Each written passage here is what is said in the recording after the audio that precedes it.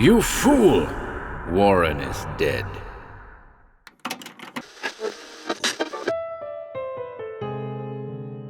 Welcome to HorrorBabble. The Call of the Old Ones consists of recordings of works written by contemporaries and followers of Lovecraft, writers that, in a sense, answered the call of the man himself. This is by no means a definitive collection, but certainly an extensive one, and it's an annotated collection, notes intended to provide a little context. See the video description for a list of included stories and chapter times. Videos are now limited to 12 hours on YouTube, so the collection has been split into 3 parts, with Part 2 following on Wednesday 15th and Part 3 due on Friday 17th. And to the introduction.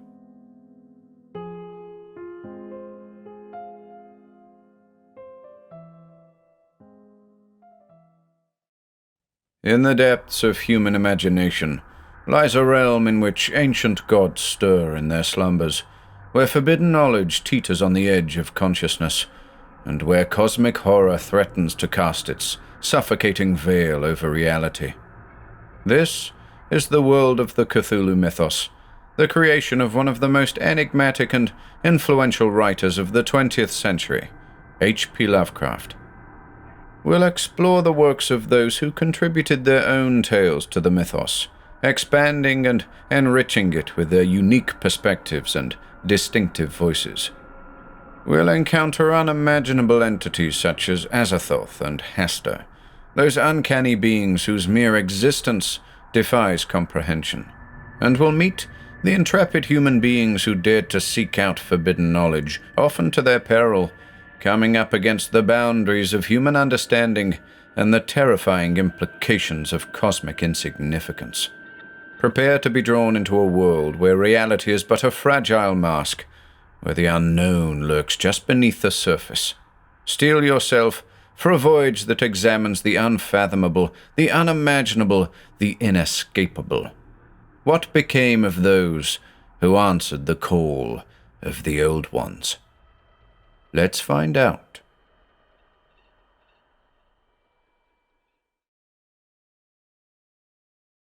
Robert Bloch, writer of Psycho and a member of the original Lovecraft circle, penned several mythos stories in his time. Of these, his most interesting contributions are the 2 works that, along with The Haunter of the Dark by Lovecraft, form a curious trilogy, serving to introduce the fictional grimoire De Vermis Mysteris, Mysteries of the Worm, and the ancient artifact known as the Shining Trapezahedron. Here follows the trilogy.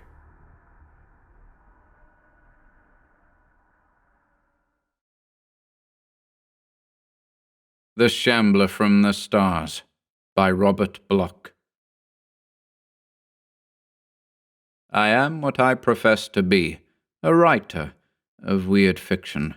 Since earliest childhood I have been enthralled by the cryptic fascination of the unknown and the unguessable, the nameless fears, the grotesque dreams, the queer, half-intuitive fancies that haunt our minds have always exercised for me a potent and inexplicable delight.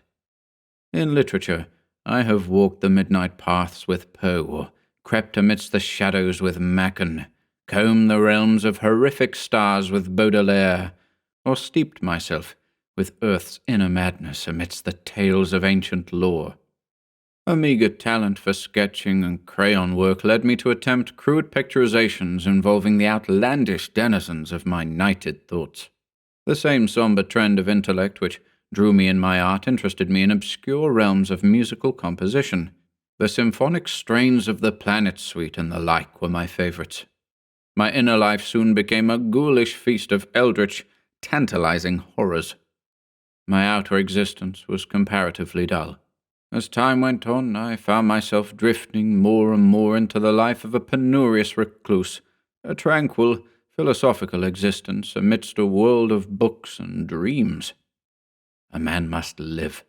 By nature constitutionally and spiritually unfitted for manual labor, I was at first puzzled about the choice of a suitable vocation.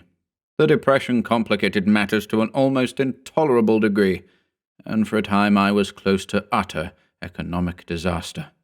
It was then that I decided to write. I procured a battered typewriter, a ream of cheap paper, and a few carbons. My subject matter did not bother me. What better field than the boundless realms of a colourful imagination? I would write of horror, fear, and the riddle that is death. At least, in the callowness of my unsophistication, this was my intention. My first attempt soon convinced me how utterly I had failed. Sadly, miserably, I fell short of my aspired goal. My vivid dreams became on paper merely meaningless jumbles of ponderous adjectives, and I found no ordinary words to express the wondrous terror of the unknown. My first manuscripts were miserable and futile documents, the few magazines using such material being unanimous in their rejections. I had to live. Slowly but surely, I began to adjust my style to my ideas. Laboriously, I experimented with words, phrases, sentence structure. It was work, and hard work at that. I soon learned to sweat. At last, however, one of my stories met with favour, then a second, a third, a fourth. Soon I had begun to master the more obvious tricks of the trade, and the future looked brighter at last. It was with an easier mind that I returned to my dream life and my beloved books. My stories afforded me a somewhat meagre livelihood, and for a time this sufficed, but not for long. Ambition, ever an illusion, was the cause of my undoing. I wanted to write a real story, not the stereotyped, ephemeral sort of tale I turned out for the magazines, but a real work of art. The creation of such a masterpiece became my ideal.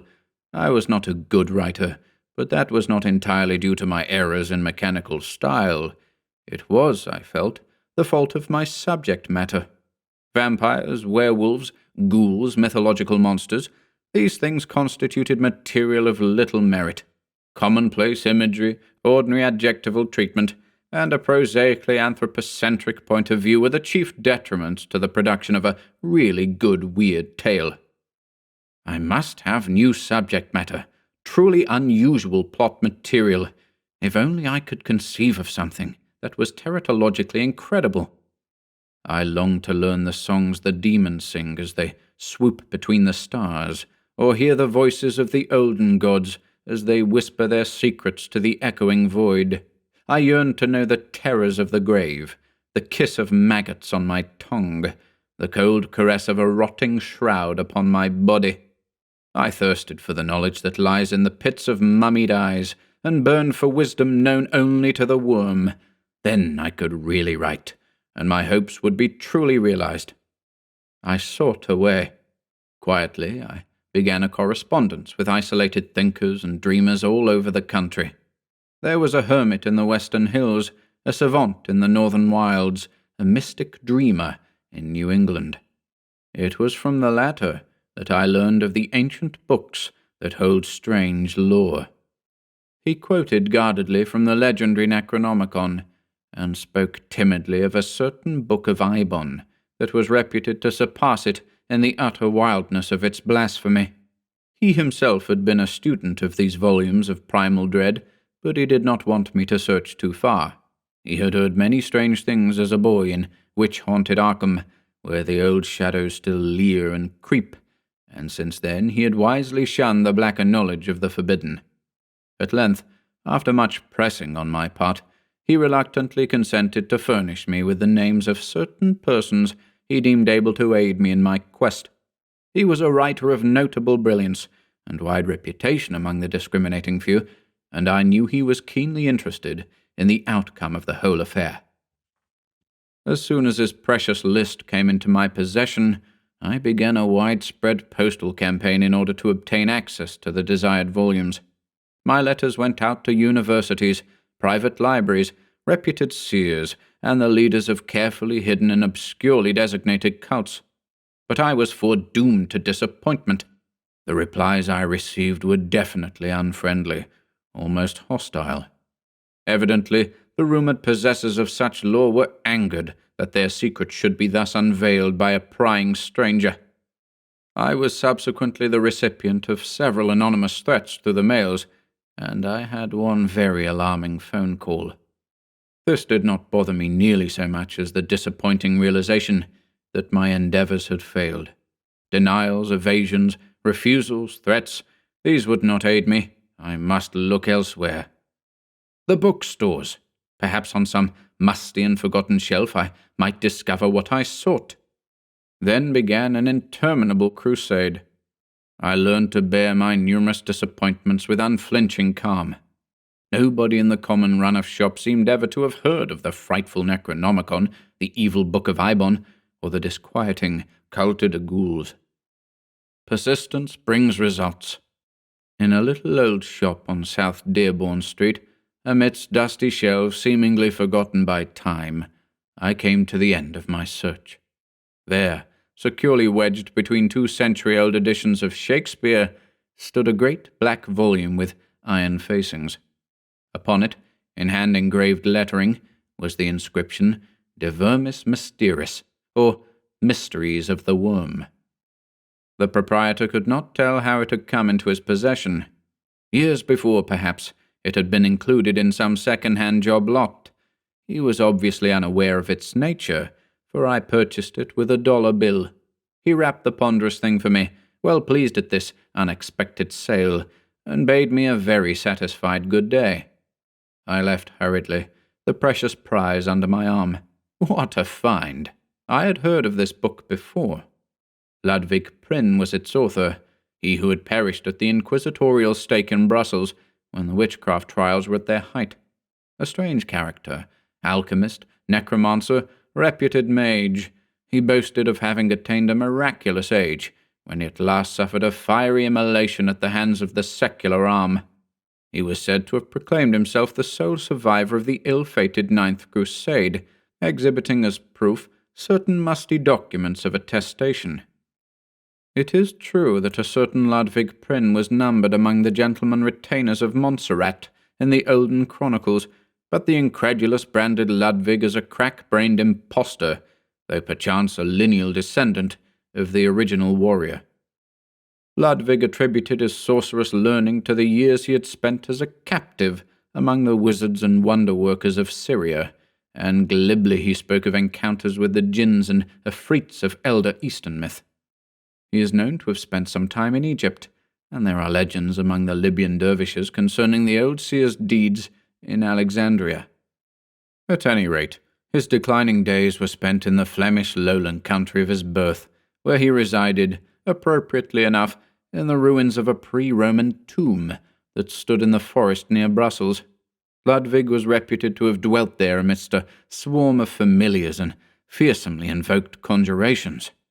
Manuscripts still extant speak of him guardedly as being attended by invisible companions and star-sent servants. Peasants shunned the forest by night, for they did not like certain noises that resounded to the moon, and they most certainly were not anxious to see what worshipped at the old pagan altars that stood crumbling in certain of the darker glens. Be that as it may, these creatures that he commanded were never seen after Prynne's capture by the inquisitorial minions. Searching soldiers found the tomb entirely deserted, though it was thoroughly ransacked before its destruction. The supernatural entities, the unusual instruments and compounds, all had most curiously vanished. A search of the forbidding woods and a timorous examination of the strange altars did not add to the information. There were fresh bloodstains on the altars, and fresh bloodstains on the rack, too, before the questioning of Prynne was finished. A series of particularly atrocious tortures failed to elicit any further disclosures from the silent wizard, and at length the weary interrogators ceased and cast the aged sorcerer into a dungeon. It was in prison, while awaiting trial, that he penned the morbid, horror-hinting lines of De Vermis Mysteris, known today as Mysteries of the Worm. How it was ever smuggled through the alert guards is a mystery in itself, but a year after his death it saw print in Cologne. It was immediately suppressed, but a few copies had already been privately distributed. These in turn were transcribed, and although there was a later censored and deleted printing, only the Latin original is accepted as genuine. Throughout the centuries, a few of the elect have read and pondered on its lore. The secrets of the old archimage are known today only to the initiated, and they discourage all attempts to spread their fame for certain very definite reasons. This, in brief, was what I knew of the volume's history at the time it came into my possession. As a collector's item alone, the book was a phenomenal find, but on its contents I could pass no judgment. It was in Latin. Since I can speak or translate only a few words of that learned tongue, I was confronted by a barrier as soon as I opened the musty pages. It was maddening to have such a treasure trove of dark knowledge at my command, and yet lack the key to its unearthing. For a moment I despaired, since I was unwilling to approach any local classical or Latin scholar in connection with so hideous and blasphemous a text. Then came an inspiration. Why not take it east and seek the aid of my friend? He was a student of the classics, and would be less likely to be shocked by the horrors of Prynne's baleful revelations. Accordingly, I addressed a hasty letter to him, and shortly thereafter received my reply. He would be glad to assist me. I must by all means come at once. Providence is a lovely town. My friend's house was ancient and quaintly Georgian. The first floor was a gem of colonial atmosphere. The second, beneath antique gables that shadowed the enormous window, served as a workroom for my host. It was here that we pondered that grim, eventful night last April, here beside the open window that overlooked the azure sea. It was a moonless night, haggard and wan with a fog that filled the darkness with bat-like shadows. In my mind's eye, I can see it still, the tiny lamp-lit room with the big table and the high-backed chairs, the bookcases bordering the walls, the manuscripts stacked in special files. My friend and I sat at the table, the volume of mystery before us. His lean profile threw a disturbing shadow on the wall, and his waxen face was furtive in the pale light. There was an inexplicable air of portentous revelation, quite disturbing in its potency. I sensed the presence of secrets waiting to be revealed. My companion detected it too. Long years of occult experience had sharpened his intuition to an uncanny degree. It was not cold that made him tremble as he sat there in his chair. It was not fever that caused his eyes to flame like jewel-incarned fires. He knew, even before he opened that accursed tome, that it was evil. The musty scent that rose from those antique pages carried with it the reek of the tomb. The faded leaves were maggoty at the edges, and rats had gnawed the leather, rats which, perchance, had a ghastlier food for common fare. I had told my friend the volume's history that afternoon, and had unwrapped it in his presence. Then he had seemed willing and eager to begin an immediate translation. Now he demurred. It was not wise, he insisted. This was evil knowledge. Who could say what demon-dreaded lore these pages might contain, or what ills before the ignorant one who sought to tamper with their contents? It is not good to learn too much, and men had died for exercising the rotted wisdom that these leaves contained. He begged me to abandon the quest while the book was still unopened, and to seek my inspiration in saner things. I was a fool. Hastily, I overruled his objections with vain and empty words. I was not afraid. Let us at least gaze into the contents of our prize. I began to turn the pages. The result was disappointing. It was an ordinary-looking volume after all, yellow, crumbling leaves set with heavy black-lettered Latin texts. That was all. No illustrations, no alarming designs. My friend could no longer resist the allurement of such a rare bibliophilic treat. In a moment, he was peering intently over my shoulder, occasionally muttering snatches of Latin phrasing. Enthusiasm mastered him at last.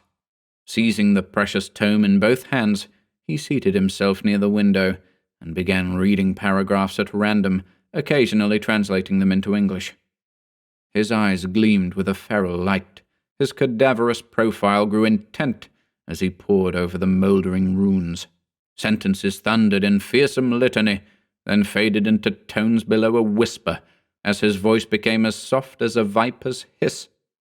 I caught only a few phrases now, for in his introspection he seemed to have forgotten me. He was reading of spells and enchantments. I recall allusions to such gods of divination as Father Yig, Dark Han, and Serpent-bearded Beatus. I shuddered, for I knew these names of old, but I would have shuddered more had I known what was yet to come. It came quickly. Suddenly he turned to me in great agitation, and his excited voice was shrill. He asked me if I remembered the legends of Prince Sorcery and the tales of the invisible servants he commanded from the stars.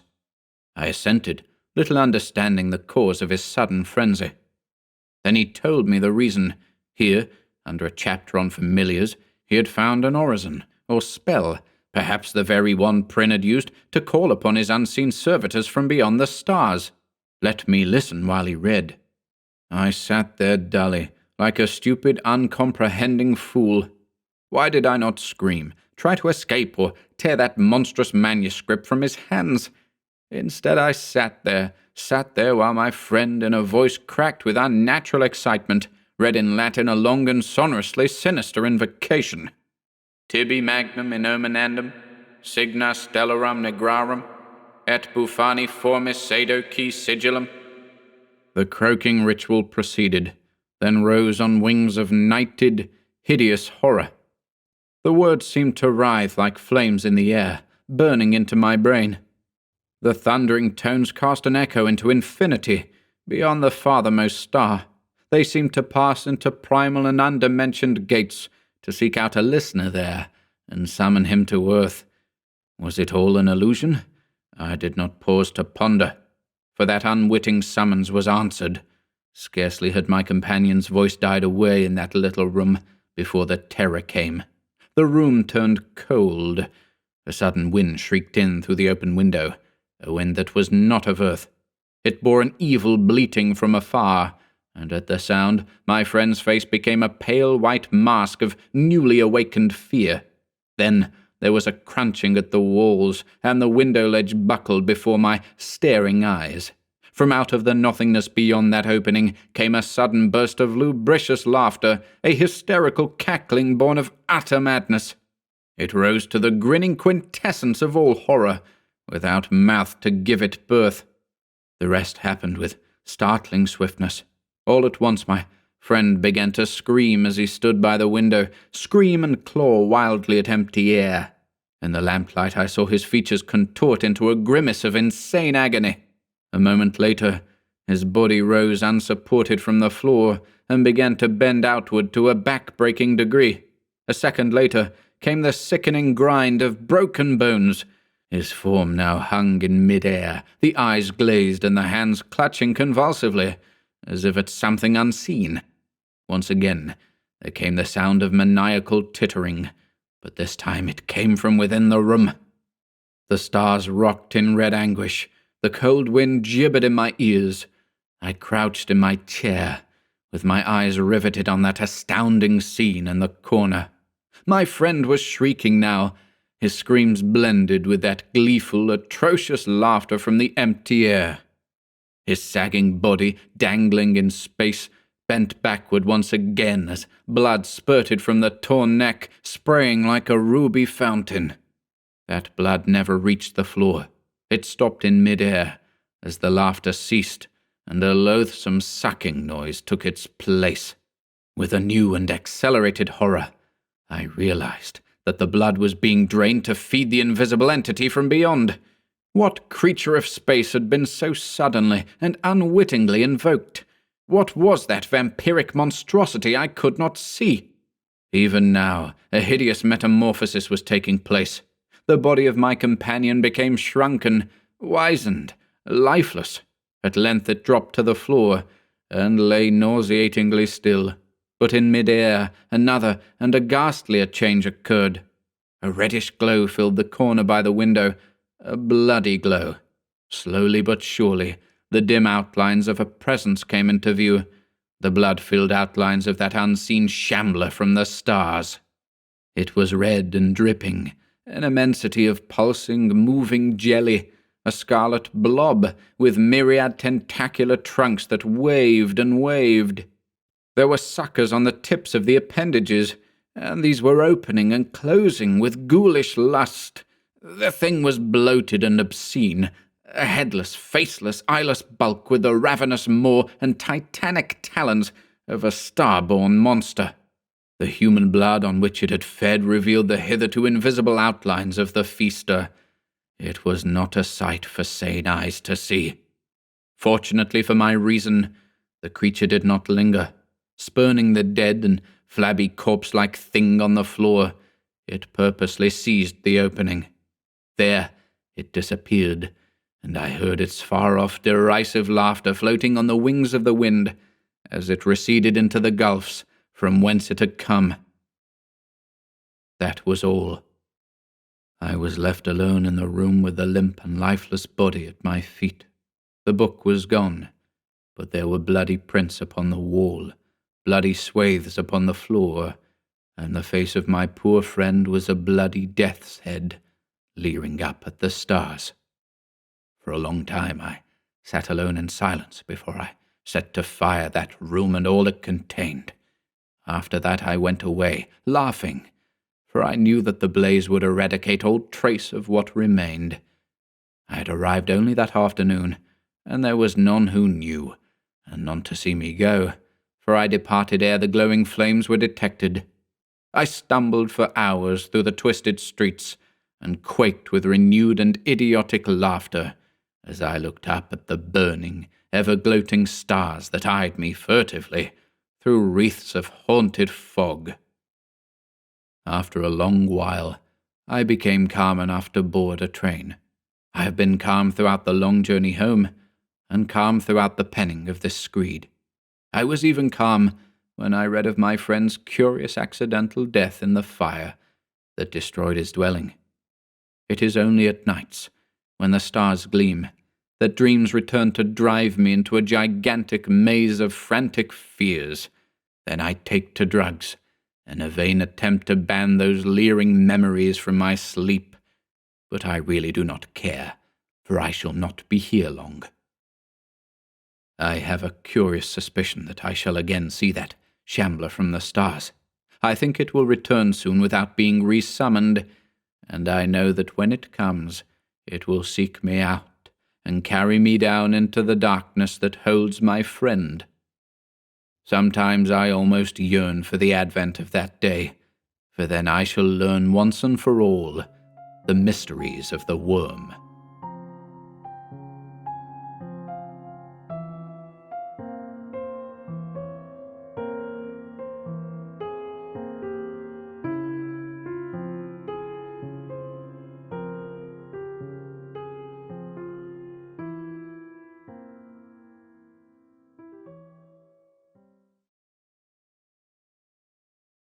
The Haunter of the Dark by H.P. Lovecraft. I have seen the dark universe yawning, where the black planets roll without aim, where they roll in their horror, unheeded, without knowledge or luster or name. Nemesis. Cautious investigators will hesitate to challenge the common belief that Robert Blake was killed by lightning, or by some profound nervous shock derived from an electrical discharge. It is true that the window he faced was unbroken, but nature has shown herself capable of many freakish performances. The expression on his face may easily have arisen from some obscure muscular source, unrelated to anything he saw, while the entries in his diary are clearly the result of a fantastic imagination, aroused by certain local superstitions and by certain old matters he had uncovered. As for the anomalous conditions at the deserted church on Federal Hill, the shrewd analyst is not slow in attributing them to some charlatanry, conscious or unconscious, with at least some of which Blake was secretly connected. For after all, the victim was a writer and painter, wholly devoted to the field of myth, dream, terror, and superstition, and avid in his quest for scenes and effects of a bizarre, spectral sort. His earlier stay in the city, a visit to a strange old man as deeply given to occult and forbidden lore as he, had ended amidst death and flame, and it must have been some morbid instinct which drew him back from his home in Milwaukee. He may have known of the old stories despite his statements to the contrary in the diary, and his death may have nipped in the bud some stupendous hoax destined to have a literary reflection. Among those, however, who have examined and correlated all this evidence, there remain several who cling to less rational and commonplace theories. They are inclined to take much of Blake's diary at its face value, and point significantly to certain facts such as the undoubted genuineness of the old church record, the verified existence of the disliked and unorthodox Starry Wisdom sect prior to 1877, the recorded disappearance of an inquisitive reporter named Edwin M. Lillibridge in 1893, and, above all, the look of monstrous, transfiguring fear on the face of the young writer when he died. It was one of these believers who, moved to fanatical extremes, threw into the bay the curiously angled stone and its strangely adorned metal box found in the old church steeple, the black windowless steeple, and not the tower where Blake's diary said those things originally were. Though widely censured both officially and unofficially, this man, a reputable physician with a taste for odd folklore, averred that he had rid the earth of something too dangerous to rest upon it. Between these two schools of opinion, the reader must judge for himself. The papers have given the tangible details from a skeptical angle, leaving for others the drawing of the picture as Robert Blake saw it, or thought he saw it, or pretended to see it. Now, studying the diary closely, dispassionately, and at leisure, let us summarize the dark chain of events from the expressed point of view of their chief actor. Young Blake returned to Providence in the winter of 1934-35, taking the upper floor of a venerable dwelling in a grassy court off College Street, on the crest of the Great Eastwood Hill near the Brown University campus and behind the marble John Hay Library. It was a cozy and fascinating place, in a little garden oasis of village-like antiquity, where huge, friendly cats sunned themselves atop a convenient shed. The square Georgian house had a monitor roof, classic doorway with fan carving, small-paned windows, and all the other earmarks of early 19th century workmanship.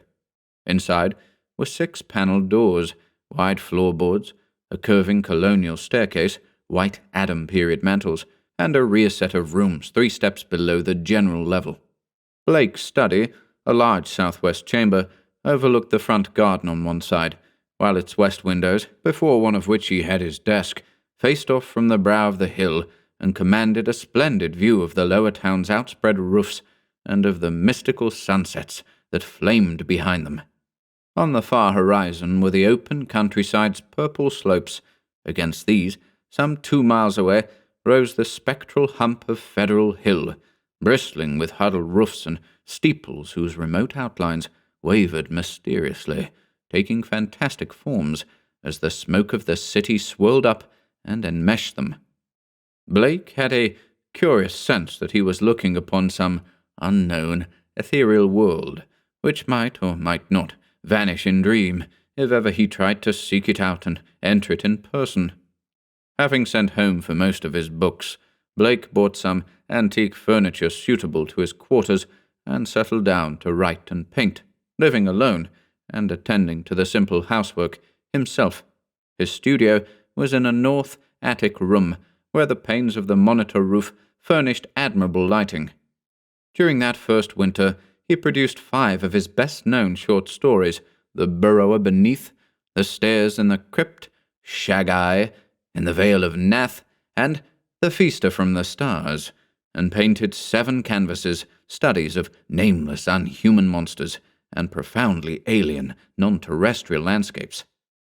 At sunset, he would often sit at his desk and gaze dreamily off at the outspread west, the dark towers of Memorial Hall just below, the Georgian courthouse belfry, the lofty pinnacles of the downtown section, and that shimmering, spire-crowned mound in the distance, whose unknown streets and labyrinthine gables so potently provoked his fancy.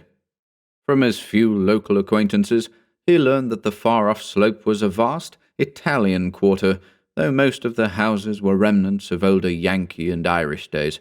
Now and then he would train his field glasses on that spectral, unreachable world beyond the curling smoke, picking out individual roofs and chimneys and steeples, and speculating upon the bizarre and curious mysteries they might house.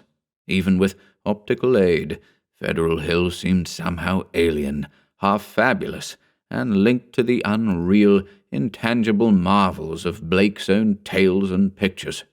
The feeling would persist long after the hill had faded into the violet, lamp-starred twilight, and the courthouse floodlights and the red industrial trust beacon had blazed up to make the night grotesque.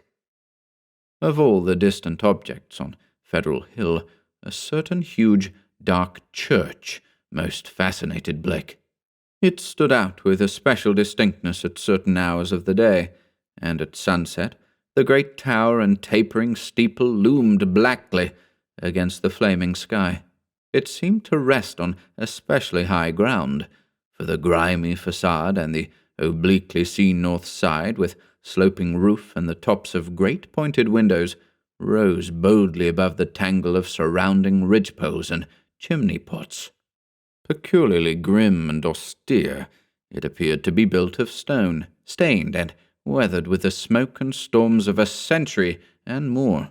The style, so far as the glass could show, was that earliest experimental form of Gothic revival, which preceded the stately Apjohn period, and held over some of the outlines and proportions of the Georgian age. Perhaps it was reared around 1810 or 1815. As months passed, Blake watched the far-off, forbidding structure with an oddly mounting interest. Since the vast windows were never lighted, he knew that it must be vacant. The longer he watched, the more his imagination worked, till at length he began to fancy curious things. He believed that a vague, singular aura of desolation hovered over the place, so that even the pigeons and swallows shunned its smoky eaves. Around other towers and belfries his glass would reveal great flocks of birds, but here they never rested. At least, that is what he thought, and set down in his diary. He pointed the place out to several friends, but none of them had even been on Federal Hill, or possessed the faintest notion of what the church was or had been. In the spring, a deep restlessness gripped Blake. He had begun his long-planned novel, based on a supposed survival of the witch cult in Maine, but was strangely unable to make progress with it. More and more he would sit at his westward window and gaze at the distant hill and the black, frowning steeple shunned by the birds. When the delicate leaves came out on the garden boughs, the world was filled with a new beauty, but Blake's restlessness was merely increased. It was then that he first thought of crossing the city and climbing bodily up that fabulous slope into the smoke-wreathed world of dream. Late in April, just before the eon-shadowed Walpurgis time, Blake made his first trip into the unknown. Plodding through the endless downtown streets and the bleak, decayed squares beyond, he came finally upon the ascending avenue of century-worn steps, sagging Doric porches, and blear-paned cupolas which he felt must lead up to the long-known, unreachable world beyond the mists. There were dingy blue and white street signs which meant nothing to him, and presently he noted the strange dark faces of the drifting crowds, and the foreign signs over curious shops in brown, decade-weathered buildings. Nowhere could he find any of the objects he had seen from afar, so that once more he half fancied that the Federal Hill of that distant view was a dream world, never to be trod by living human feet. Now and then a battered church facade or crumbling spire came in sight, but never the blackened pile that he sought. When he asked a shopkeeper about a great stone church, the man smiled and shook his head, though he spoke English freely. As Blake climbed higher, the region seemed stranger and stranger, with bewildering mazes of brooding brown alleys leading eternally off to the south. He crossed 2 or 3 broad avenues, and once thought he glimpsed a familiar tower. Again, he asked a merchant about the massive church of stone, and this time he could have sworn that the plea of ignorance was feigned. The dark man's face had a look of fear, which he tried to hide, and Blake saw him make a curious sign with his right hand. Then, suddenly, a black spire stood out against the cloudy sky on his left, above the tiers of brown roofs lining the tangled southerly alleys. Blake knew at once what it was, and plunged toward it, through the squalid, unpaved lanes that climbed from the avenue. Twice he lost his way, but he somehow dared not ask any of the patriarchs or housewives who sat on their doorsteps, or any of the children who shouted and played in the mud of the shadowy lanes. At last he saw the tower plain against the southwest, and a huge stone bulk rose darkly at the end of an alley. Presently he stood in a wind-swept, open square, quaintly cobblestoned, with a high bank wall on the farther side. This was the end of his quest, for upon the wide, iron-railed, weed-grown plateau which the wall supported, a separate, lesser world raised fully 6 feet above the surrounding streets, there stood a grim, Titan bulk, whose identity, despite Blake's new perspective, was beyond dispute. The vacant church was in a state of great decrepitude. Some of the high stone buttresses had fallen, and several delicate finials lay half lost among the brown, neglected weeds and grasses. The sooty Gothic windows were largely unbroken, though many of the stone mullions were missing.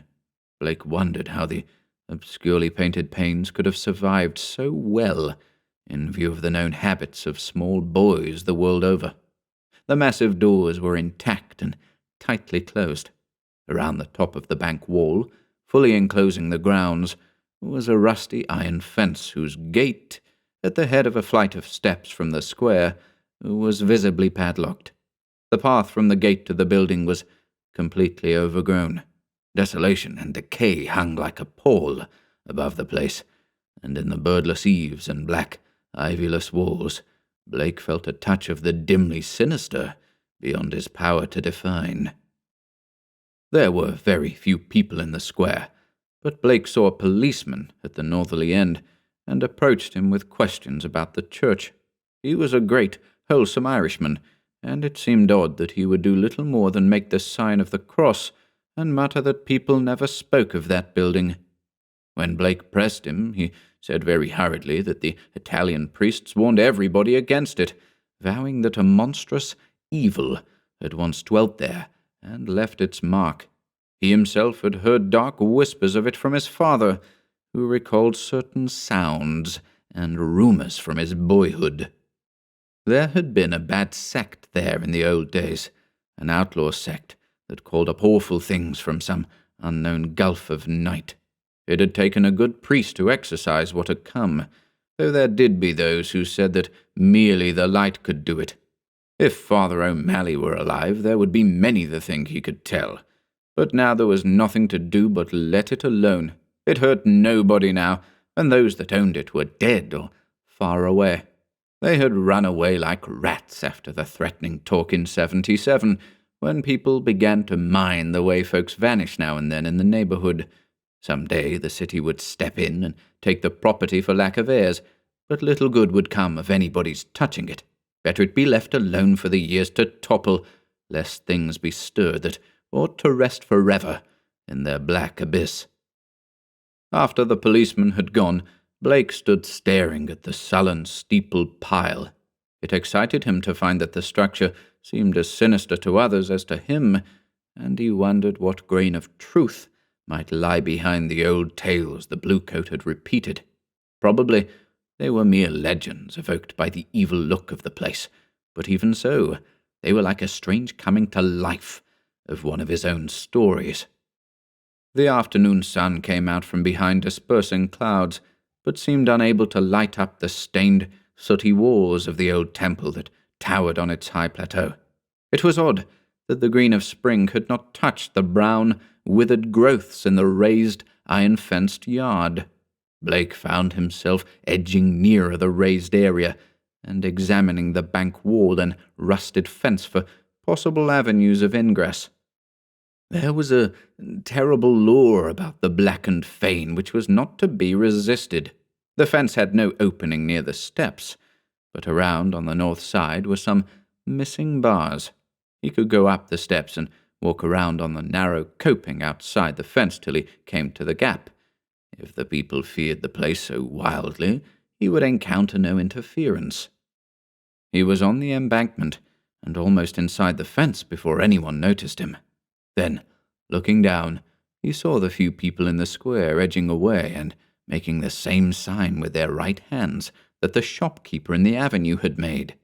Several windows were slammed down, and a fat woman darted into the street and pulled some small children inside a rickety, unpainted house. The gap in the fence was very easy to pass through, and before long Blake found himself wading amidst the rotting, tangled growths of the deserted yard. Here and there the worn stump of a headstone told him that there had once been burials in this field, but that, he saw, must have been very long ago.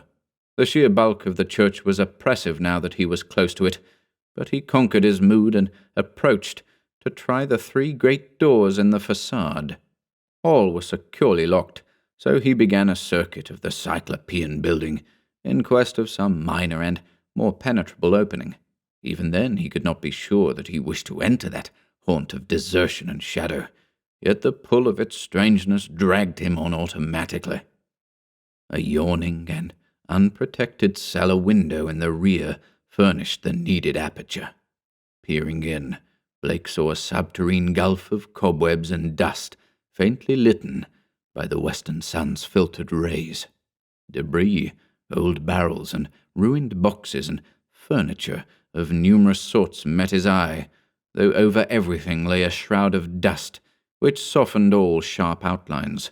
The rusted remains of a hot air furnace showed that the building had been used and kept in shape as late as mid-Victorian times. Acting almost without conscious initiative, Blake crawled through the window and let himself down to the dust-carpeted and debris-strewn concrete floor. The vaulted cellar was a vast one, without partitions, and in a corner far to the right, amid dense shadows, he saw a black archway, evidently leading upstairs. He felt a peculiar sense of oppression at being actually within the great spectral building, but kept it in check as he cautiously scouted about, finding a still intact barrel amid the dust, and rolling it over to the open window to provide for his exit. Then, bracing himself, he crossed the wide, cobweb-festooned space toward the arch. Half choked with the omnipresent dust, and covered with ghostly gossamer fibers, he reached and began to climb the worn stone steps which rose into the darkness. He had no light, but groped carefully with his hands. After a sharp turn, he felt a closed door ahead, and a little fumbling revealed its ancient latch. It opened inward, and beyond it he saw a dimly illumined corridor lined with worm-eaten paneling. Once on the ground floor, Blake began exploring in a rapid fashion. All the inner doors were unlocked, so that he freely passed from room to room.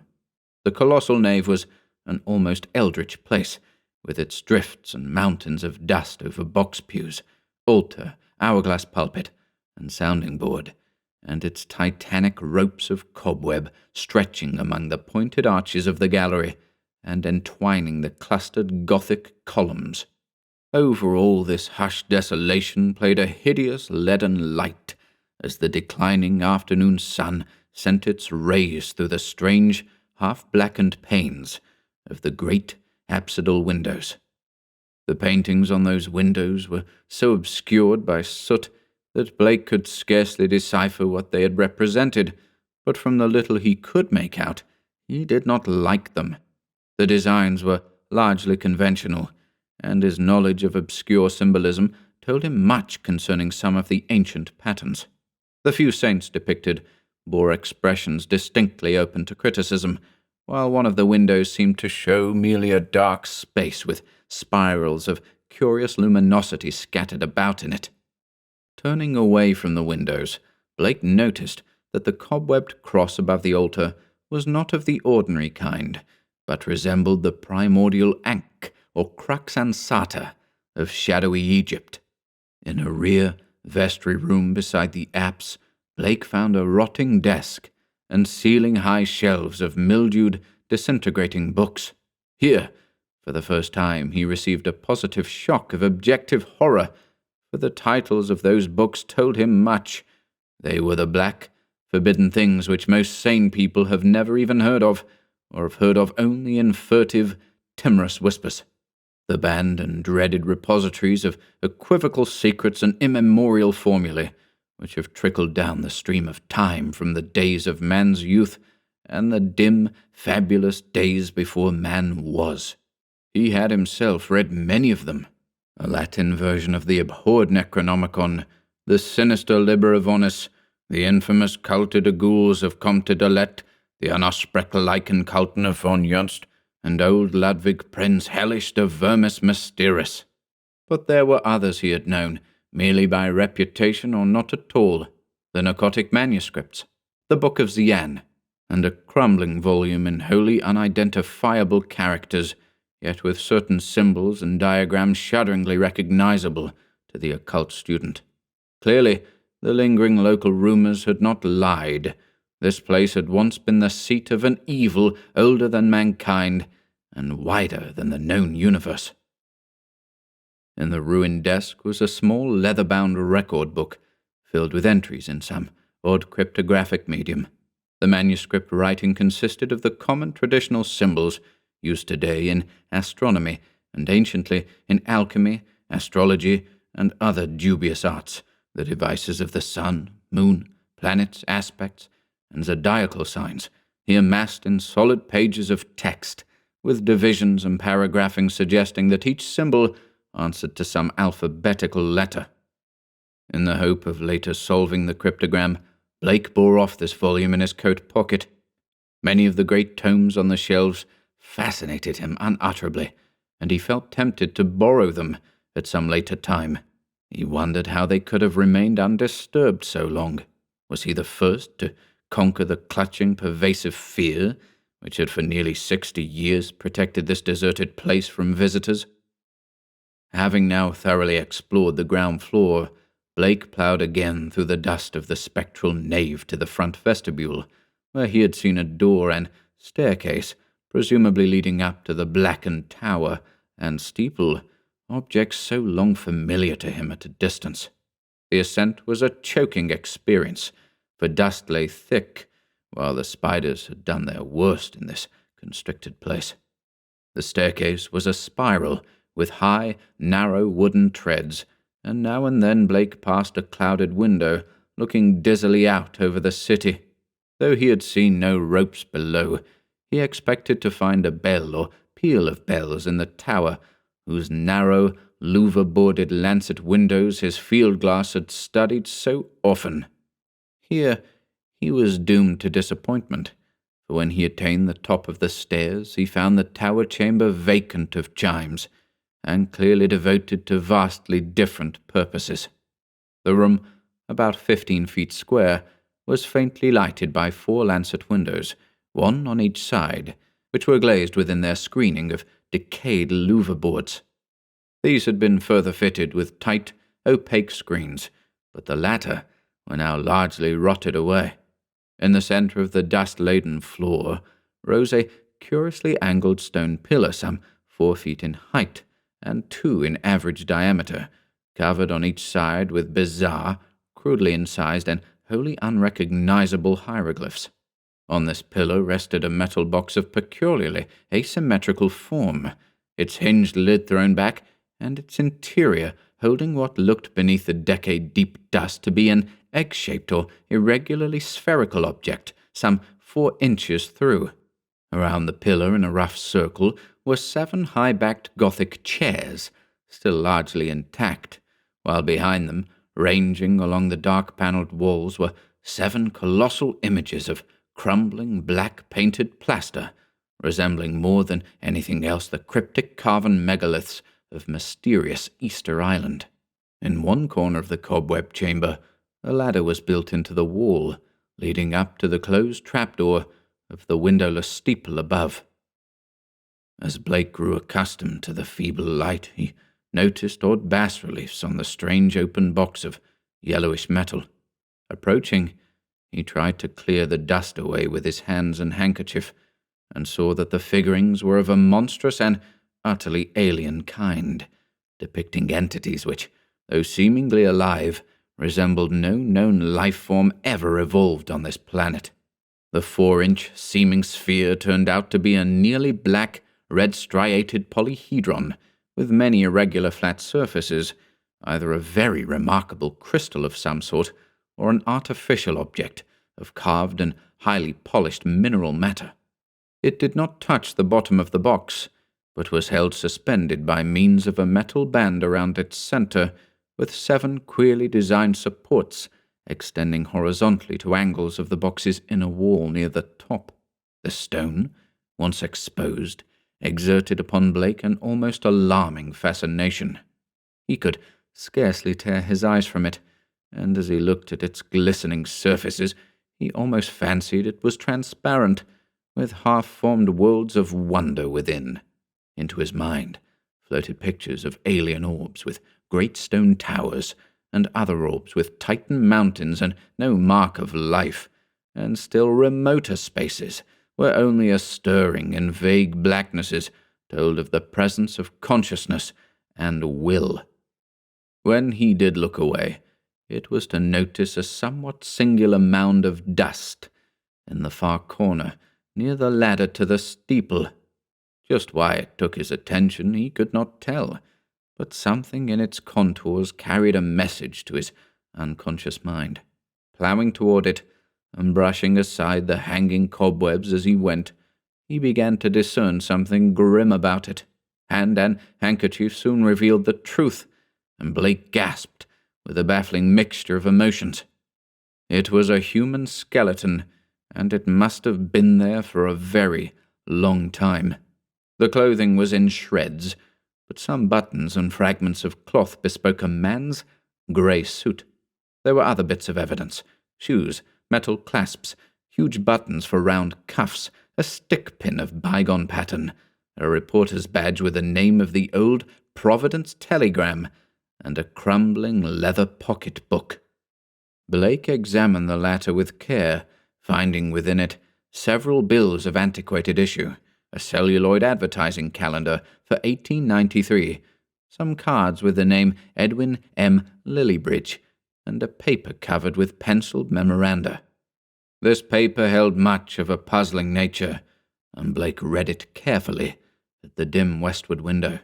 Its disjointed text included such phrases as the following: Professor Enoch Bowen, home from Egypt, May 1844, buys old Free Will Church in July. His archaeological work and studies in occult, well known. Dr. Drown of Fourth Baptist warns against starry wisdom in sermon, December 29th, 1844. Congregation 97, by end of 45. 1846, 3 disappearances, first mention of shining trapezahedron. 7 disappearances, 1848, stories of blood sacrifice begin. Investigation 1853, comes to nothing, stories of sounds.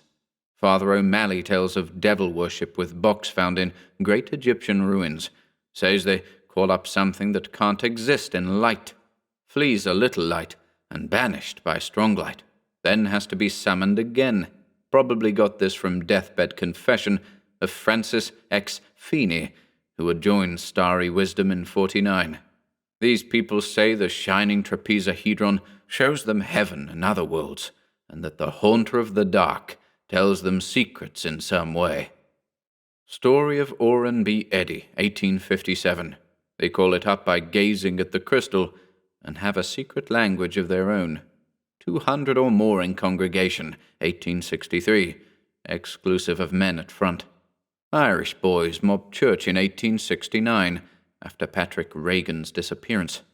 Veiled article in J, March 14th, 72, but people don't talk about it. 6 disappearances 1876.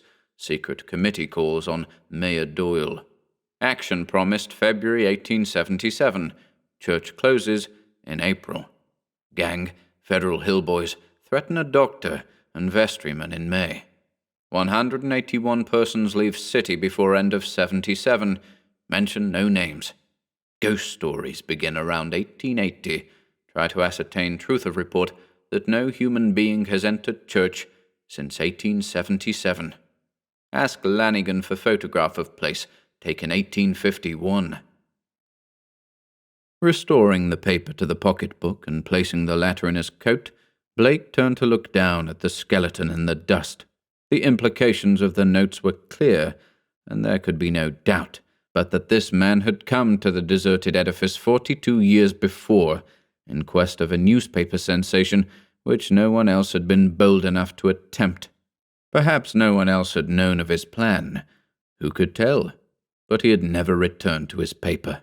Had some bravely suppressed fear risen to overcome him and bring on sudden heart failure? Blake stooped over the gleaming bones and noted their peculiar state. Some of them were badly scattered, and a few seemed oddly dissolved at the ends. Others were strangely yellowed, with vague suggestions of charring. This charring extended to some of the fragments of clothing. The skull was in a very peculiar state, stained yellow, and with a charred aperture in the top, as if some powerful acid had eaten through the solid bone. What had happened to the skeleton during its 4 decades of silent entombment here, Blake could not imagine. Before he realized it, he was looking at the stone again, and letting its curious influence call up a nebulous pageantry in his mind. He saw processions of robed, hooded figures, whose outlines were not human, and looked on endless leagues of desert, lined with carved, sky-reaching monoliths. He saw towers and walls in nighted depths under the sea, and vortices of space where wisps of black mist floated before thin shimmerings of cold, purple haze. And beyond all else, he glimpsed an infinite gulf of darkness, where solid and semi-solid forms were known only by their windy stirrings, and cloudy patterns of force seemed to superimpose order on chaos and hold forth a key to all the paradoxes and arcana of the worlds we know.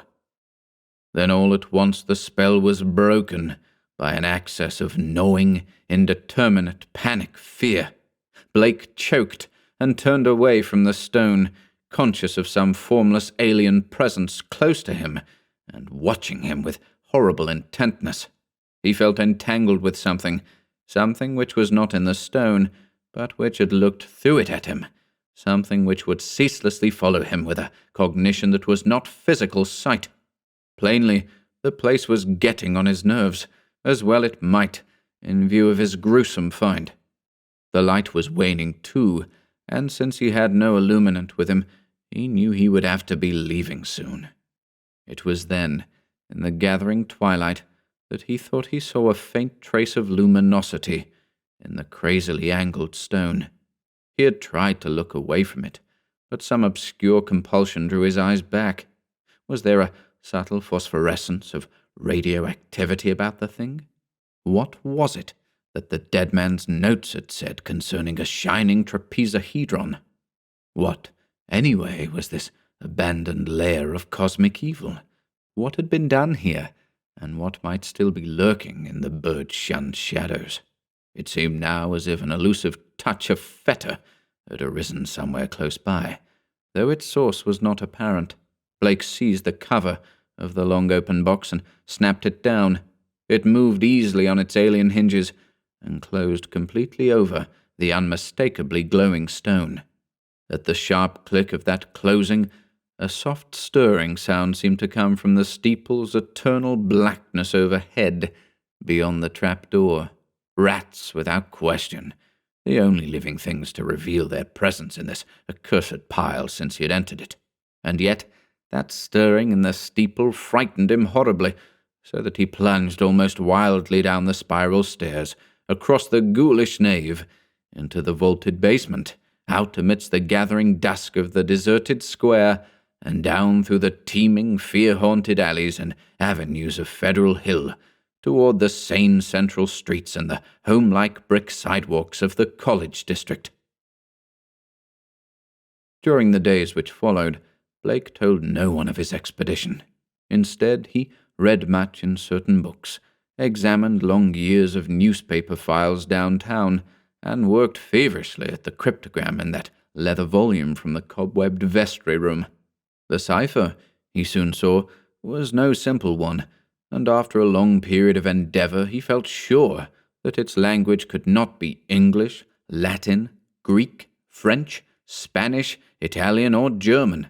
Evidently, he would have to draw upon the deepest wells of his strange erudition. Every evening, the old impulse to gaze westward returned, and he saw the black steeple as of yore amongst the bristling roofs of a distant and half-fabulous world.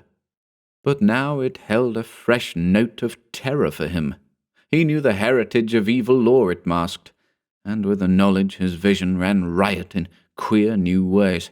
The birds of spring were returning, and as he watched their sunset flights, he fancied they avoided the gaunt, lone spire as never before. When a flock of them approached it, he thought, they would wheel and scatter in panic confusion, and he could guess at the wild twitterings which failed to reach him across the intervening miles.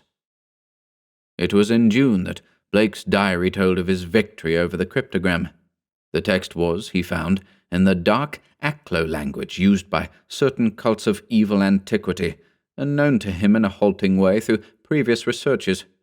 The diary is strangely reticent about what Blake deciphered, but he was patently awed and disconcerted by his results.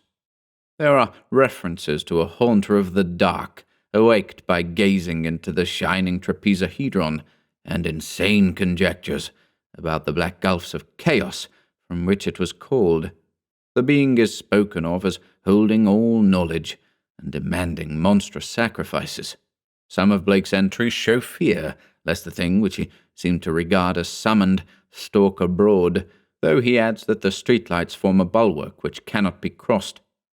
Of the shining trapezahedron he speaks often, calling it a window on all time and space, and tracing its history from the days it was fashioned on dark Yuggoth, before ever the old ones brought it to earth.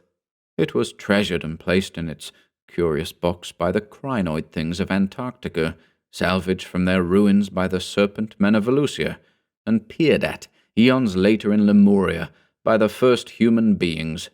It crossed strange lands and stranger seas, and sank with Atlantis, before a Minoan fisher meshed it in his net, and sold it to swarthy merchants from Nighted Chem. The Pharaoh, Nefrenkar, built around it a temple with a windowless crypt, and did that which caused his name to be stricken from all monuments and records. Then it slept in the ruins of that evil Fane, which the priests and the new Pharaoh destroyed, till the delver's spade once more brought it forth to curse mankind. Early in July, the newspapers oddly supplement Blake's entries, though in so brief and casual a way that only the diary has called general attention to their contribution. It appears that a new fear had been growing on Federal Hill since a stranger had entered the dreaded church. The Italians whispered of unaccustomed stirrings and bumpings and scrapings in the dark windowless steeple, and called on their priests to banish an entity which haunted their dreams. Something, they said, was constantly watching at a door to see if it were dark enough to venture forth.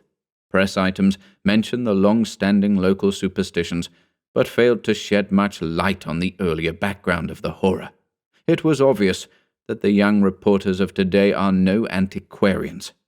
In writing of these things in his diary, Blake expresses a curious kind of remorse, and talks of the duty of burying the shining trapezahedron and of banishing what he had evoked by letting daylight into the hideous jutting spire. At the same time, however, he displays the dangerous extent of his fascination, and admits a morbid longing, pervading even his dreams, to visit the accursed tower and gaze again into the cosmic secrets of the glowing stone. Then something in the journal on the morning of July 17th threw the diarist into a veritable fever of horror. It was only a variant of the other half-humorous items about the Federal Hill restlessness, but to Blake it was somehow very terrible indeed.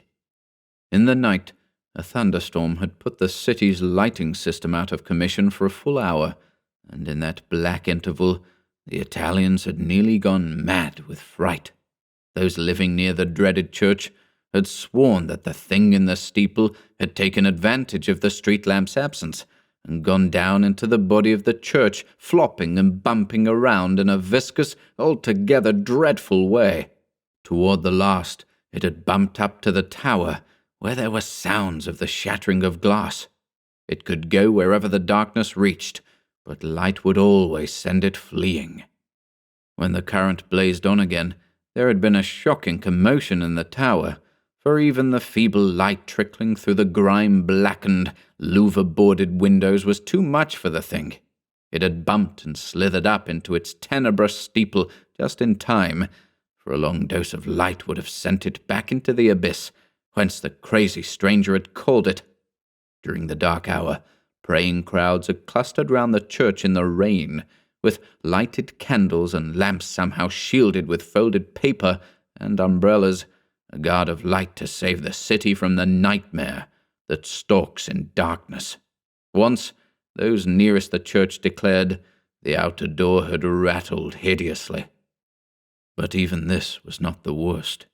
That evening in the bulletin, Blake read of what the reporters had found. Aroused at last to the whimsical news value of the scare, a pair of them had defied the frantic crowds of Italians and crawled into the church through the cellar window after trying the doors in vain. They found the dust of the vestibule and of the spectral nave ploughed up in a singular way, with bits of rotted cushions and satin pew linings scattered curiously around. There was a bad odour everywhere, and here and there were bits of yellow stain and patches of what looked like charring. Opening the door to the tower, and pausing a moment at the suspicion of a scraping sound above, they found the narrow spiral stairs wiped roughly clean. In the tower itself, a similarly half-swept condition existed. They spoke of the heptagonal stone pillar, the overturned Gothic chairs, and the bizarre plaster images, though strangely enough, the metal box and the odd mutilated skeleton were not mentioned. What disturbed Blake the most, except for the hints of stains and charring and bad odours, was the final detail that explained the crashing glass.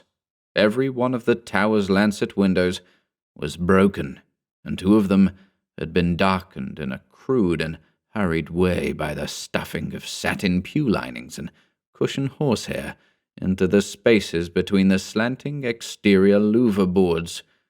More satin fragments and bunches of horsehair lay scattered around the newly swept floor, as if someone had been interrupted in the act of restoring the tower to the absolute blackness of its tightly curtained days. Yellowish stains and charred patches were found on the ladder to the windowless spire, but when a reporter climbed up, opened the horizontally sliding trapdoor, and shot a feeble flashlight beam into the black and strangely fetid space, he saw nothing but darkness and a heterogeneous litter of shapeless fragments near the aperture.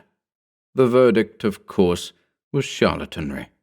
Somebody had played a joke on the superstitious hill-dwellers, or else some fanatic had striven to bolster up their fears for their own supposed good. Or perhaps some of the younger and more sophisticated dwellers had staged an elaborate hoax on the outside world. There was an amusing aftermath when the police sent an officer to verify the reports. 3 men in succession found ways of evading the assignment, and the 4th went very reluctantly, and returned very soon without adding to the account given by the reporters. From this point onward, Blake's diary shows a mounting tide of insidious horror and nervous apprehension. He upbraids himself for not doing something, and speculates wildly on the consequences of another electrical breakdown. It has been verified that on 3 occasions, during thunderstorms, he telephoned the electric light company in a frantic vein and asked that desperate precautions against a lapse of power be taken. Now and then his entries show concern over the failure of the reporters to find the metal box and stone, and the strangely marred old skeleton when they explored the shadowy tower room. He assumed that these things had been removed, whither and by whom or what he could only guess. But his worst fears concerned himself, and the kind of unholy rapport he felt to exist between his mind and that lurking horror in the distant steeple, that monstrous thing of night which his rashness had called out of the ultimate black spaces. He seemed to feel a constant tugging at his will, and callers of that period remember how he would sit abstractedly at his desk and stare out of the west window at that far-off, spire-bristling mound beyond the swirling smoke of the city. His entries dwell monotonously on certain terrible dreams, and of a strengthening of the unholy rapport in his sleep. There is mention of a night when he awaked to find himself fully dressed, outdoors, and headed automatically down College Hill toward the west. Again and again he dwells on the fact that the thing in the steeple knows where to find him. The week following July 30th is recalled as the time of Blake's partial breakdown. He did not dress, and ordered all his food by telephone. Visitors remarked the cords he kept near his bed, and he said that sleepwalking had forced him to bind his ankles every night with knots, which would probably hold or else waken him with the labor of untying. In his diary, he told of the hideous experience which had brought the collapse. After retiring on the night of the 30th, he had suddenly found himself groping about in an almost black space. All he could see were short, faint, horizontal streaks of bluish light, but he could smell an overpowering fetor and hear a curious jumble of soft, furtive sounds above him. Whenever he moved, he stumbled over something, and at each noise there would come a sort of answering sound from above, a vague stirring, mixed with a cautious sliding of wood on wood.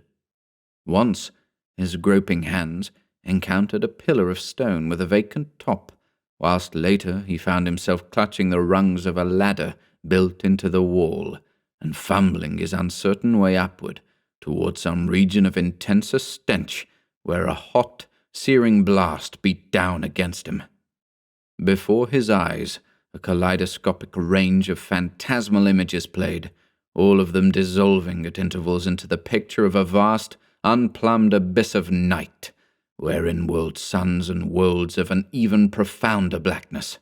He thought of the ancient legends of ultimate chaos, at whose center sprawls the blind idiot god Azathoth, lord of all things, encircled by his flopping hood of mindless and amorphous dancers, and lulled by the thin, monotonous piping of a demoniac flute held in nameless paws. Then a sharp report from the outer world broke through his stupor and roused him to the unutterable horror of his position. What it was, he never knew. Perhaps it was some belated peal from the fireworks heard all summer on Federal Hill as the dwellers hail their various patron saints, or the saints of their native villages in Italy. In any event, he shrieked aloud, dropped frantically from the ladder, and stumbled blindly across the obstructed floor of the almost lightless chamber that encompassed him. He knew instantly where he was, and plunged recklessly down the narrow spiral staircase, tripping and bruising himself at every turn. There was a nightmare flight through a vast cobwebbed nave, whose ghostly arches reached up to realms of leering shadow, a sightless scramble through a littered basement, a climb to regions of air and streetlights outside, and a mad racing down a spectral hill of gibbering gables, across a grim, silent city of tall black towers, and up the steep, eastward precipice to his own ancient door. On regaining consciousness in the morning, he found himself lying on his study floor, fully dressed. Dirt and cobwebs covered him, and every inch of his body seemed sore and bruised. When he faced the mirror, he saw that his hair was badly scorched, while a trace of strange, evil odor seemed to cling to his outer clothing. It was then that his nerves broke down. Thereafter, lounging exhaustedly about in a dressing gown, he did little but stare from his west window, shiver at the threat of thunder, and make wild entries in his diary. The great storm broke just before midnight on August 8th. Lightning struck repeatedly in all parts of the city, and 2 remarkable fireballs were reported. The rain was torrential, while a constant fusillade of thunder brought sleeplessness to thousands. Blake was utterly frantic in his fear for the lighting system, and tried to telephone the company around 1 a.m., though by that time service had been temporarily cut off in the interest of safety. He recorded everything in his diary, the large, nervous, and often undecipherable hieroglyphs telling their own story of growing frenzy and despair, and of entries scrawled blindly in the dark. He had to keep the house dark in order to see out the window, and it appears that most of his time was spent at his desk, peering anxiously through the rain, across the glistening miles of downtown roofs, at the constellation of distant lights marking Federal Hill. Now and then he would fumblingly make an entry in his diary, so that detached phrases such as, "The lights must not go," "It knows where I am, I must destroy it," and "It is calling to me, but perhaps it means no injury this time," are found scattered down 2 of the pages. Then the lights went out all over the city. It happened at 2:12 a.m., according to Powerhouse records, but Blake's diary gives no indication of the time. The entry is merely, "Lights out, God help me." On Federal Hill there were watchers as anxious as he, and rain-soaked knots of men paraded the square and alleys around the evil church, with umbrella-shaded candles, electric flashlights, oil lanterns, crucifixes, and obscure charms of the many sorts common to southern Italy. They blessed each flash of lightning, and made cryptical signs of fear with their right hands, when a turn in the storm caused the flashes to lessen, and finally to cease altogether. A rising wind blew out most of the candles, so that the scene grew threateningly dark. Someone roused Father Maluzzo of Spirito Santo Church, and he hastened to the dismal square to pronounce whatever helpful syllables he could. Of the restless and curious sounds in the blackened tower, there could be no doubt whatever. For what happened at 2:35, we have the testimony of the priest, a young, intelligent, and well-educated person, of Patrolman William J. Monaghan of the Central Station, an officer of the highest reliability, who had paused at that part of his beat to inspect the crowd, and of most of the 78 men who had gathered around the church's high bank wall, especially those in the square, where the eastward facade was visible. Of course, there was nothing which can be proved as being outside the order of nature. The possible causes of such an event are many. No one can speak with certainty of the obscure chemical processes arising in a vast, ancient, ill-aired, and long-deserted building of heterogeneous contents. Mephitic vapors, spontaneous combustion, pressure of gases born of long decay, any one of numberless phenomena might be responsible. And then, of course, the factor of conscious charlatanry can by no means be excluded. The thing was really quite simple in itself, and covered less than 3 minutes of actual time. Father Maluzzo, always a precise man, looked at his watch repeatedly. It started with a definite swelling of the dull fumbling sounds inside the black tower. There had for some time been a vague exhalation of strange, evil odors from the church, and this had now become emphatic and offensive. Then at last there was a sound of splintering wood, and a large, heavy object crashed down in the yard beneath the frowning easterly facade. The tower was invisible now that the candles would not burn, but as the object neared the ground, the people knew that it was the smoke-grimed louver boarding of that tower's east window. Immediately afterward, an utterly unbearable fetor welled forth from the unseen heights, choking and sickening the trembling watchers, and almost prostrating those in the square. At the same time, the air trembled with a vibration as of flapping wings, and a sudden east-blowing wind, more violent than any previous blast, snatched off the hats and wrenched the dripping umbrellas of the crowd. Nothing definite could be seen in the candleless night, though some upward-looking spectators thought they glimpsed a great, spreading blur of denser blackness against the inky sky, something like a formless cloud of smoke that shot with meteor-like speed toward the east. That was all. The watchers were half numbed with fright, awe, and discomfort, and scarcely knew what to do, or whether to do anything at all.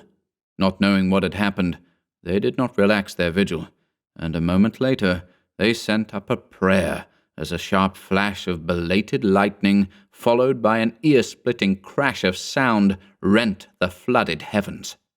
Half an hour later, the rain stopped, and in 15 minutes more the street lights sprang on again, sending the weary, bedraggled watchers relievedly back to their homes. The next day's papers gave these matters minor mention in connection with the general storm reports. It seems that the great lightning flash and deafening explosion which followed the Federal Hill occurrence were even more tremendous farther east, where a burst of the singular fetor was likewise noticed. The phenomenon was most marked over College Hill, where the crash awaked all the sleeping inhabitants and led to a bewildered round of speculations. Of those who were already awake, only a few saw the anomalous blaze of light near the top of the hill, or noticed the inexplicable upward rush of air, which almost stripped the leaves from the trees and blasted the plants in the gardens. It was agreed that the lone, sudden lightning bolt must have struck somewhere in this neighborhood, though no trace of its striking could afterward be found. A youth in the Tower Mega Fraternity House thought he saw a grotesque and hideous mass of smoke in the air, just as the preliminary flash burst, but his observation has not been verified. All of the few observers, however, agree as to the violent gust from the west and the flood of intolerable stench which preceded the belated stroke, whilst evidence concerning the momentary burned odour after the stroke is equally general. These points were discussed very carefully because of their probable connection with the death of Robert Blake. Students in the Psi Delta house, whose upper rear windows looked into Blake's study, noticed the blurred white face at the westward window on the morning of the 9th, and wondered what was wrong with the expression. When they saw the same face in the same position that evening, they felt worried, and watched for the lights to come up in his apartment. Later, they rang the bell of the darkened flat, and finally had a policeman force the door. The rigid body sat bolt upright at the desk by the window, and when the intruders saw the glassy, bulging eyes and the marks of stark, convulsive fright on the twisted features, they turned away in sickened dismay. Shortly afterward, the coroner's physician made an examination, and despite the unbroken window, reported electrical shock or nervous tension induced by electrical discharge as the cause of death. The hideous expression he ignored altogether, deeming it a not improbable result of the profound shock as experienced by a person of such abnormal imagination and unbalanced emotions. He deduced these latter qualities from the books, paintings, and manuscripts found in the apartment, and from the blindly scrawled entries in the diary on the desk. Blake had prolonged his frenzied jottings to the last, and the broken pointed pencil was found clutched in his spasmodically contracted right hand.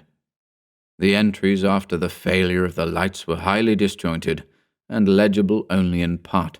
From them, certain investigators have drawn conclusions differing greatly from the materialistic official verdict, but such speculations have little chance for belief among the conservative.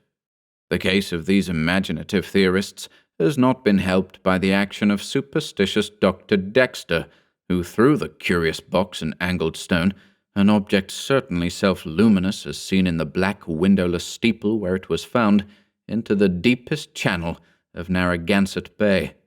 Excessive imagination and neurotic unbalance on Blake's part, aggravated by knowledge of the evil bygone cult whose startling traces he had uncovered, form the dominant interpretation, given those final frenzied jottings.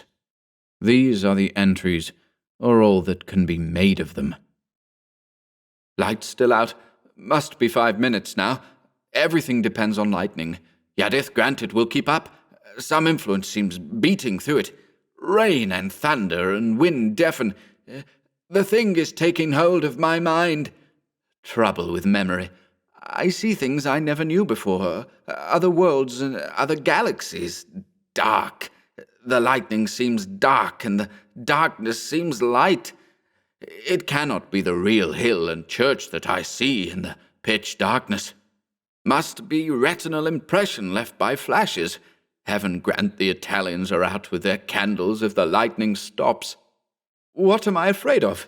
Is it not an avatar of Nyarlathotep, who in antique and shadowy Kem even took the form of man? I remember Yuggoth, and more distant Shagai, and the ultimate void of the black planets.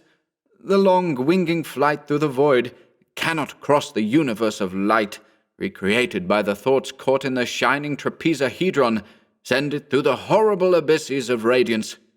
My name is Blake, Robert Harrison Blake of 620 East Knapp Street, Milwaukee, Wisconsin. I am on this planet. Azathoth, have mercy. The lightning no longer flashes. Horrible. I can see everything with a monstrous sense that is not sight. Light is dark, and dark is light. Those people on the hill, guard, candles and charms, they're priests. Sense of distance gone. Far is near, and near is far. No light, no glass. See that steeple, that tower, window. Can hear Roderick Usher. Am mad or going mad. The thing is stirring and fumbling in the tower. I am it is I. I want to get out. Must get out and unify the forces. It knows where I am. I am Robert Blake, but I see the tower in the dark. There is a monstrous odor, senses transfigured, boarding at that tower window, cracking and giving way. Ya, Ngai. I see it, coming here, hell wind, titan blur, black wings. Yog-Sothoth, save me! The three-lobed burning eye!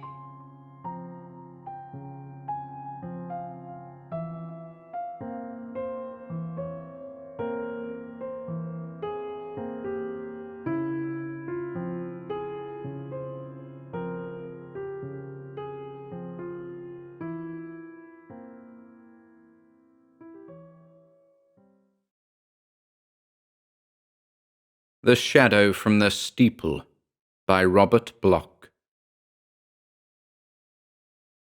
William Hurley was born an Irishman and grew up to be a taxicab driver. Therefore it would be redundant, in the face of both of these facts, to say that he was garrulous. The minute he picked up his passenger in downtown Providence that warm summer evening, he began talking. The passenger, a tall, thin man in his early 30s, entered the cab and sat back, clutching a briefcase. He gave an address on Benefit Street, and Hurley started out, shifting both taxi and tongue into high gear. Hurley began what was to be a one-sided conversation by commenting on the afternoon performance of the New York Giants. Unperturbed by his passenger's silence, he made a few remarks about the weather, recent, current, and expected.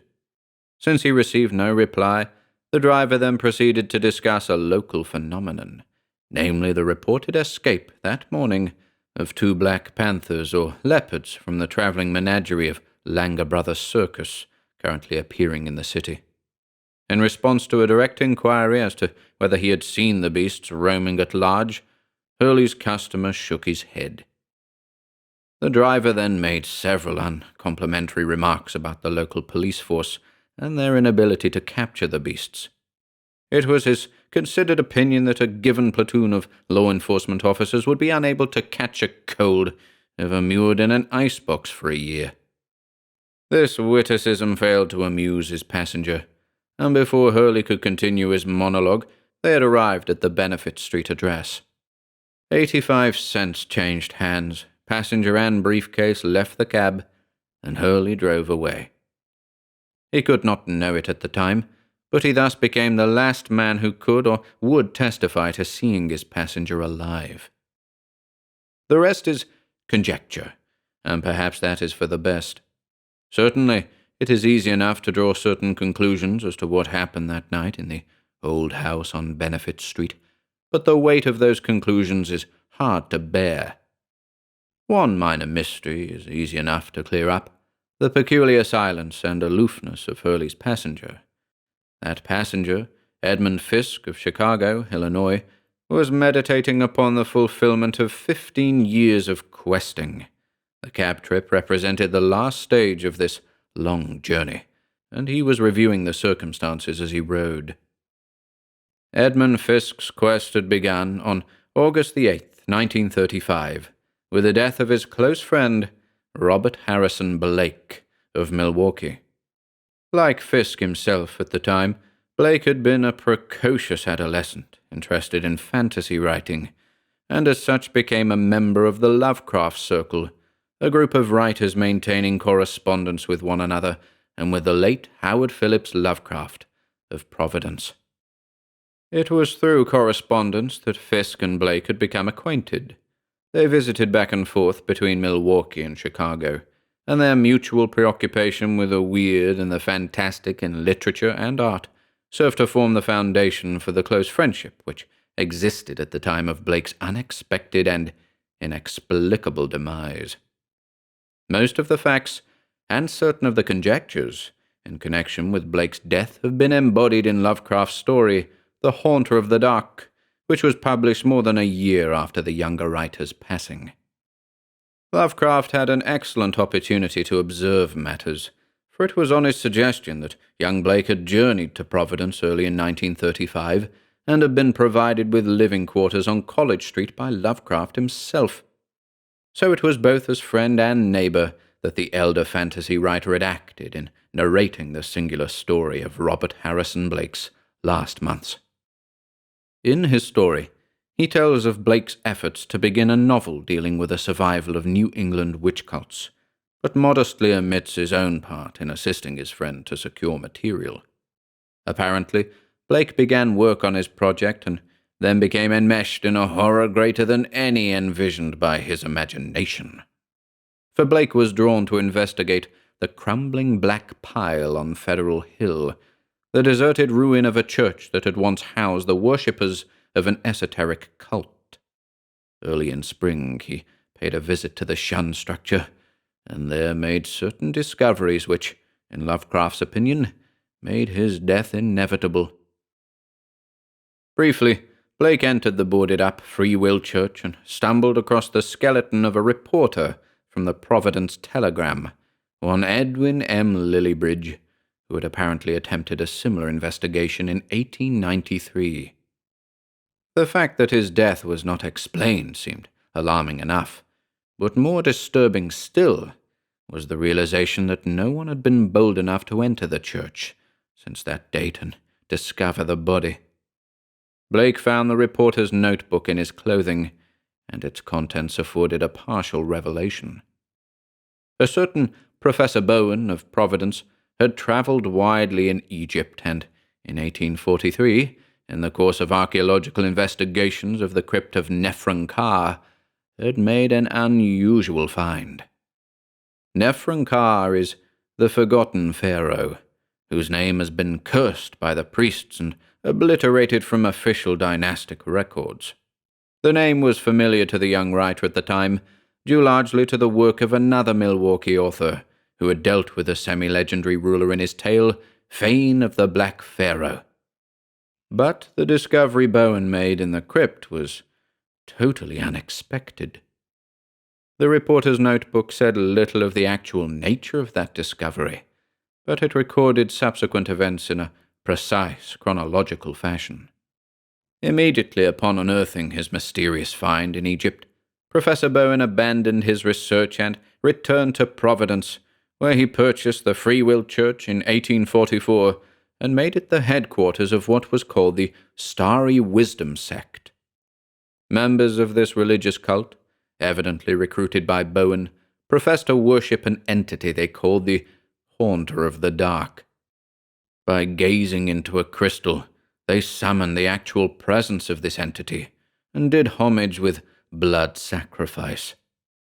Such, at least, was the fantastic story circulated in Providence at the time, and the church became a place to be avoided. Local superstition fanned agitation, and agitation precipitated direct action.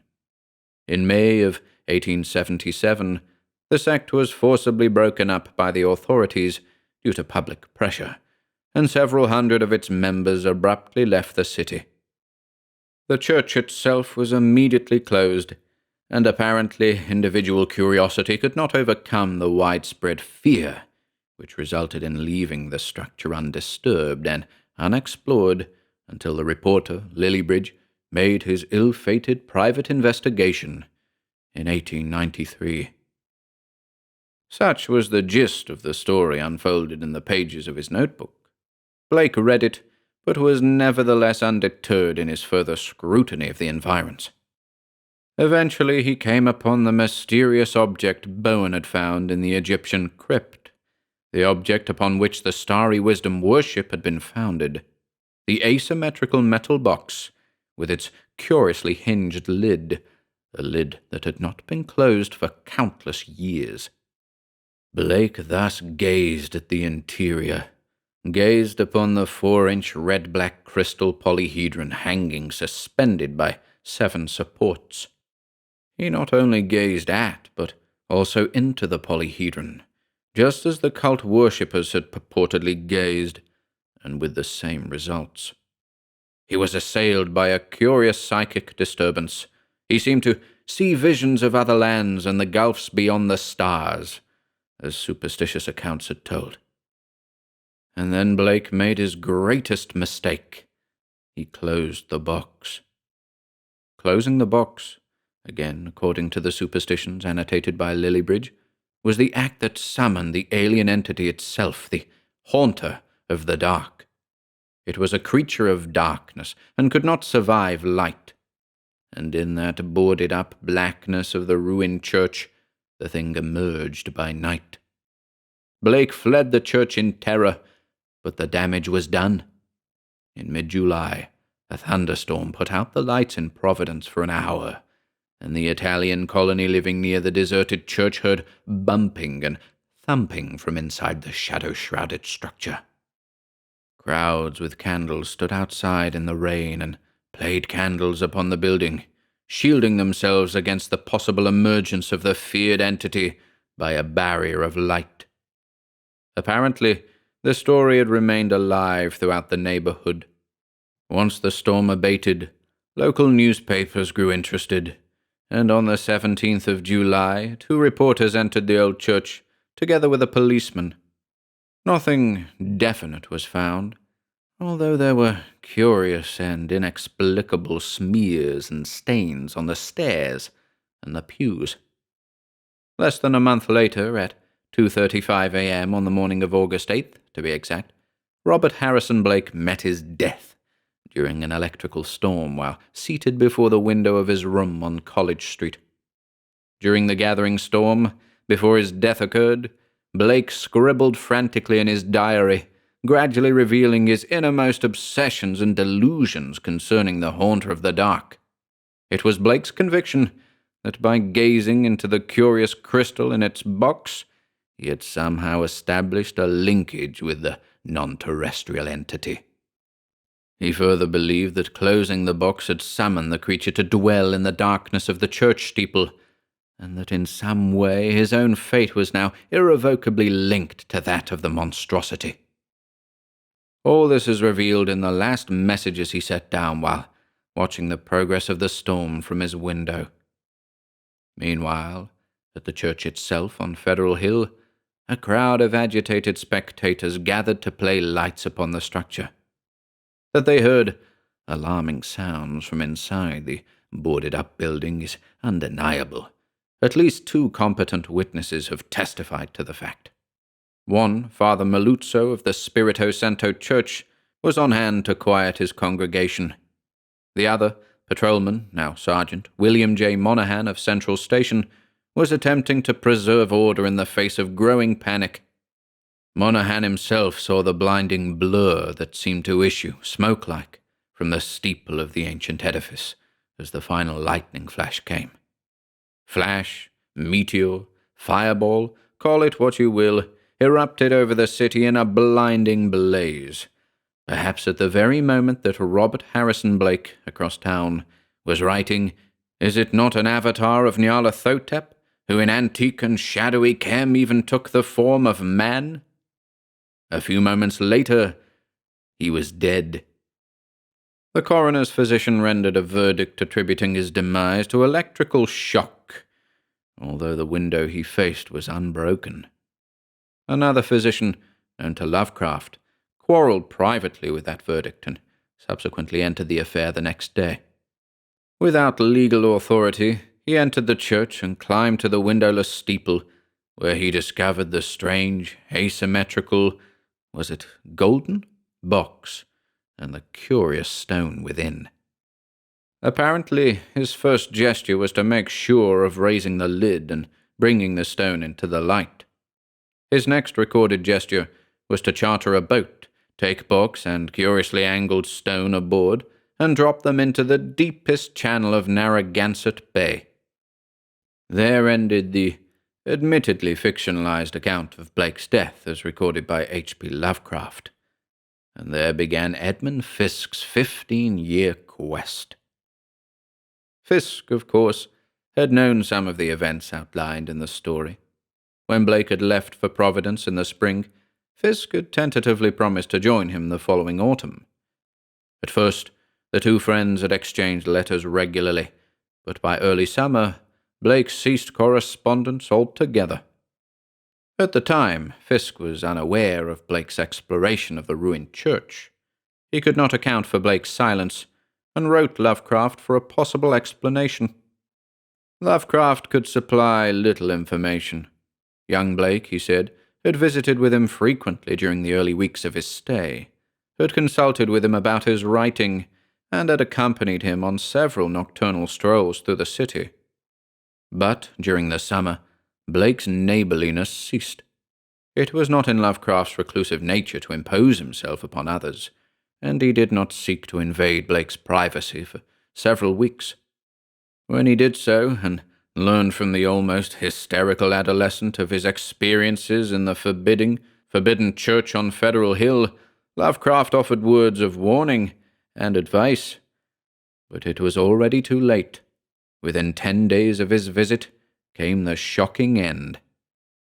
Fisk learned of that end from Lovecraft on the following day. It was his task to break the news to Blake's parents. For a time he was tempted to visit Providence immediately, but lack of funds and the pressure of his own domestic affairs forestalled him. The body of his young friend duly arrived, and Fisk attended the brief ceremony of cremation. Then Lovecraft began his own investigation, an investigation which ultimately resulted in the publication of his story. And there the matter might have rested, but Fisk was not satisfied. His best friend had died under circumstances which even the most skeptical must admit were mysterious. The local authorities summarily wrote off the matter with a fatuous and inadequate explanation. Fisk determined to ascertain the truth. Bear in mind one salient fact. All three of these men, Lovecraft, Blake, and Fisk, were professional writers and students of the supernatural or the supranormal. All three of them had extraordinary access to a bulk of written material dealing with ancient legend and superstition. Ironically enough, the use to which they put their knowledge was limited to excursions into so-called fantasy fiction, but none of them, in the light of their own experience, could wholly join their reading audience in scoffing at the myths of which they wrote. For, as Fisk wrote to Lovecraft, the term myth, as we know, is merely a polite euphemism. Blake's death was not a myth, but a hideous reality. I implore you to investigate fully. See this matter through to the end, for if Blake's diary holds even a distorted truth, there is no telling what may be loosed upon the world. Lovecraft pledged cooperation, discovered the fate of the metal box and its contents, and endeavored to arrange a meeting with Dr. Ambrose Dexter of Benefit Street. Dr. Dexter, it appeared, had left town immediately following his dramatic theft and disposal of the shining trapezahedron, as Lovecraft called it. Lovecraft then apparently interviewed Father Maluzzo and Patrolman Monahan, plunged into the files of the Bulletin, and endeavored to reconstruct the story of the Starry Wisdom sect and the entity they worshipped. Of course, he learned a good deal more than he dared to put into his magazine story.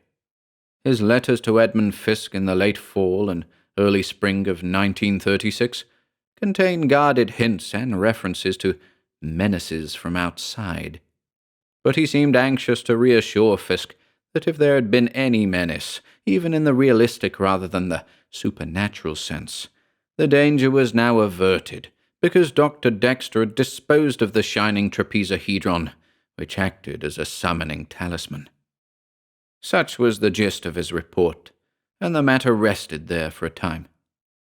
Fisk made tentative arrangements early in 1937 to visit Lovecraft at his home, with the private intention of doing some further research on his own into the cause of Blake's death. But once again, circumstances intervened. For in March of that year, Lovecraft died. His unexpected passing plunged Fisk into a period of mental despondency, from which he was slow to recover. Accordingly, it was not until almost a year later that Edmund Fisk paid his first visit to Providence, and to the scene of the tragic episodes which brought Blake's life to a close. For somehow, always, a black undercurrent of suspicion existed. The coroner's physician had been glib. Lovecraft had been tactful. The press and general public had accepted matters completely. Yet Blake was dead, and there had been an entity abroad in the night. Fisk felt that if he could visit the accursed church himself, talk to Dr. Dexter and find out what had drawn him into the affair, interrogate the reporters, and pursue any relevant leads or clues, he might eventually hope to uncover the truth, and at least clear his dead friend's name of the ugly shadow of mental unbalance. Accordingly, Fisk's first step after arriving in Providence and registering at a hotel was to set out for Federal Hill and the ruined church. The search was doomed to immediate, irremediable disappointment, for the church was no more. It had been razed the previous fall, and the property taken over by the city authorities. The black and baleful spire no longer cast its spell over the hill. Fisk immediately took pains to see Father Maluzzo at Spirito Santo, a few squares away. He learned from a courteous housekeeper that Father Maluzzo had died in 1936, within a year of young Blake. Discouraged but persistent, Fisk next attempted to reach Dr. Dexter, but the old house on Benefit Street was boarded up. A call to the Physician's Service Bureau produced only the cryptic information that Ambrose Dexter, M.D., had left the city for an indeterminate stay. Nor did a visit with the city editor of the Bulletin yield any better result.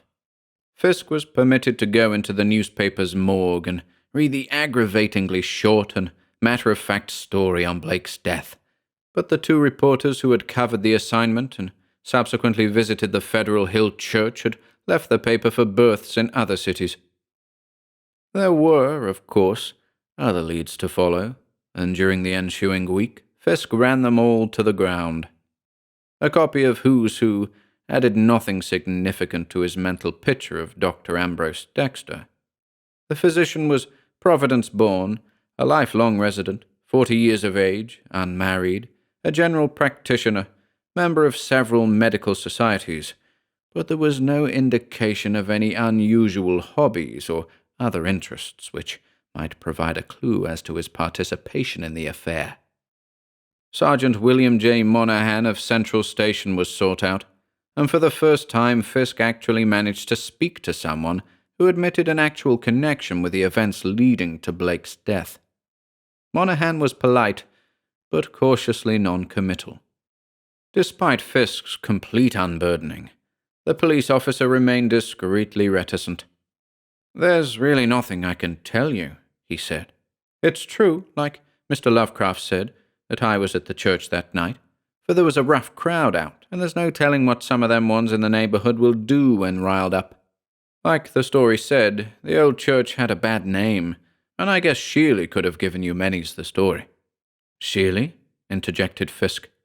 "Bert Sheely. It was his beat, you know, not mine. He was ill of pneumonia at the time, and I substituted for 2 weeks. Then, when he died—" Fisk shook his head. Another possible source of information gone. Blake dead, Lovecraft dead, Father Maluzzo dead, and now Sheely. Reporters scattered, and Dr. Dexter mysteriously missing. He sighed and persevered. "That last night, when you saw the blur," he asked, "can you add anything by way of details? Were there any noises? Did anyone in the crowd say anything? Try to remember. Whatever you can add may be of great help to me." Monahan shook his head. "There were noises aplenty," he said, "but what with the thunder and all, I couldn't rightly make out if anything came from inside the church, like the story has it. And as for the crowd, with the women wailing and the men muttering, all mixed up with thunderclaps and wind, it was as much as I could do to hear myself yelling to keep in place, let alone make out what was being said." "And the blur?" Fisk persisted. "It was a blur, and that's all. Smoke or a cloud or just a shadow before the lightning struck again. But I'll not be saying I saw any devils or monsters or whatchamacallits as Mr. Lovecraft would write about in those wild tales of his." Sergeant Monahan shrugged self-righteously and picked up the desk phone to answer a call.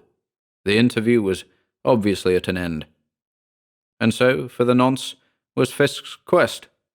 He didn't abandon hope, however. For a day he sat by his own hotel phone and called up every Dexter listed in the book in an effort to locate a relative of the missing doctor, but to no avail. Another day was spent in a small boat on Narragansett Bay, as Fisk assiduously and painstakingly familiarized himself with the location of the deepest channel alluded to in Lovecraft's story. But at the end of a futile week in Providence, Fisk had to confess himself beaten. He returned to Chicago, his work, and his normal pursuits. Gradually the affair dropped out of the foreground of his consciousness, but he by no means forgot it completely, or gave up the notion of eventually unraveling the mystery, if mystery there was. In 1941, during a 3-day furlough from basic training, Private First Class Edmund Fisk passed through Providence on his way to New York City, and again attempted to locate Dr. Ambrose Dexter, without success.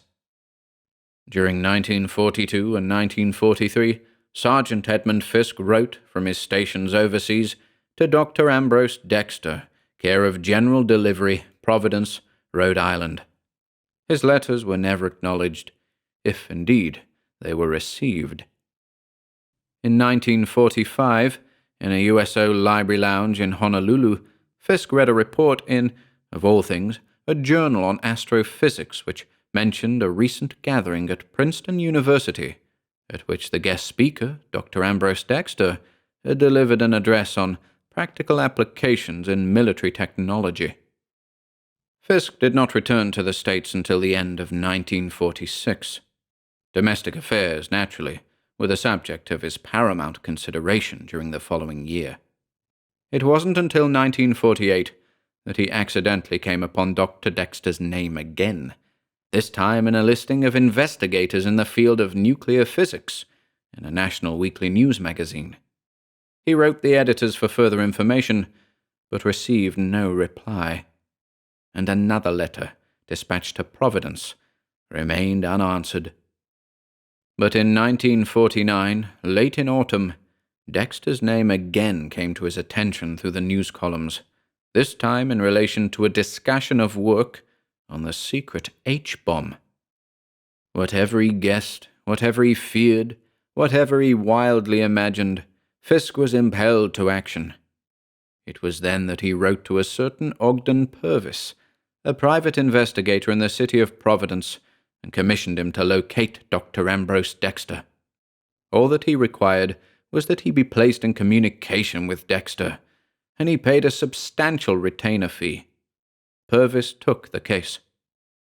The private detective sent several reports to Fisk in Chicago, and they were, at first, disheartening. The Dexter residence was still untenanted. Dexter himself, according to the information elicited from government sources, was on a special mission. The private investigator seemed to assume from this that he was a person above reproach, engaged in confidential defense work. Fisk's own reaction was panic.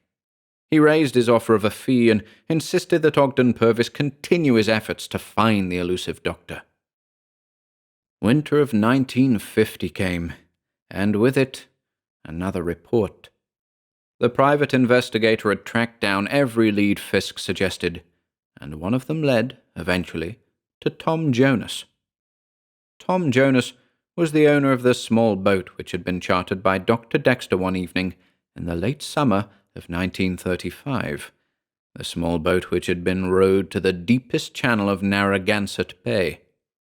Tom Jonas had rested his oars as Dexter threw overboard the dully gleaming, asymmetrical metal box with the hinged lid open to disclose the shining trapezohedron. The old fisherman had spoken freely to the private detective. His words were reported in detail to Fisk via confidential report. Mighty peculiar was Jonas's own reaction to the incident. Dexter had offered him 20 smackers to take the boat out in the middle of midnight and heave this funny-looking contraption overboard. Said there was no harm in it, said it was just an old keepsake he wanted to get rid of. But all the way out he kept staring at the sort of jewel thing set in some iron bands inside the box and mumbling in some foreign language, I guess. Oh, 'tweren't French or German or Italian talk either. Polish, maybe. I don't remember any words either. But he acted sort of drunk. Not that I'd say anything against Dr. Dexter, understand. Comes of a fine old family, even if he ain't been around these parts since, to my knowing. But I figured he was a bit under the influence, you might say. Else why would he pay me 20 smackers to do a crazy stunt like that? There was more to the verbatim transcript of the old fisherman's monologue, but it did not explain anything. He sure seemed glad to get rid of it, as I recollect. On the way back he told me to keep mum about it, but I can't see no harm in telling at this late date. I wouldn't hold anything back from the law. Evidently the private investigator had made use of a rather unethical stratagem, posing as an actual detective in order to get Jonas to talk. This did not bother Fisk in Chicago. It was enough to get his grasp on something tangible at last, enough to make him send Purvis another payment, with instructions to keep up the search for Ambrose Dexter. Several months passed in waiting. Then, in the late spring, came the news Fisk had waited for. Dr. Dexter was back. He had returned to his house on Benefit Street. The boards had been removed, furniture vans appeared to discharge their contents, and a manservant appeared to answer the door and to take telephone messages. Dr. Dexter was not at home to the investigator, or to anyone. He was, it appeared, recuperating from a severe illness contracted while in government service. He took a card from Purvis and promised to deliver a message, but repeated calls brought no indication of a reply. Nor did Purvis, who conscientiously cased the house and neighborhood, ever succeed in laying eyes upon the doctor himself, or in finding anyone who claimed to have seen the convalescent physician on the street. Groceries were delivered regularly, mail appeared in the box, lights glowed in the Benefit Street house nightly until all hours.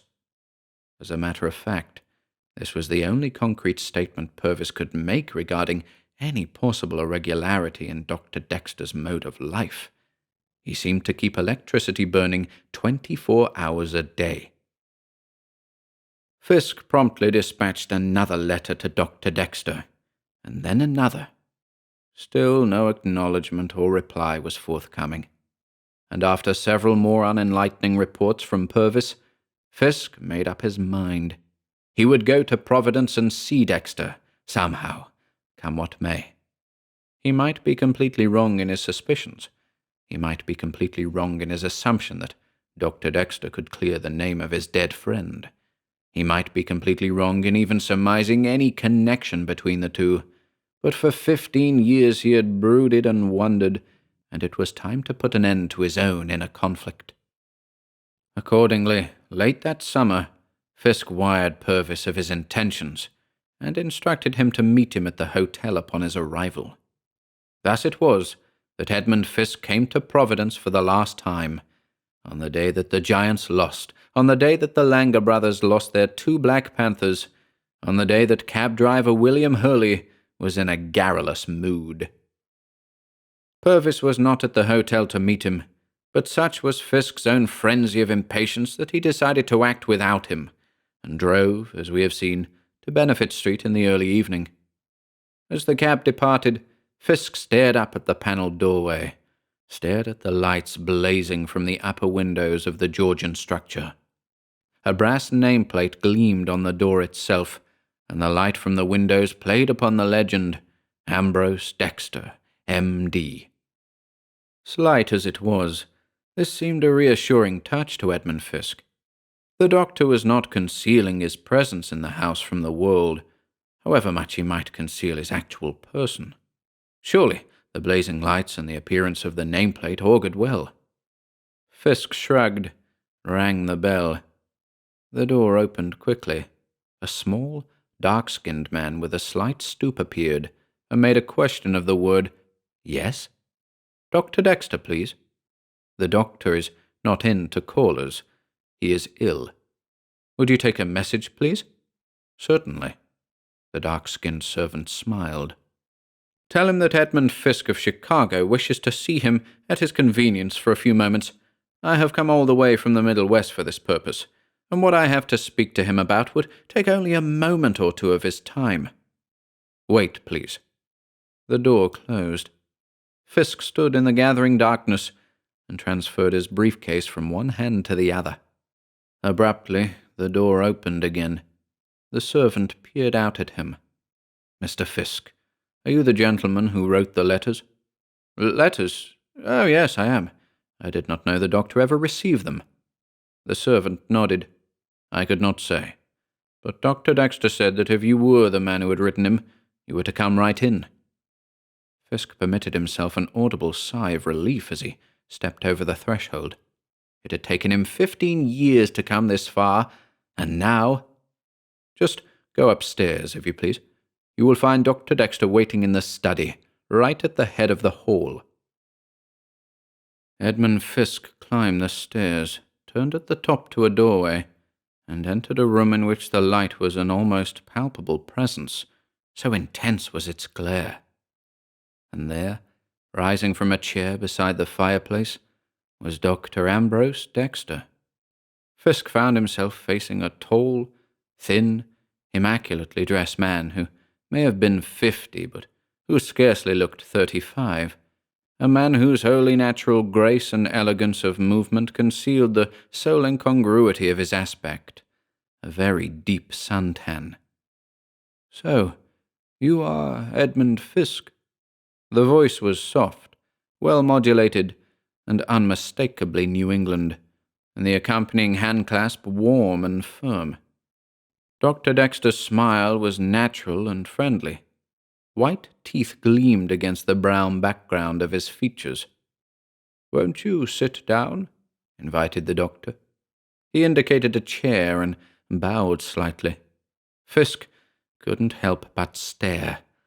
There was certainly no indication of any present or recent illness in his host's demeanor or behavior. As Dr. Dexter resumed his own seat near the fire and Fisk moved around the chair to join him, he noted the bookshelves on either side of the room.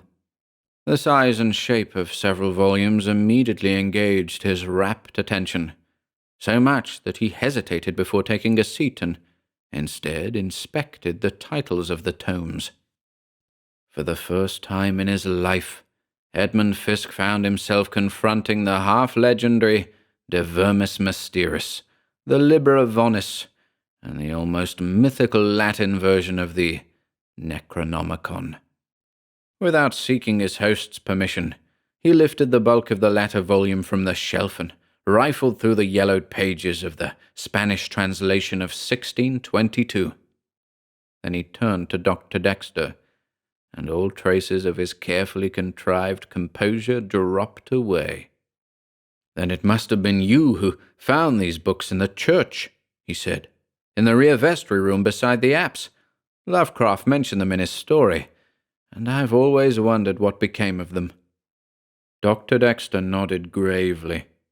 "Yes, I took them. I did not think it wise for such books to fall into the hands of authorities. You know what they contain, and what might happen if such knowledge were wrongfully employed." Fisk reluctantly replaced the great book on the shelf and took a chair facing the doctor before the fire. He held his briefcase on his lap and fumbled uneasily with the clasp. "Don't be uneasy," said Dr. Dexter with a kindly smile. "Let us proceed without fencing. You are here to discover what part I played in the affair of your friend's death." "Yes, there are some questions I wanted to ask." "Please." The doctor raised a slim brown hand. "I am not in the best of health, and can give you only a few minutes.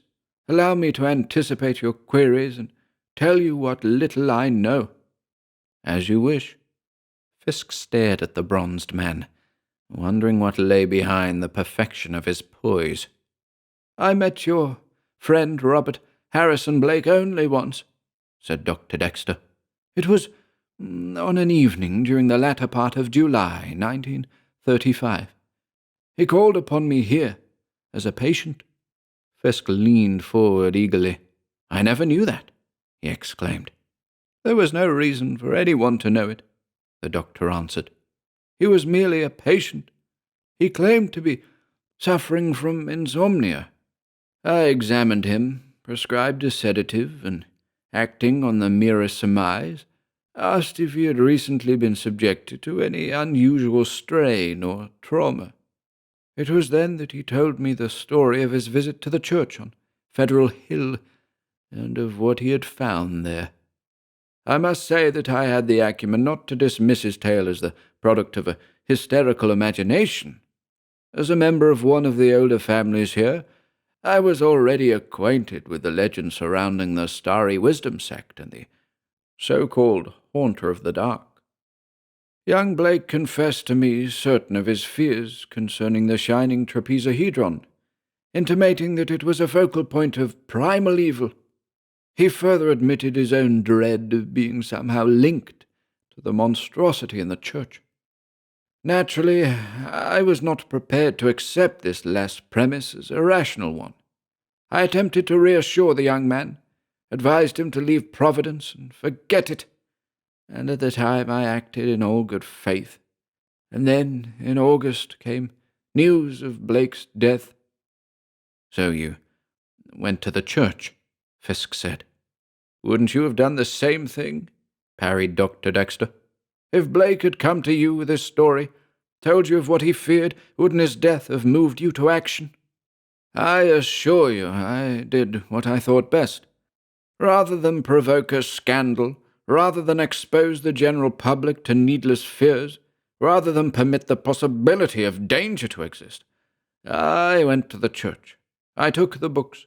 I took the shining trapezohedron from under the noses of the authorities, and I chartered a boat and dumped the accursed thing in Narragansett Bay, where it could no longer possibly harm mankind. The lid was up when I dropped it, for as you know, only darkness can summon the haunter, and now the stone is eternally exposed to light. But that is all I can tell you. I regret that my work in recent years has prevented me from seeing or communicating with you before this. I appreciate your interest in the affair, and trust my remarks will help to clarify, in a small way, your bewilderment. As to young Blake, in my capacity as examining physician, I will gladly give you a written testimony to my belief in his sanity at the time of his death. I'll have it drawn up tomorrow and send it to your hotel if you give me the address. Fair enough?" The doctor rose, signifying that the interview was over. Fisk remained seated, shifting his briefcase. "Now, if you will excuse me," the physician murmured. "In a moment. There are still one or two brief questions I'd appreciate your answering." "Certainly." If Dr. Dexter was irritated, he gave no sign. "Did you by any chance see Lovecraft before or during his last illness?" "No. I was not his physician. In fact, I never met the man, though of course I knew of him and his work." "What caused you to leave Providence so abruptly after the Blake affair?" "My interest in physics superseded my interest in medicine. As you may or may not know, during the past decade or more, I have been working on problems relative to atomic energy and nuclear fission. In fact, starting tomorrow, I am leaving Providence once more to deliver a course of lectures before the faculties of Eastern universities and certain governmental groups." "That is very interesting to me, Doctor," said Fisk. "By the way, did you ever meet Einstein?" "As a matter of fact, I did, some years ago. I worked with him on... but no matter. I must beg you to excuse me now. At another time, perhaps, we can discuss such things." His impatience was unmistakable now. Fisk rose, lifting his briefcase in one hand and reaching out to extinguish a table lamp with the other. Dr. Dexter crossed swiftly and lighted the lamp again. "Why are you afraid of the dark, Doctor?" asked Fisk, softly. "I am not For the first time, the physician seemed on the verge of losing his composure. "What makes you think that?" he whispered. "It's the shining trapezohedron, isn't it?" Fisk continued. "When you threw it into the bay, you acted too hastily. You didn't remember at the time that even if you left the lid open, the stone would be surrounded by darkness there at the bottom of the channel. Perhaps the haunter didn't want you to remember. You looked into the stone just as Blake did, and established the same psychic linkage. And when you threw the thing away, you gave it into perpetual darkness, where the haunter's power would feed and grow. That's why you left Providence, because you were afraid the haunter would come to you, just as it came to Blake, and because you knew that now the thing would remain abroad forever." Dr. Dexter moved towards the door. "I must definitely ask that you leave now," he said. "If you're implying that I keep the lights on because I'm afraid of the haunter coming after me, the way it did Blake, then you're mistaken." Fisk smiled wryly. "That's not it at all," he answered. "I know you don't fear that, because it's too late. The haunter must have come to you long before this, perhaps within a day or so after you gave it power by consigning the trapezohedron to the darkness of the bay. It came to you, but unlike the case of Blake, it did not kill you. It used you. That's why you fear the dark. You fear it as the haunter itself fears being discovered. I believe that in the darkness you look different, more like the old shape, because when the haunter came to you, it did not kill but instead merged. You are the haunter of the dark." "Mr. Fisk, really?" "There is no Dr. Dexter. There hasn't been any such person for many years now. There's only the outer shell, possessed by an entity older than the world, an entity that is moving quickly and cunningly to bring destruction to all mankind. It was you who turned scientist and insinuated yourself into the proper circles, hinting and prompting and assisting foolish men into the sudden discovery of nuclear fission. When the first atomic bomb fell, how you must have laughed. And now you've given them the secret of the hydrogen bomb, and you're going to teach them more, show them new ways to bring about their own destruction. It took me years of brooding to discover the clues, the keys to the so-called wild myths that Lovecraft wrote about. For he wrote in parable and allegory, but he wrote the truth. He has set it down in black and white time and again, the prophecy of your coming to earth. Blake knew it at the last when he identified the haunter by its rightful name." "And that is?" snapped the doctor. "Nyarlathotep." The brown face creased into a grimace of laughter. I'm afraid you're a victim of the same fantasy projections as poor Blake and your friend Lovecraft. Everyone knows that Nyarlathotep is pure invention, part of the Lovecraft mythos. I thought so, until I found the clue in his poem. That's when it all fitted in. The Haunter of the Dark, your fleeing, and your sudden interest in scientific research. Lovecraft's words took on a new meaning. And at last from inner Egypt came the strange Dark One to whom the fellas bowed. Fisk chanted the lines, staring at the dark face of the physician. Nonsense! If you must know, this dermatological disturbance of mine is the result of exposure to radiation at Los Alamos. Fisk did not heed. He was continuing Lovecraft's poem. That wild beast followed him and licked his hands. Soon from the sea a noxious birth began. Forgotten lands with weedy spires of gold. The ground was cleft and mad auroras rolled down on the quaking cities of men, then crushing what he chanced to mould in play. The idiot chaos blew earth's dust away. Dr. Dexter shook his head. Ridiculous on the face of it, he asserted. Surely, even in your upset condition, you can understand that, man. The poem has no literal meaning. Do wild beasts lick my hands? Is something rising from the sea? Are there earthquakes and auroras? Nonsense! You're suffering from a bad case of what we call atomic jitters. I can see it now. You're preoccupied, as so many laymen are today, with the foolish obsession that somehow our work in nuclear fission will result in the destruction of the Earth. All this rationalization is a product of your imaginings. Fisk held his briefcase tightly. I told you it was a parable. This prophecy of Lovecraft's. God knows what he knew or feared. Whatever it was enough to make him cloak his meaning. And even then, perhaps they got to him because he knew too much. They? They, from outside. The ones you serve. You are their messenger, Nyarlathotep. You came, in linkage with the shining trapezahedron, out of inner Egypt, as the poem says. And the fellas, the common workers of Providence who became converted to the Starry Wisdom sect, bowed before the strange Dark One they worshipped as the Haunter. The trapezahedron was thrown into the bay, and soon from the sea came this noxious birth, your birth, or incarnation in the body of Dr. Dexter. And you taught men new methods of destruction with atomic bombs in which the ground was cleft and mad auroras rolled down on the quaking cities of man. Oh, Lovecraft knew what he was writing, and Blake recognized you too, and they both died.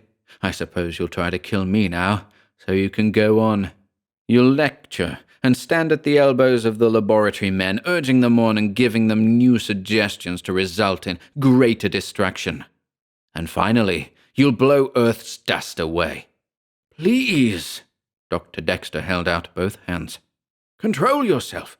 Let me get you something. Can't you realize this whole thing is absurd? Fisk moved towards him, hands fumbling at the clasp of the briefcase. The flap opened, and Fisk reached inside, then withdrew his hand. He held a revolver now, and he pointed it quite steadily at Dr. Dexter's breast. Of course it's absurd, Fisk muttered. No one ever believed in the Starry Wisdom sect, except a few fanatics and some ignorant foreigners. No one ever took Blake's stories, or Lovecraft's, or mine for that matter, as anything but a rather morbid form of amusement. By the same token, no one will ever believe there is anything wrong with you, or with so-called scientific investigation of atomic energy, or the other horrors you plan to loose on the world to bring about its doom. And that's why I'm going to kill you now. Put down that gun! Fisk began suddenly to tremble. His whole body shook in a spectacular spasm. Dexter noted it and moved forward. The younger man's eyes were bulging, and the physician inched towards him. Stand back, Fisk warned. The words were distorted by the convulsive shuddering of his jaws. That's all I needed to know. Since you are in a human body, you can be destroyed by ordinary weapons. And so I do destroy you, Nyarlathotep." His finger moved. So did Dr. Dexter's. His hand went swiftly behind him to the wall master light switch. A click, and the room was plunged into utter darkness. Not utter darkness, for there was a glow. The face and hands of Dr. Ambrose Dexter glowed with a phosphorescent fire in the dark. There are presumably forms of radium poisoning which can cause such an effect, and no doubt Dr. Dexter would have so explained the phenomenon to Edmund Fisk, had he the opportunity. But there was no opportunity. Edmund Fisk heard the click, saw the fantastic flaming features, and pitched forward to the floor. Dr. Dexter quietly switched on the lights, went over to the younger man's side, and knelt for a long moment. He sought a pulse in vain. Edmund Fisk was dead. The doctor sighed, rose, and left the room. In the hall downstairs, he summoned his servant. "There has been a regrettable accident," he said. "That young visitor of mine, hysteric, suffered a heart attack. You had better call the police immediately, and then continue with the packing. We must leave tomorrow for the lecture tour." "But the police may detain you." Dr. Dexter shook his head. "I think not. It's a clear-cut case. In any event, I can easily explain. When they arrive, notify me. I shall be in the garden." The doctor proceeded down the hall to the rear exit, and emerged upon the moonlit splendor of the garden behind the house on Benefit Street. The radiant vista was walled off from the world, utterly deserted. The dark man stood in moonlight, and its glow mingled with his own aura. At this moment, two silken shadows leaped over the wall. They crouched in the coolness of the garden, then slithered forward towards Dr. Dexter. They made panting sounds. In the moonlight, he recognized the shapes of two black panthers. Immobile, he waited as they advanced, padding purposefully towards him, eyes aglow, jaws slavering and agape. Dr. Dexter turned away. His face was turned in mockery to the moon, as the beasts fawned before him and licked his hands.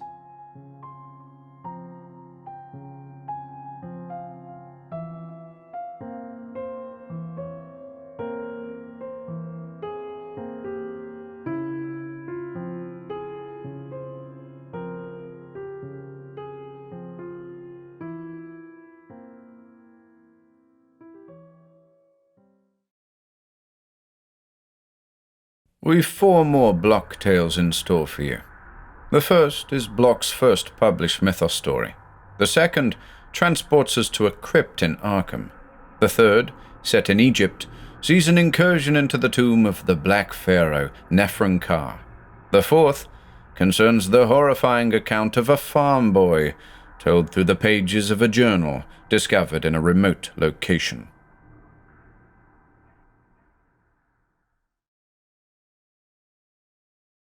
The Secret in the Tomb by Robert Bloch. The wind howled strangely over a midnight tomb. The moon hung like a golden bat over ancient graves, glaring through the wan mist with its baleful, nyctalopic eye. Terrors not of the flesh might lurk among cedar-shrouded sepulchres or creep unseen amid shadowed cenotaphs, for this was unhallowed ground. But tombs hold strange secrets, and there are mysteries blacker than the night, and more leprous than the moon. It was in search of such a secret that I came, alone and unseen, to my ancestral vault at midnight. My people had been sorcerers and wizards in the olden days, so lay apart from the resting place of other men, here in this mouldering mausoleum in a forgotten spot, surrounded only by the graves of those who had been their servants. But not all the servants lay here, for there are those who do not die. On through the mist I pressed, to where the crumbling sepulchre loomed among the brooding trees. The wind rose to torrential violence as I trod the obscure pathway to the vaulted entrance, extinguishing my lantern with malefic fury. Only the moon remained to light my way, in a luminance unholy. And thus I reached the nitrous, fungus-bearded portals of the family vault. Here, the moon shone upon a door that was not like other doors, a single massive slab of iron, embedded in monumental walls of granite. Upon its outer surface was neither handle, lock, nor keyhole, but the whole was covered with carvings portentous of a leering evil, cryptic symbols whose allegorical significance filled my soul with a deeper loathing than mere words can impart. There are things that are not good to look upon, and I did not care to dwell too much in thought on the possible genesis of a mind whose knowledge could create such horrors in concrete form. So, in blind and trembling haste, I chanted the obscure litany and performed the necessary obeisances demanded in the ritual I'd learned, and at their conclusion, the Cyclopean portal swung open. Within was darkness, deep, funereal, ancient, yet somehow uncannily alive. It held a pulsing adumbration, a suggestion of muted yet purposeful rhythm, and overshadowing all, an air of black, impinging revelation. The simultaneous effect upon my consciousness was one of those reactions misnamed intuitions. I sensed that shadows know queer secrets, and there are some skulls that have reason to grin. Yet I must go on into the tomb of my forebears. Tonight the last of all our line would meet the first, for I was the last. Jeremy Strange had been the first, he who fled from the Orient to seek refuge in centuried Eldertown, bringing with him the loot of many tombs and a secret forever nameless. It was he who had built his sepulchre in the twilight woods where the witch-lights gleam, and here he had interred his own remains, shunned in death as he had been in life. But buried with him was a secret, and it was this that I had come to seek. Nor was I the first in so seeking, for my father and his father before me, indeed, the eldest of each generation back to the days of Jeremy Strange himself, had likewise sought that which was so maddeningly described in the wizard's diary, the secret of eternal life after death.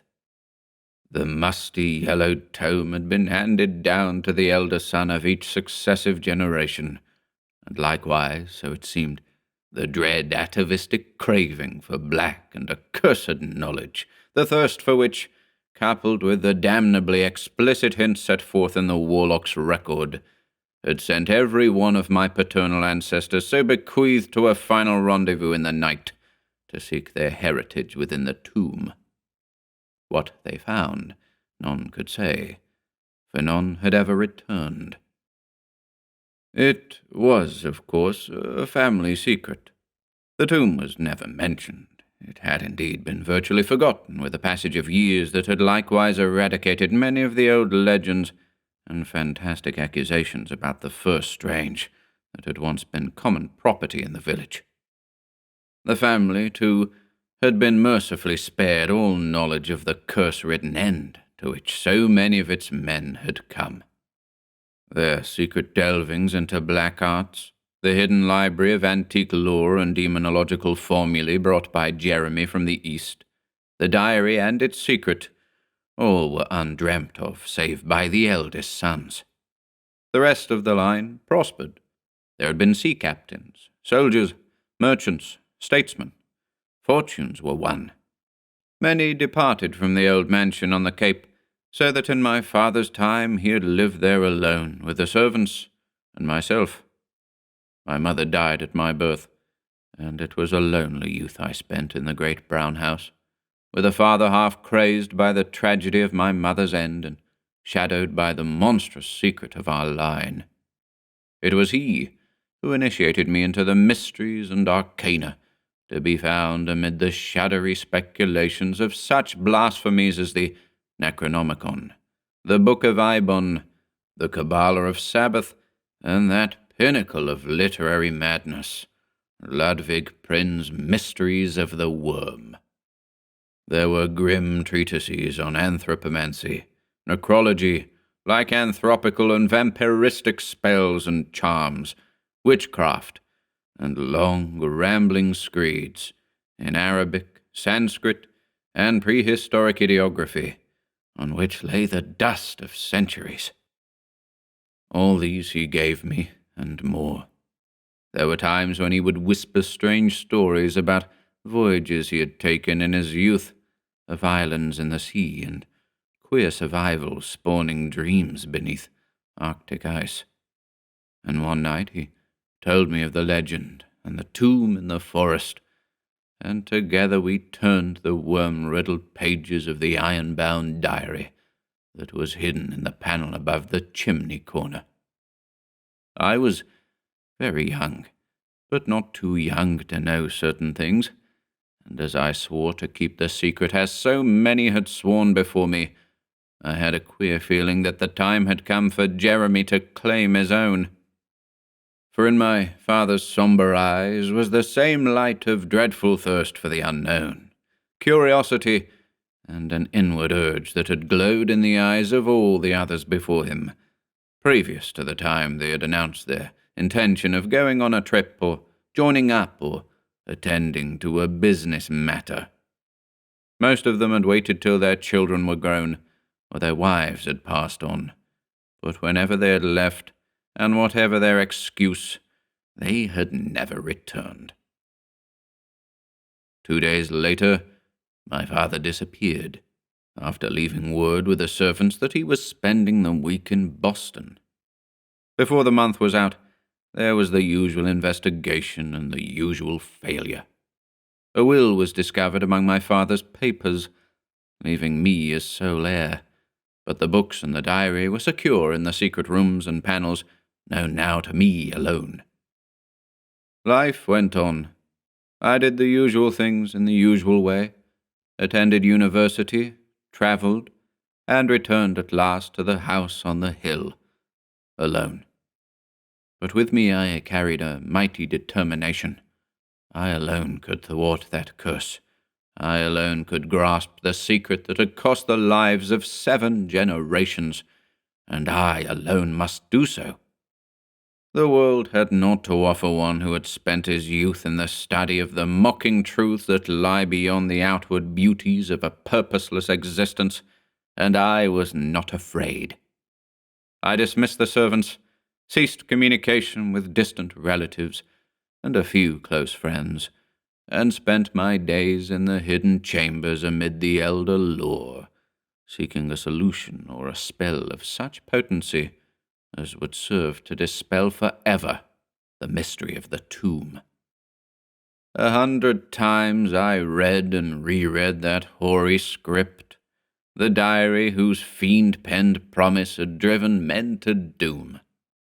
I searched amid the satanic spells and cabalistic incantations of 1,000 forgotten necromancers, delved into pages of impassioned prophecy, burrowed into secret legendary lore whose written thoughts writhe through me like serpents from the pit. It was all in vain. All I could learn was the ceremony by which access could be obtained to the tomb in the wood. 3 months of study had worn me to a wraith and filled my brain with the diabolic shadows of charnel-spawned knowledge. But that was all. And then, as if in mockery of madness, there had come the call, this very night. I had been seated in the study, pondering upon a maggot-eaten volume of Hierarchus's Occultus, when, without warning, I felt a tremendous urge keening through my weary brain. It beckoned and allured with unutterable promise, like the mating cry of the Lamia of old, yet at the same time it held an inexorable power, whose potency could not be defied or denied. The inevitable was at hand. I had been summoned to the tomb. I must follow the beguiling voice of inner consciousness that was the invitation and the promise that sounded my soul like the ultra-rhythmic piping of transcosmic music. So I had come, alone and weaponless, to the lonely woods, and to that wherein I would meet my destiny. The moon rose redly over the manor as I left, but I did not look back. I saw its reflection in the waters of the brook that crept between the trees, and in its light the water was as blood. Then the fog rose silently from the swamp, and a yellow ghost light rode the sky, beckoning me on from behind the black and bloated trees whose branches, swept by a dismal wind, pointed silently toward the distant tomb. Roots and creepers impeded my feet, vines and brambles restrained my body, but in my ears thundered a chorus of urgency that cannot be described, and which could not be delayed by nature or by man. Now, as I hesitated upon the doorstep, a million idiot voices gibbered an invitation to enter that mortal mind could not withstand. Through my brain resounded the horror of my heritage, the insatiable craving to know the forbidden, to mingle and become one with it. A paean of hell-born music crescendoed in my ears, and earth was blotted out in a mad urge that engulfed all being. I paused no longer upon the threshold. I went in where the smell of death filled the darkness that was like the sun over Yuggoth. The door closed, and then came what? I do not know. I only realized that suddenly I could see and feel and hear, despite darkness and dankness and silence. I was in the tomb. Its monumental walls and lofty ceiling were black and bare, lichened by the passage of centuries. In the center of the mausoleum stood a single slab of black marble. Upon it rested a gilded coffin, set with strange symbols and covered by the dust of ages. I knew instinctively what it must contain, and the knowledge did not serve to put me at my ease. I glanced at the floor, then wished I hadn't. Upon the debris-strewn base beneath the slab lay a ghastly, disarticulated group of mortuary remains, half-fleshed cadavers and desiccated skeletons. When I thought of my father and the others, I was possessed of a sickening dismay.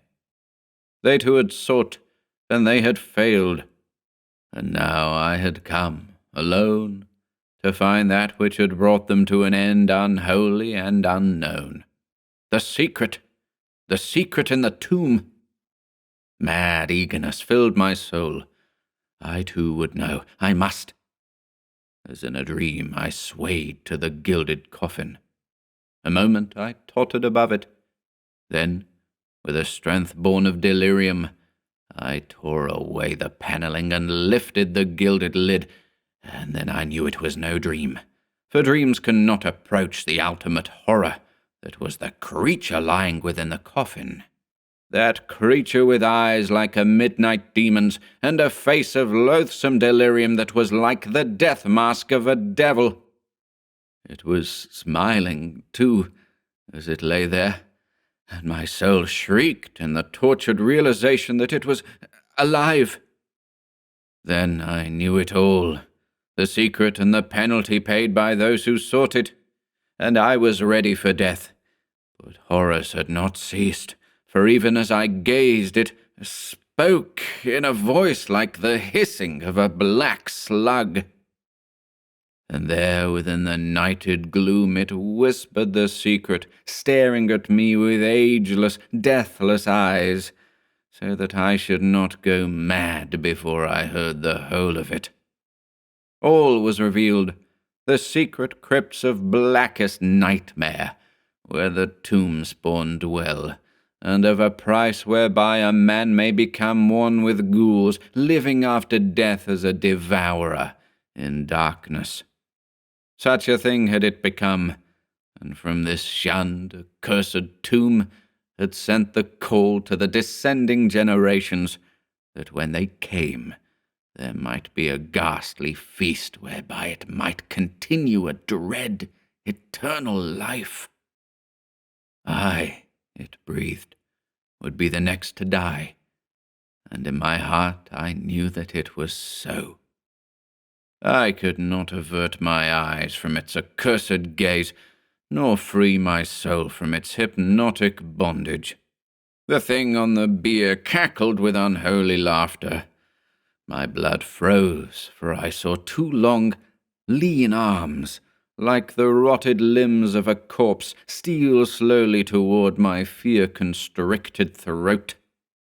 The monster sat up, and even in the clutches of my horror, I realized that there was a dim and awful resemblance between the creature in the coffin and a certain ancient portrait back in the hall. But this was a transfigured reality. Jeremy the man become Jeremy the ghoul, and I knew that it would do no good to resist. Two claws, cold as flames of icy hell, fastened around my throat, two eyes bored like maggots through my frenzied being. A laughter born of madness alone cachinnated in my ears like the thunder of doom. The bony fingers tore at my eyes and nostrils, held me helpless, while yellow fangs champed nearer and nearer to my throat. The world spun, wrapped in a mist of fiery death. Suddenly the spell broke. I wrenched my eyes away from that slavering evil face, and instantly, like a cataclysmic flash of light, came realization. This creature's power was purely mental. By that alone were my ill-fated kinsmen drawn here, and by that alone were they overcome. But once one were free from the strength of the monster's awful eyes, good God, was I going to be the victim of a crumbled mummy? My right arm swung up, striking the horror between the eyes. There was a sickening crunch.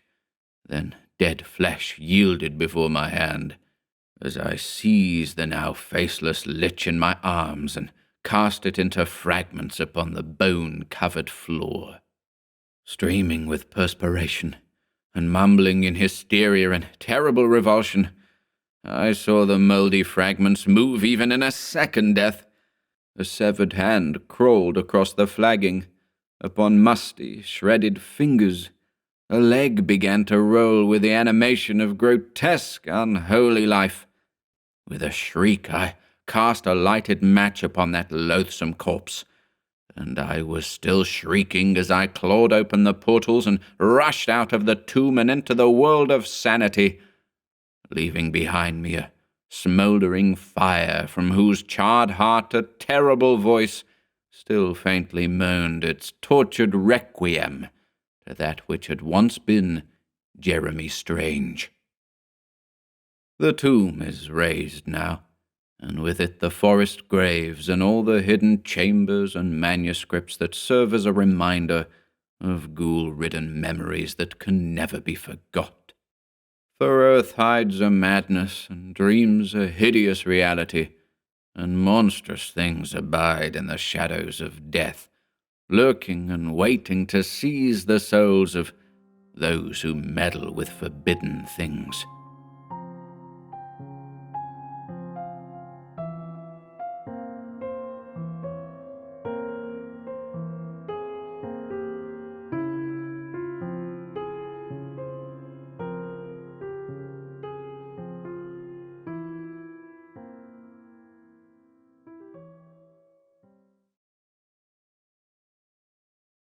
The Creeper in the Crypt by Robert Bloch. In Arkham, where ancient gables point like wizards' fingers to the sky. Strange tales are told.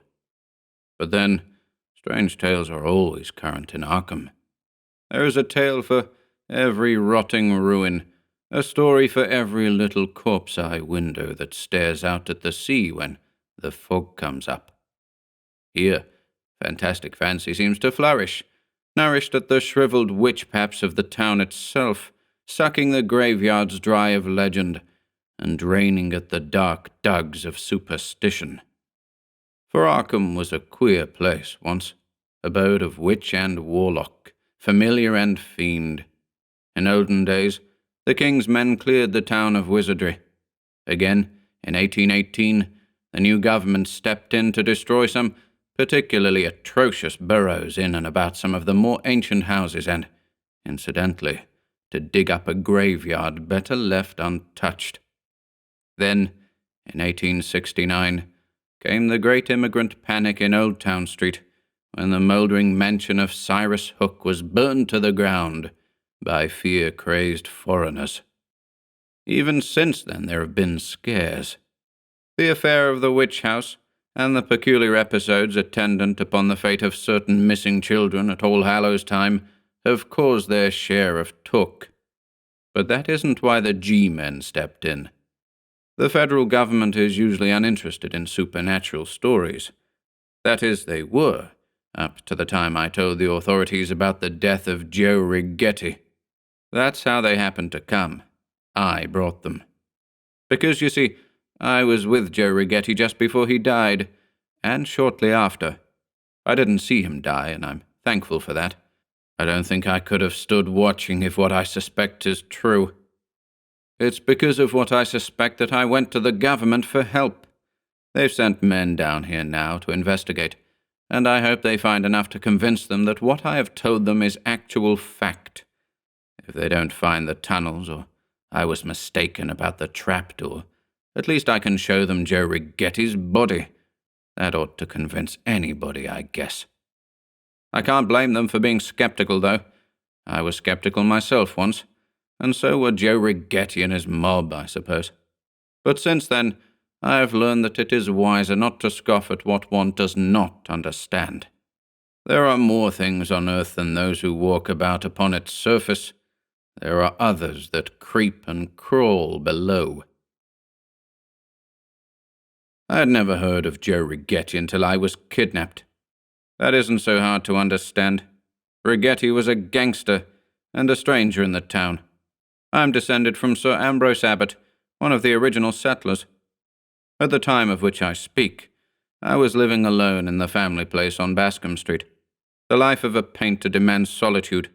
My immediate family was dead, and although socially prominent through accident of birth, I had but few friends. Consequently, it is hard to understand why Rigetti chose me to kidnap first, but then he was a stranger.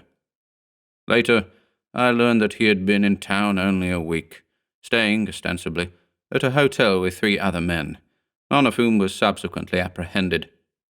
But Joe Rigetti was a totally unknown factor in my mind, until that night when I left Tarleton's party, at his home on Sewell Street.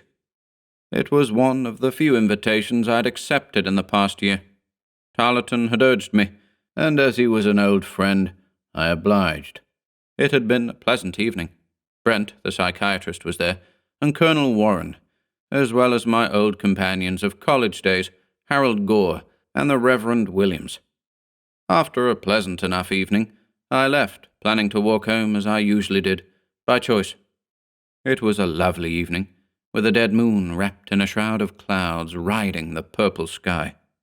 The old houses looked like silver palaces in the mystic moonlight, deserted palaces in a land where all but memories are dead. For the streets of Arkham are bare at midnight, and over all hangs the age-old enchantment of days gone by. Trees tossed their twisted tops to the sky, and stood like furtive conspirators in little groups together, while the wind whispered its plots through their branches. It was a night to inspire the fabulous thoughts and imaginative morbidities I loved so well. I walked slowly, contentedly, my thoughts free and far away. I never saw the car following me, or the man lurking ahead in the gloom.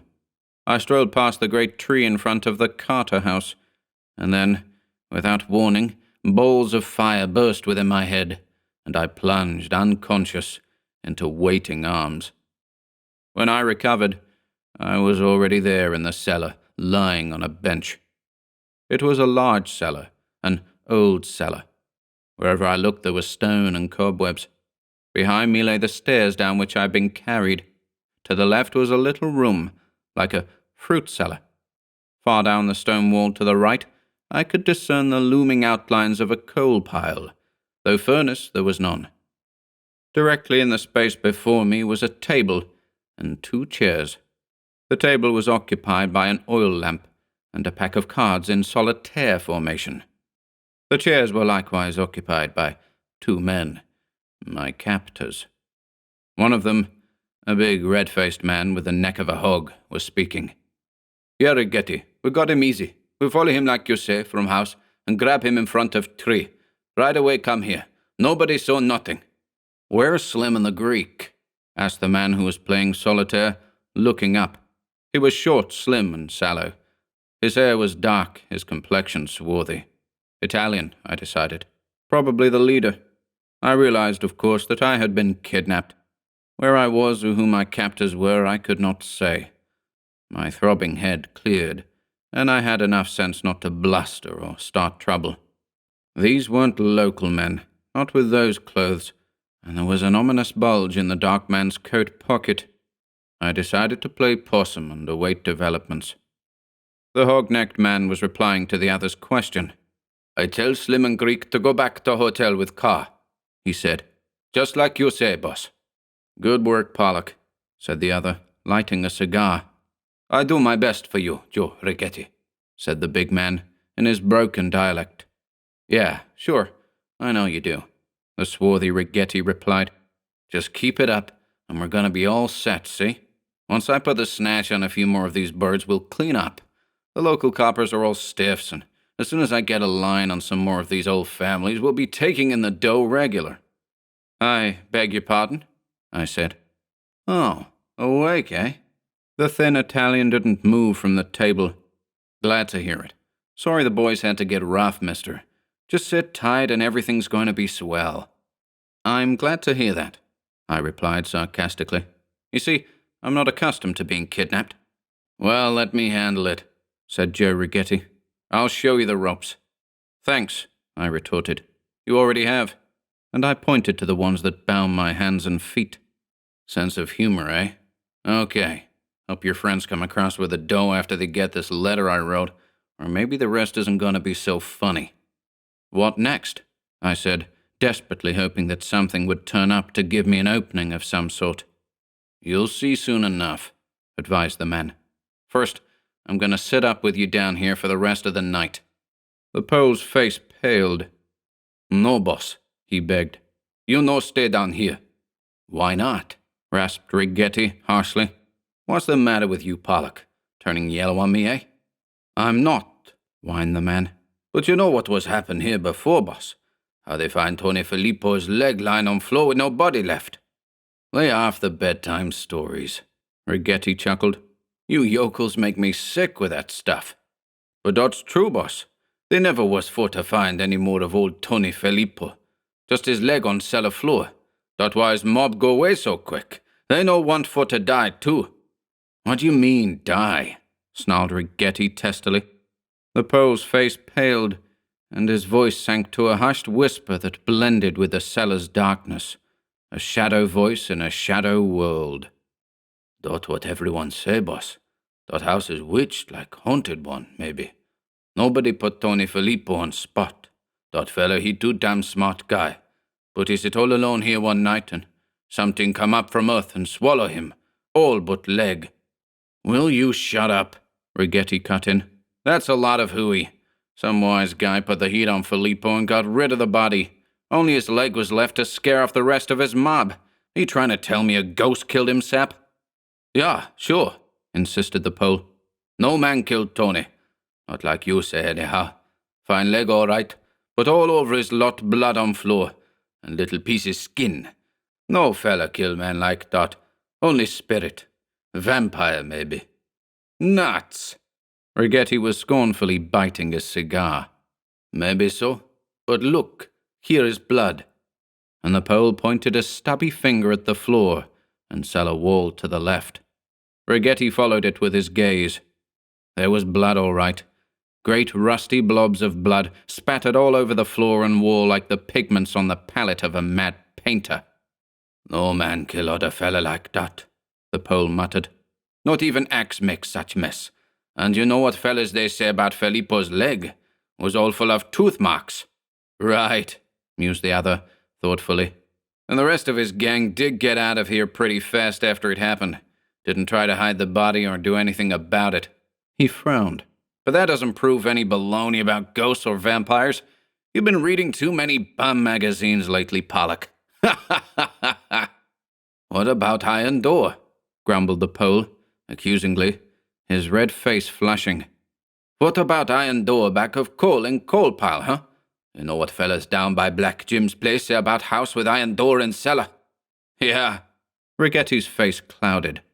You no look by iron door yet, boss, the man continued.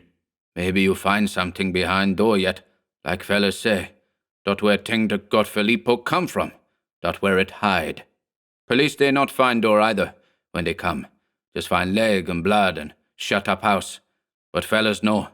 They tell me plenty about house with iron door and cellar. Sit bad place from old days when witch fellas live here. It lead to hill back of house cemetery, maybe. Perhaps that's why nobody live here so long. Afraid of what hides on other side of door. What come out and kill Tony Filippo. I know about house with iron door and cellar all right. I knew about the house too. So that's where I was. In the old Chambers house on Pringle Street. Many a story I've heard from the old folks when I was a boy. About the old man, Ezekiel Chambers, whose wizard tricks bequeathed him such an unsavory reputation in colonial days. I knew about Jonathan Dark, the other owner, who had been tried for smuggling just before the terrible days of 1818 and the abhorrent practice of grave robbing he had been said to pursue in the ancient cemetery directly behind the house on the hill. Many peculiar rumors were circulated about the mouldering house with the iron door in the cellar at this time, about the door particularly, which Dark was said to use as a passageway for bringing his stolen cadavers back to dispose of. It was even claimed that the door had never been opened when Dark was tried, because of his astounding and hideous claim that the key which locked it was on the other side. Dark had died during the trial while in prison, babbling blasphemies that no man dared believe, monstrous hints of what lay beneath the old graveyard on the hill, of tunnels and burrows and secret vaults used in witch days for unhallowed rites. He spoke of tenants in these vaults too, and of what sometimes would come to visit the house from below when a wizard invoked it with the proper spells and sacrifice. There was more too, but then Dark was quite mad.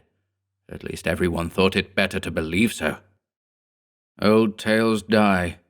The house had stood deserted for many years, until most men forgot the reason for which it had been forsaken, ascribing its vacancy only to age.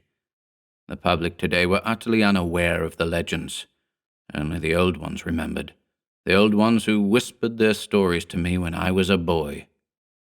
So this was the dark house to which I had been brought.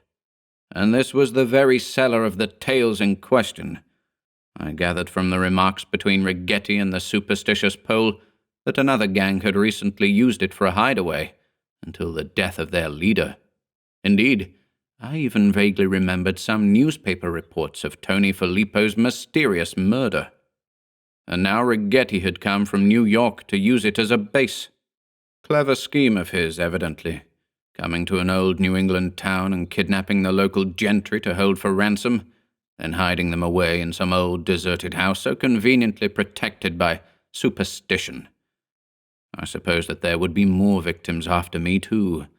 The man was smart and cunning enough to get away with it. These thoughts flashed through my mind during the argument between the Pole and his leader, but their altercation came to an abrupt halt I wish you get out of here, the Pole was saying.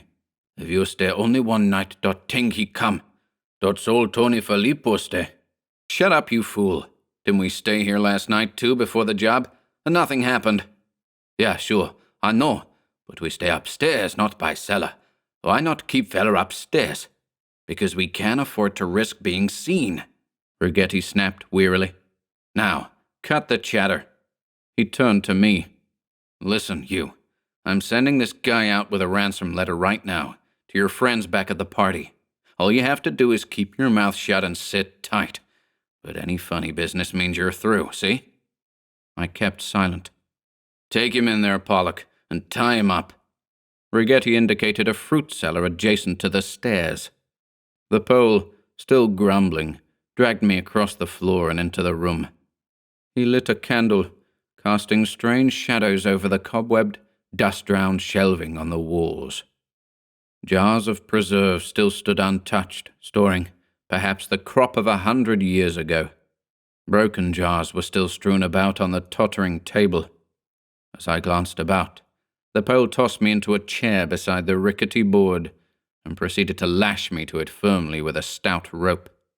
I was not gagged or blindfolded again, though the choking atmosphere about me served as a good substitute for both. He left me, closing the door. I was alone in the candle-lit quiet. I strained my ears and was rewarded by hearing Rigetti dismiss his henchman for the night, evidently to deliver the ransom note to the proper authorities. He, Rigetti, would stay behind on guard. Don't run into any ghosts on your way, he called after his companion, as the big Pole lumbered up the stairs. A slamming outer door was his only response. From the ensuing quiet, I judged Rigetti had gone back to his solitaire. Meanwhile, I looked about for some means of escape. I found it at last, on the table beside me. The broken jars, glass edges to cut my bonds. Purposefully, I edged my chair closer to the table and, if I could get a piece of that glass in my hands. As I moved, I strained my ears once more to make sure that any noise made by the chair would be inaudible to Rigetti, waiting outside. There was no sound from the chair as I reached the table, and I sighed with relief as I maneuvered my pinioned hands until they grasped a piece of glass firmly. Then I began to rub it against the edge of the rope which bound them. It was slow work. Minutes ticked away into hours, and still no sound from outside, save a muffled series of snores. Rigetti had fallen asleep over his cards. Good. Now if I could get my wrists free and work on my feet, I would be able to make it. My right hand was loose at last, though my wrist was damp with mingled sweat and blood.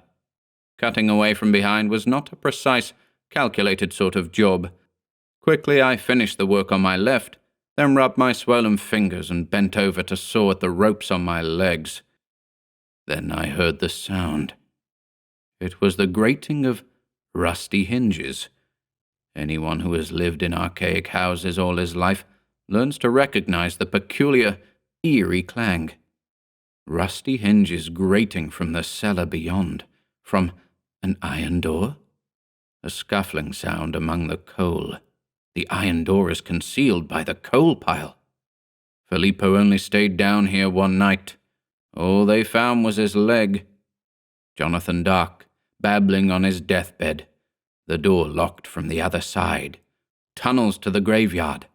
What lurks in graveyards, ancient and unseen, then creeps from crypts to feast?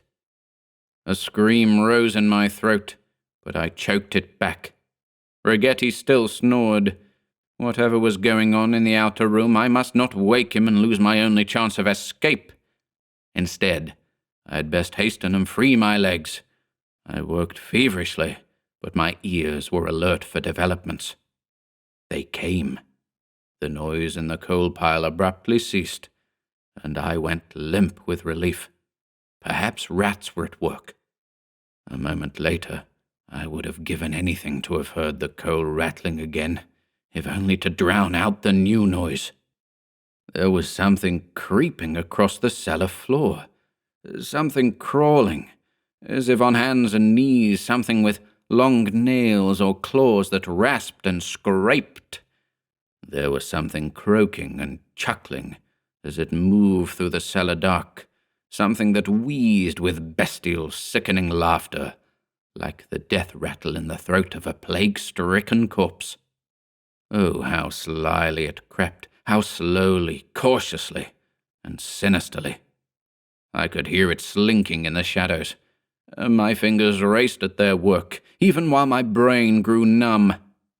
Traffic between tomb and a wizard's house, traffic with things the old wives say can never die.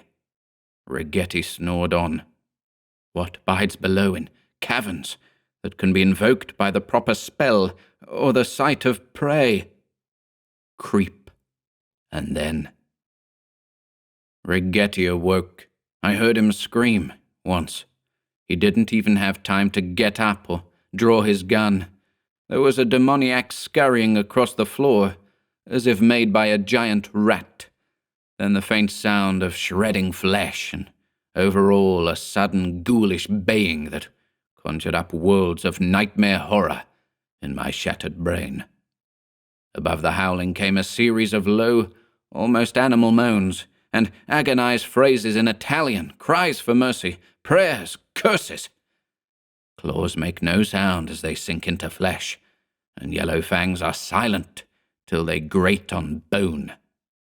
My left leg was free, then my right. Now I slashed at the rope around my waist. Suppose it came in here? The baying ceased, but the silence was haggard with horror. There are some banquets without toasts. And now, once again, moans. My spine shivered. All around me the shadows grinned, for outside was revelry as in the olden days. Revelry, and a thing that moaned and moaned and moaned. Then I was loose. As the moaning died away in the darkness, I cut the final strands of rope that bound me to my chair. I did not leave at once, for there were still sounds in the other room which I did not like. Sounds which caused my soul to shrivel and my sanity to succumb before a nameless dread. I heard that pawing and padding rustle along the floor, and after the shrieking had ceased, a worse noise took its place, a burbling noise, as if someone or something was sucking marrow from a bone. And the terrible clicking sound, the feeding sound of gigantic teeth. Yes, I waited until the crunching had mercifully ceased, and then waited on until the rustling slithered back into the cellar and disappeared. When I heard the brazen clang of a rusty door grate in the distance, I felt safe. It was then that I left at last, passing through the now deserted cellar, up the stairs, and out unguarded doors into the silver security of a moonlit night. It was very good to see the streetlights again, and hear the trolleys rumble from afar. My taxi took me to the precinct station, and after I'd told my story, the police did the rest. I told my story, but I did not mention the iron door against the hillside. That I saved for the ears of the government men. Now they can do what they like about it, since I am far away. But I did not want anybody prying around too closely to that door while I remained in the city, because even now I cannot, dare not, say what might lurk behind it. The hillside leads to the graveyard, and the graveyard to places far beneath, and in olden days there was a curious traffic betwixt tomb and tunnel and a wizard's house, traffic not confined to men alone. I'm pretty positive about all this, too, not alone from the disappearance of the Filippo gang, or the wildly whispered tales of the foreign men, not alone from these, but from a much more concrete and ghastly proof. It is a proof I don't care to speak about even today, a proof that the police know, but which is fortunately deleted from newspaper accounts of the tragedy. What men will find behind that iron door I will not venture to say, but I think I know why only Filippo's leg was found before. I did not look at the iron door before I left the house, but I did see something else in the cellar, as I passed through to the stairs. That is why I ran frantically up the steps. That is why I went to the government. And that is why I never want to go back to witch-haunted, age-accursed Arkham. I found proof. Because when I went out, I saw Joe Rigetti sitting in his chair by the table in the cellar. The lamp was on, and I am quite sure I saw no footprints. I'm glad of that.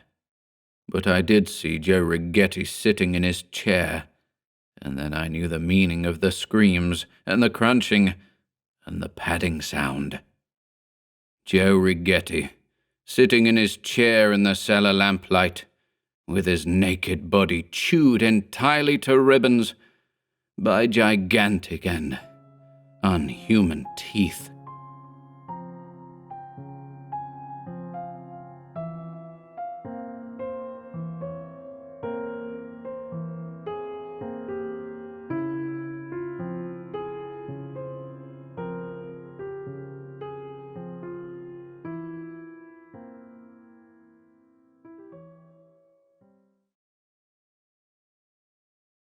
Fane of the Black Pharaoh by Robert Bloch. 1.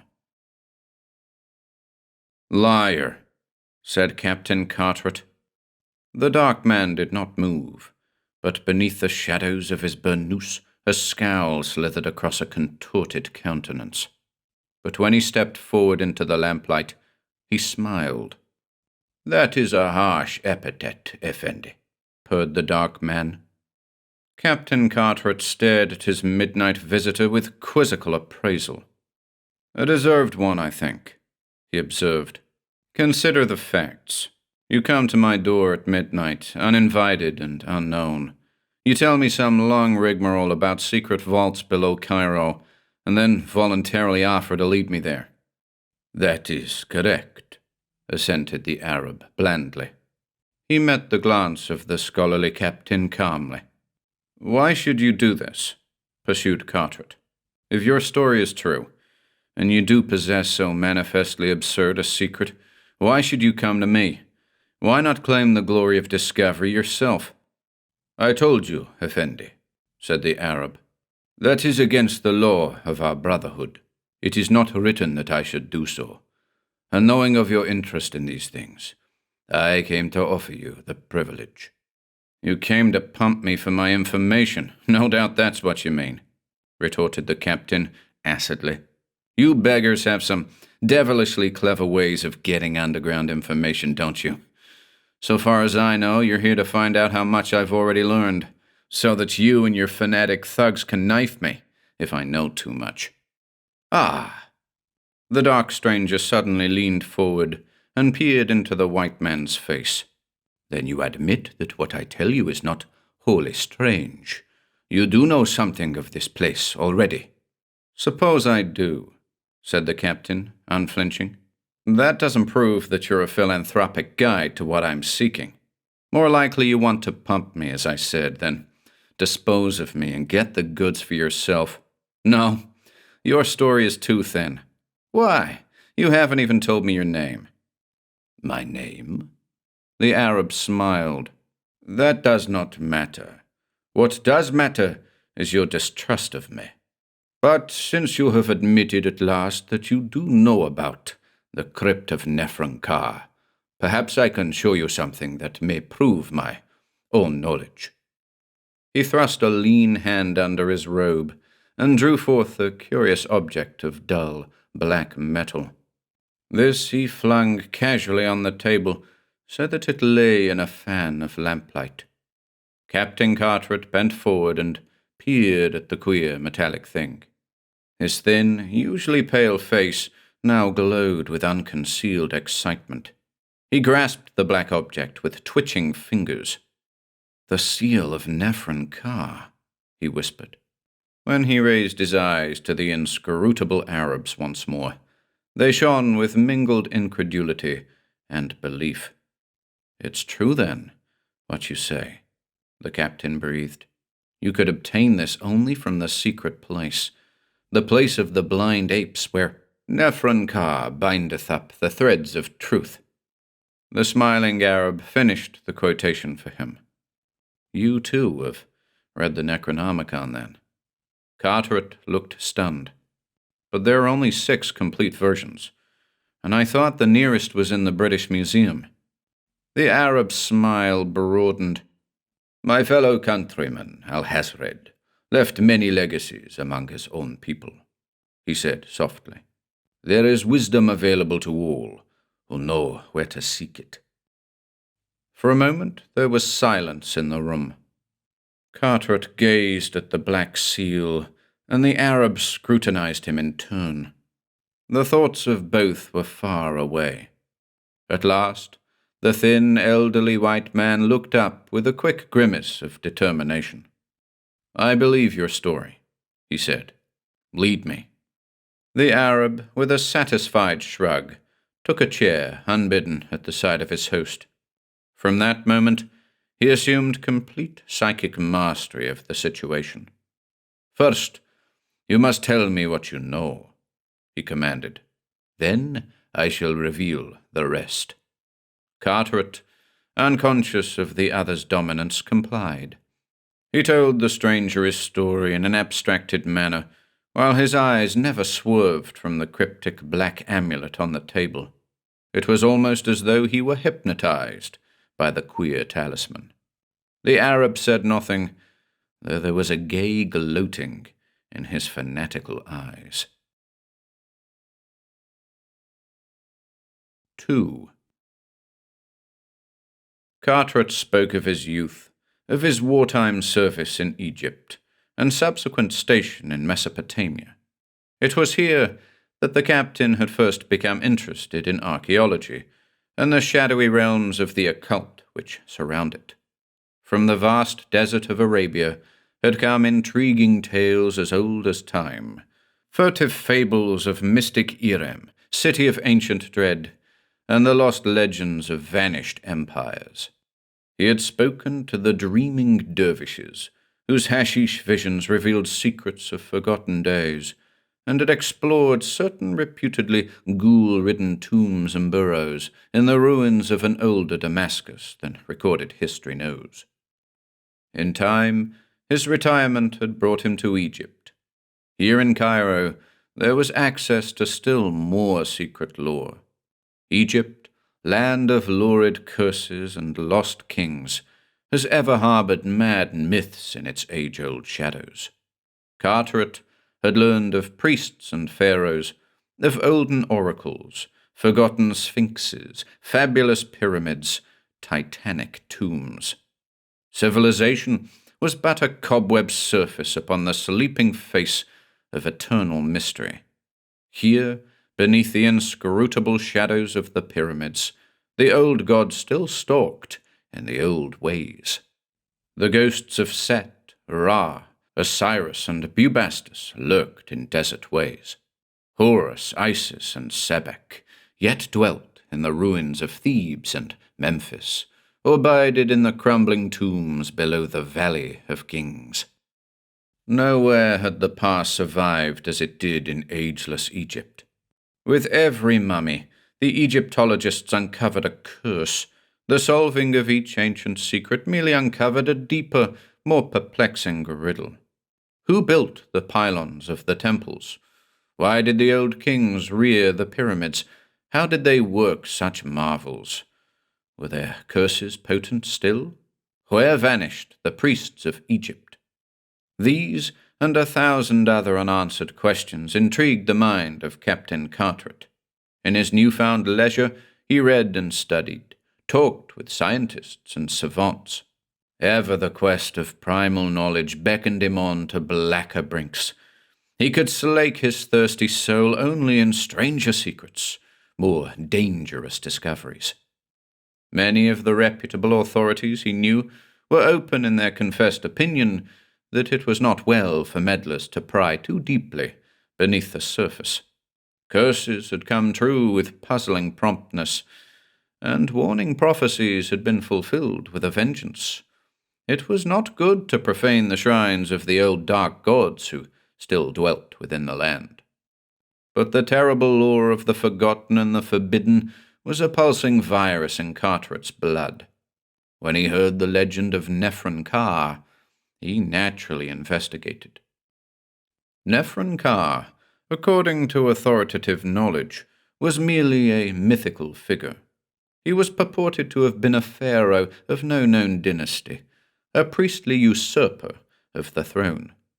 The most common fables placed his reign in almost biblical times. He was said to have been the last and greatest of that Egyptian cult of priest-sorcerers, who for a time transformed the recognized religion into a dark and terrible thing. This cult, led by the arch-hierophants of Bubastis, Anubis, and Sebek, viewed their gods as the representatives of actual hidden beings, monstrous beast-men who shambled on earth in primal days.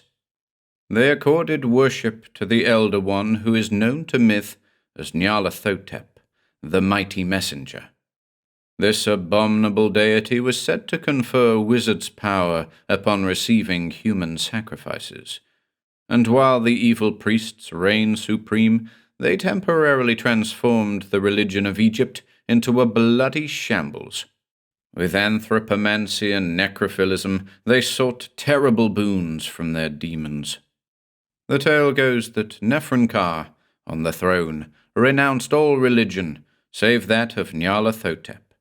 He sought the power of prophecy and built temples to the blind ape of truth. His utterly atrocious sacrifices at length provoked a revolt, and it is said that the infamous Pharaoh was at last dethroned. According to this account, the new ruler and his people immediately destroyed all vestiges of the former reign, demolished all temples and idols of Nyarlathotep, and drove out the wicked priests who prostituted their faith to the carnivorous Bubastis, Anubis, and Sebek. The Book of the Dead was then amended so that all references to the pharaoh Nephron-Ka and his accursed cults were deleted. Thus, argues the legend, the furtive faith was lost to reputable history. As to Nephron-Ka himself, a strange account is given of his end. The story ran that the dethroned pharaoh fled to a spot adjacent to what is now the modern city of Cairo. Here it was his intention to embark with his remaining followers for a westward isle. Historians believe that this isle was Britain, where some of the fleeing priests of Bubastis actually settled. But the pharaoh was attacked and surrounded, his escape blocked. It was then that he had constructed a secret, underground tomb, in which he caused himself and his followers to be interred alive. With him in this vivisepulture, he took all his treasure and magical secrets, so that nothing would remain for his enemies to profit by. So cleverly did his remaining devotees contrive this secret crypt that the attackers were never able to discover the resting place of the Black Pharaoh. Thus the legend rests. According to common currency, the fable was handed down by the few remaining priests who actually stayed on the surface to seal the secret place. They and their descendants were believed to have perpetuated the story and the old faith of evil. Following up this exceedingly unusual story, Cartwright delved into the old tomes of the time. During a trip to London, he was fortunate enough to be allowed an inspection of the unhallowed and archaic Necronomicon of Abdul al-Hazred. In it were further emendations.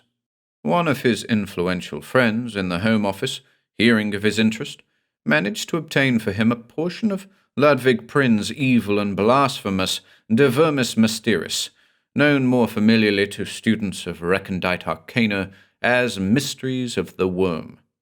Here, in that greatly disputed chapter on Oriental myth entitled Saracenic Rituals, Cartwright found still more concrete elaborations of the Nephron-Ka tale. Prin, who consorted with the medieval seers and prophets of Saracen times in Egypt, gave a good deal of prominence to the whispered hints of Alexandrian necromancers and adepts. They knew the story of Nephron-Ka, and alluded to him as the Black Pharaoh. Prynne's account of the pharaoh's death was much more elaborate. He claimed that the secret tomb lay directly beneath Cairo itself, and professed to believe that it had been opened and reached. He hinted at the cult survival mentioned in the popular tales, spoke of a renegade group of descendants whose priestly ancestors had interred the rest alive. They were said to perpetuate the evil faith, and to act as guardians of the dead Nephren-Ka and his buried brethren, lest some interloper discover and violate his resting place in the crypt. After the regular cycle of 7,000 years, the Black Pharaoh and his band would then arise once more and restore the dark glory of the ancient faith. The crypt itself, if Prynne is to be believed, was a most unusual place. Nephren-Ka's servants and slaves had builded him a mighty sepulchre, and the burrows were filled with the rich treasure of his reign. All of the sacred images were there, and the jeweled books of esoteric wisdom reposed within.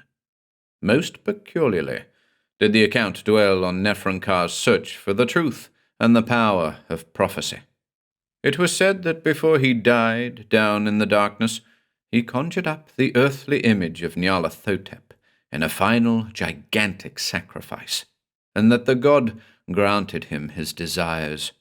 Nephren-Ka had stood before the images of the blind ape of truth and received the gift of divination over the gory bodies of 100 willing victims. Then, in nightmare manner, Prynne recounts that the entombed pharaoh wandered among his dead companions and inscribed on the twisted walls of his tomb the secrets of the future. In pictures and ideographs, he wrote the history of days to come, reveling in omniscient knowledge till the end. He scrawled the destinies of kings to come, painted the triumphs and the dooms of unborn empires. Then, as the blackness of death shrouded his sight, and palsy wrenched the brush from his fingers, he betook himself in peace to his sarcophagus, and there died. So said Ludwig Prynne, he that consorted with ancient seers.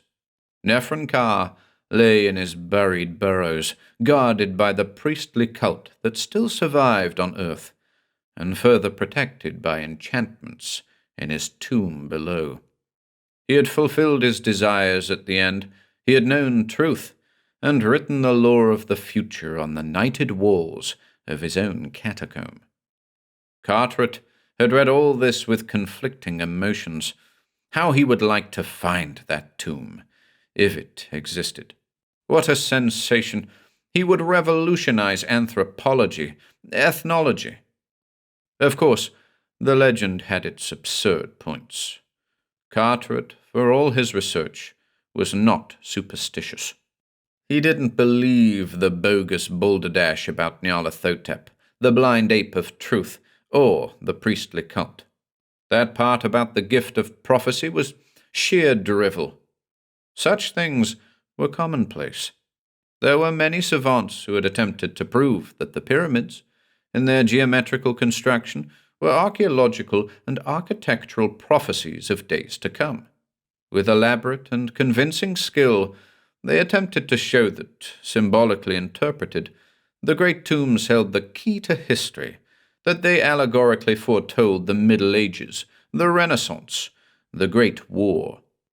This, Carteret believed, was rubbish, and the utterly absurd notion that a dying fanatic had been gifted with prophetic power and scrawled the future history of the world on his tomb as a last gesture before death, that was impossible to swallow. Nevertheless, despite his skeptical attitude, Captain Carteret wanted to find the tomb, if it existed. He had returned to Egypt with that intention, and immediately set to work. So far, he had a number of clues and hints. If the machinery of his investigation did not collapse, it was now only a matter of days before he would discover the actual entrance to the spot itself. Then he intended to enlist proper governmental aid and make his discovery public to all. This much he now told the silent Arab, who had come out of the night with a strange proposal and a weird credential, the seal of the Black Pharaoh, Nephron-Ka. 3. When Carteret finished his summary, he glanced at the dark stranger in interrogation. "What next?" he asked. "Follow me," said the other urbanely. "I shall lead you to the spot you seek." "Now?" gasped Carteret. The other nodded. "But it's too sudden. I mean, the whole thing is like a dream. You come out of the night, unbidden and unknown, show me the seal, and graciously offer to grant me my desires. Why? It doesn't make sense." "This makes sense." The grave Arab indicated the black seal. "Yes," admitted Carteret. "But how can I trust you? Why must I go now? Wouldn't it be wiser to wait and get the proper authorities behind us? Won't there be need of excavation? Aren't there necessary instruments to take?" "No." The other spread his palms upward. "Just come." "Look here." Carteret's suspicion crystallized in his sharp tones. "How do I know this isn't a trap? Why should you come to me this way? Who the devil are you?" "Patience." The dark man smiled. "I shall explain all.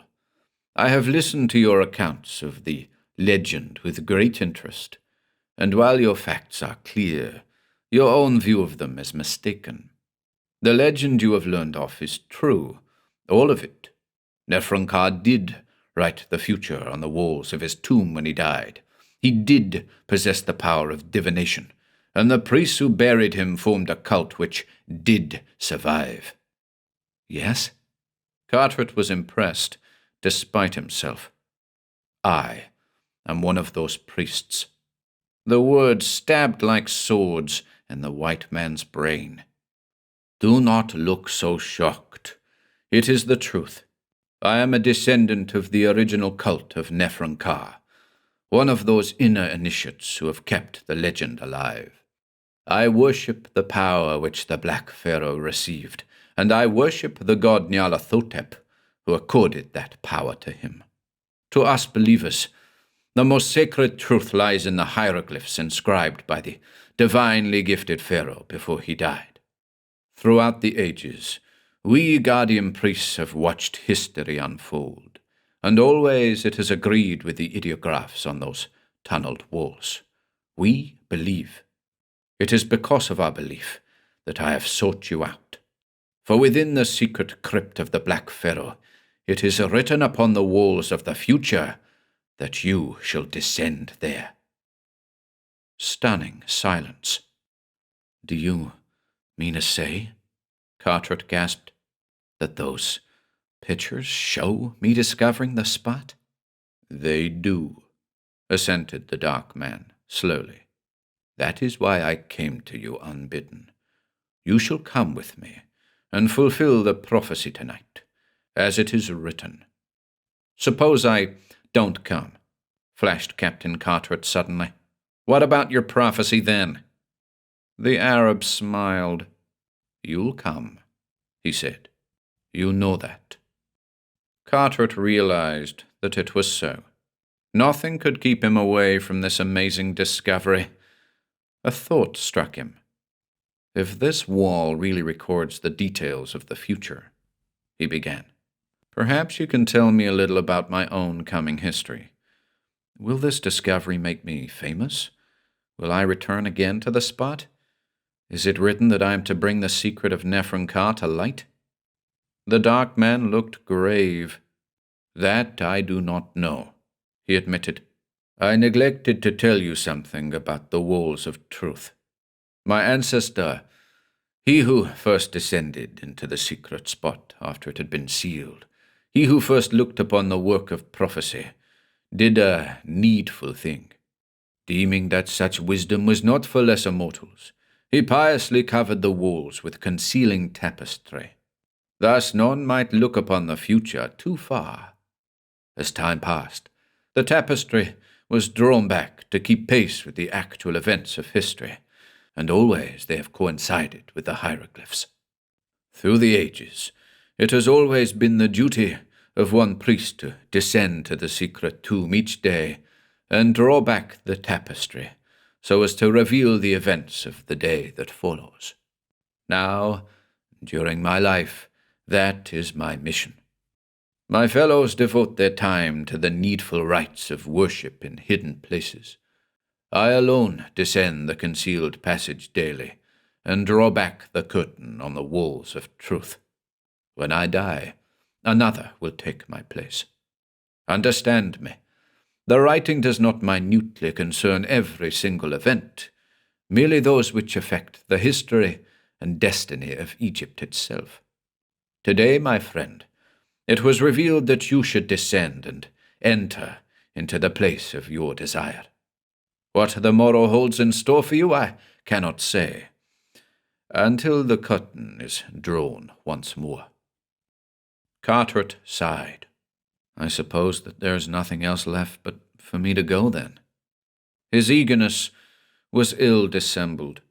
The dark man observed this at once, and smiled cynically, while he strode to the door. "Follow me," he commanded. To Captain Carteret, that walk through the moonlit streets of Cairo was blurred in chaotic dream. His guide led him into labyrinths of looming shadows.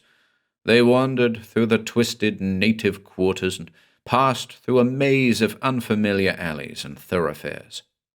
Carteret strode mechanically at the dark stranger's heels, his thoughts avid for the great triumph to come. He hardly noticed their passage through a dingy courtyard.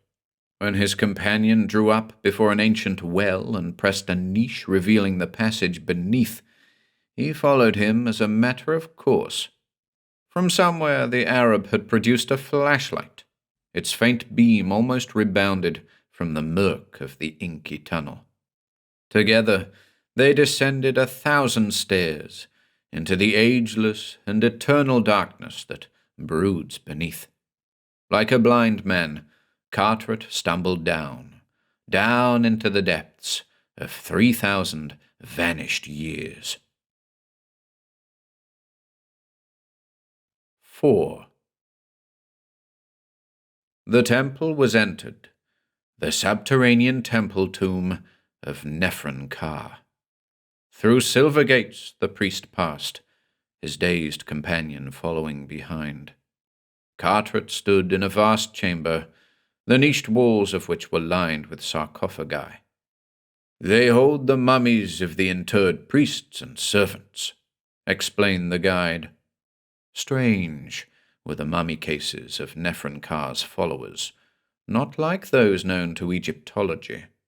The carven covers bore no recognized conventional features, as was the usual custom.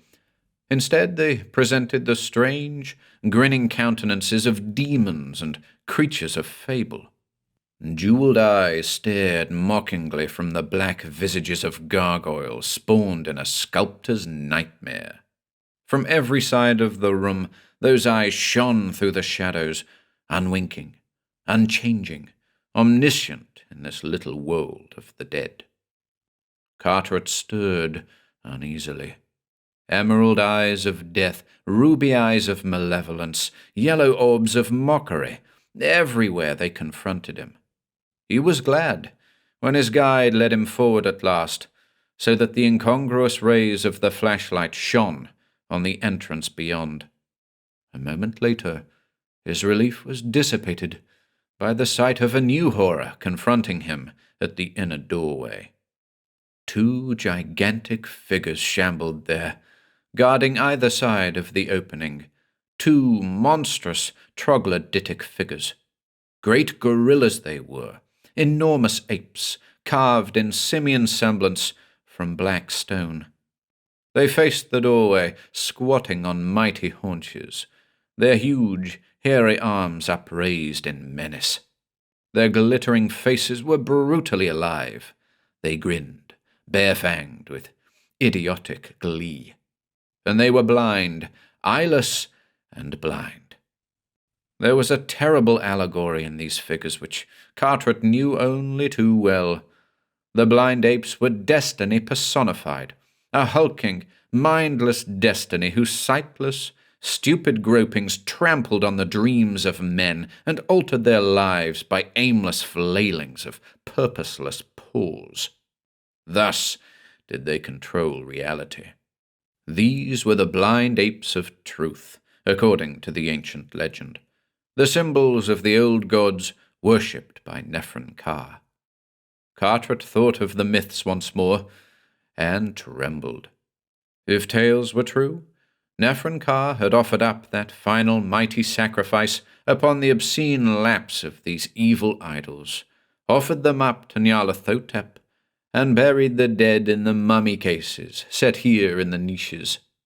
Then he had gone on to his own sepulchre within. The guide proceeded stolidly past the looming figures. Carteret, dissembling his dismay, started to follow.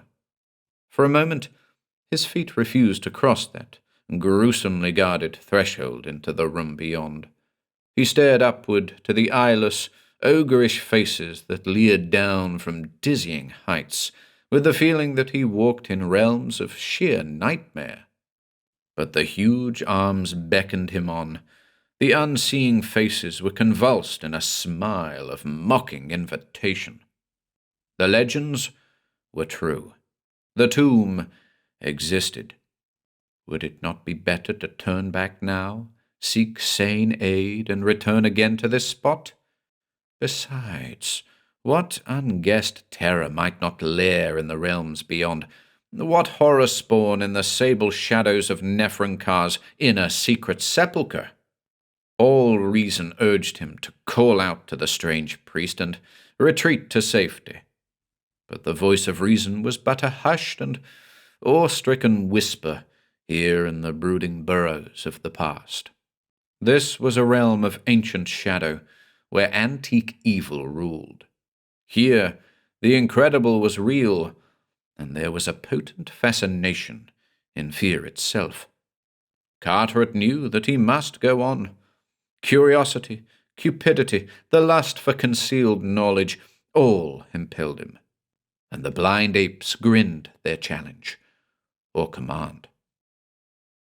The priest entered the third chamber, and Carteret followed. Crossing the threshold, he plunged into an abyss of unreality. The room was lighted by braziers set in 1,000 stations. Their glow bathed the enormous burrow with fiery luminance. Captain Carteret, his head reeling from the heat and mephitic miasma of the place, was thus able to see the entire extent of this incredible cavern. Seemingly endless, a vast corridor stretched on a downward slant into the earth beyond. A vast corridor utterly barren, save for the winking red braziers along the walls. Their flaming reflections cast grotesque shadows that glimmered with unnatural life. Carteret felt as though he were gazing on the entrance to Karnata, the mythical underworld of Egyptian lore. "Here we are," said his guide softly. The unexpected sound of a human voice was startling. For some reason it frightened Carteret more than he cared to admit. He had fallen into a vague acceptance of these scenes as being part of a fantastic dream. Now the concrete clarity of a spoken word only confirmed an eerie reality. Yes, here they were, in the spot of legend, the place known to Alhazred, Prynne, and all the dark delvers into unhallowed history. The tale of Nephren-Ka was true, and if so, what about the rest of this strange priest's statements? What about the walls of truth on which the Black Pharaoh had recorded the future, had foretold Carteret's own advent on the secret spot? As if in answer to these inner whispers, the guide smiled. "Come, Captain Carteret, do you not wish to examine the walls more closely?" The captain did not wish to examine the walls. Desperately he did not. For they, if in existence, would confirm the ghastly horror that gave them being. If they existed, it meant that the whole evil legend was real, that Nephron-Ka, Black Pharaoh of Egypt, had indeed sacrificed to the dread dark gods, and that they had answered his prayer. Captain Carteret did not greatly wish to believe in such utterly blasphemous abominations as Nyarlathotep. He sparred for time. "Where is the tomb of Nephron-Ka himself?" he asked. "Where are the treasure and the ancient books?" The guide extended a lean forefinger. "At the end of this hall," he exclaimed. Peering down the infinity of lighted walls, Carteret indeed fancied that his eyes could detect a dark blur of objects in the dim distance. "Let us go there," he said. The guide shrugged. He turned, and his feet moved over the velvet dust. Carteret followed, as if drugged. "The walls," he thought. "I must not look at the walls. The walls of truth. The Black Pharaoh sold his soul to Nyarlathotep and received the gift of prophecy. Before he died here, he wrote the future of Egypt on the walls. I must not look, lest I believe. I must not know." Red lights glittered on either side, step after step, light after light, glare, gloom, glare, gloom, glare. The lights beckoned, enticed, attracted. "Look at us," they commanded. "See, dare to see all." Carteret followed his silent conductor. "Look!" flashed the lights. Carteret's eyes grew glassy. His head throbbed. The gleaming of the lights was mesmeric. They hypnotized with their allure. "Look!" Would this great hall never end? No, there were thousands of feet to go. "Look!" challenged the leaping lights. Red serpent eyes in the underground dark, eyes of tempters, bringers of black knowledge. "Look! Wisdom! No!" winked the lights. They flamed in Carteret's brain. Why not look? It was so easy. Why fear? Why? His dazed mind repeated the question. Each following flare of fire weakened the question. At last, Carteret looked. 5. Mad minutes passed before he was able to speak. Then he mumbled in a voice audible only to himself. "True," he whispered. "All true." He stared at the towering wall to his left, limned in red radiance. It was an interminable Bayeux tapestry carved in stone. The drawing was crude in black and white, but it frightened. This was no ordinary Egyptian picture writing. It was not in the fantastic, symbolical style of ordinary hieroglyphics. That was the terrible part.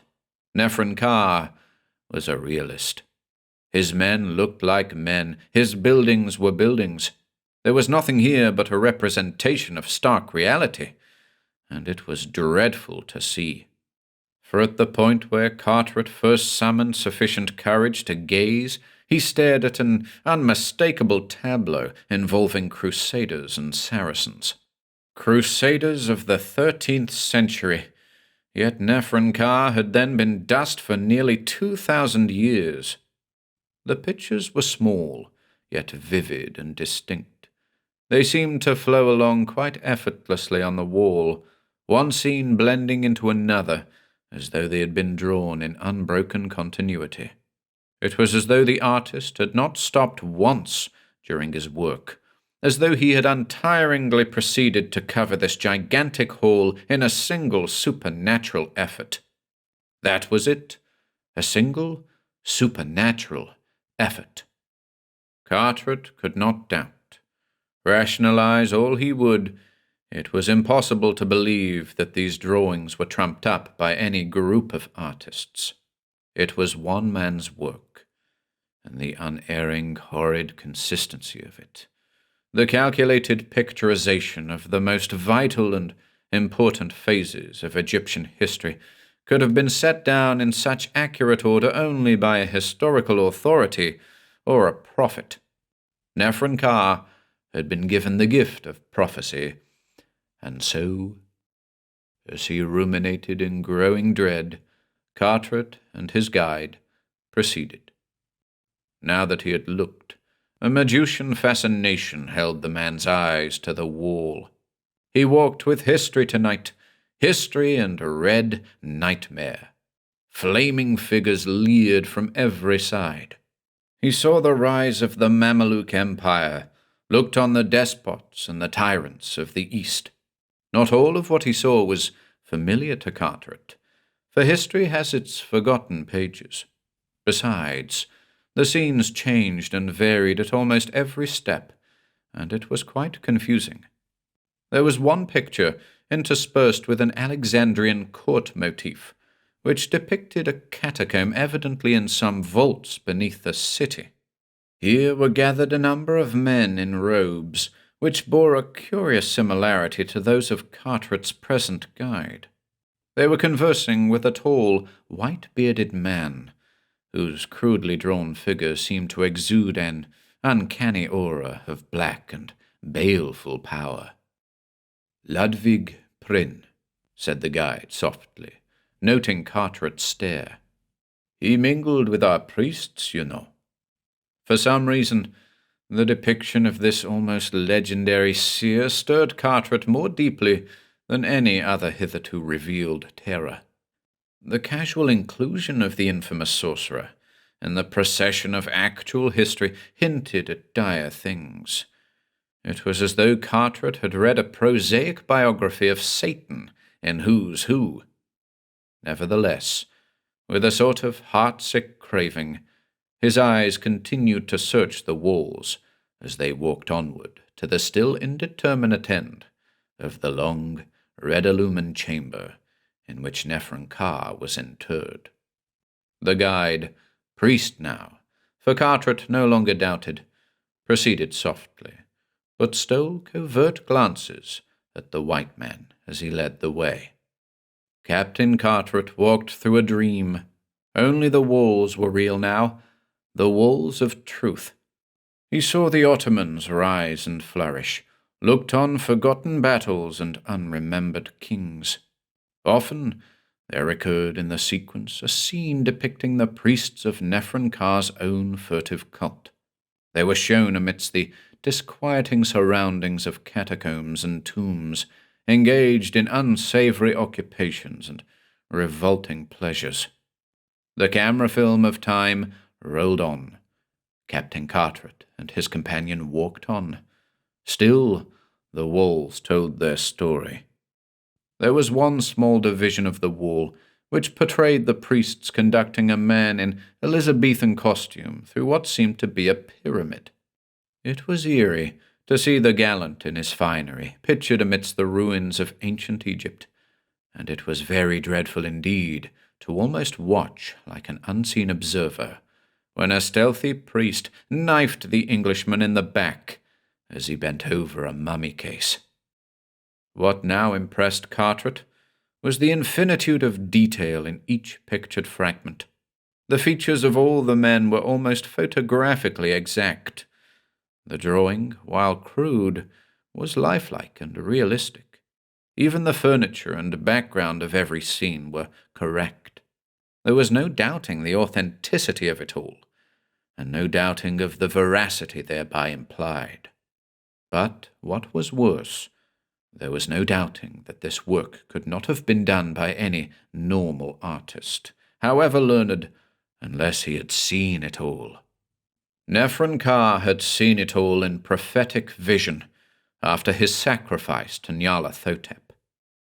Carteret was looking at truths inspired by a demon. On and on to the flaming fane of worship and death at the end of the hall. History progressed as he walked. Now he was looking at a period of Egyptian lore that was almost contemporary. The figure of Napoleon appeared. The Battle of Abukir, the massacre of the pyramids, the downfall of the Mameluke horsemen, the entrance to Cairo. Once again, a catacomb with priests, and 3 figures, white men in French military regalia of the period. The priests were leading them into a red room. The Frenchmen were surprised, overcome, slaughtered. It was vaguely familiar. Carteret was recalling what he knew of Napoleon's commission.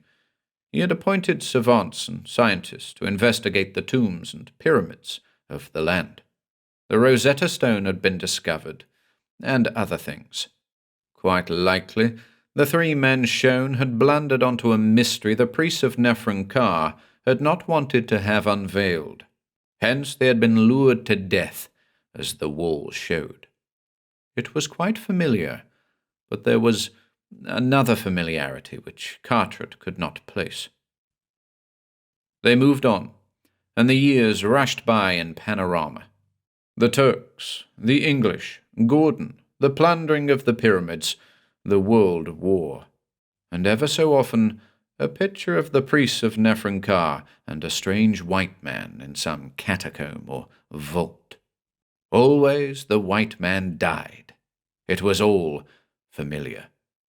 Carteret looked up and saw that he and the priest were very near to the blackness at the end of the great fiery hall. Only 100 steps or so, in fact. The priest, face hidden in his burnous, was beckoning him on. Carteret looked at the wall. The pictures were almost ended. But no. Just ahead was a great curtain of crimson velvet on a ceiling rack which ran off into the blackness and reappeared from shadows on the opposite side of the room to cover that wall. "The future," explained his guide. And Captain Carteret remembered that the priest had told how each day he drew back the curtain a bit, so that the future was always revealed just one day ahead. He remembered something else, and hastily glanced at the last visible section of the wall of truth next to the curtain. He gasped. It was true. Almost as though gazing into a miniature mirror, he found himself staring into his own face.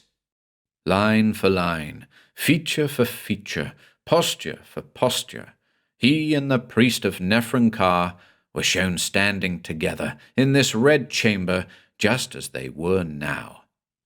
The red chamber, familiarity. The Elizabethan man with the priests of Nefernkar were in a catacomb when the man was murdered. The French scientists were in a red chamber when they died.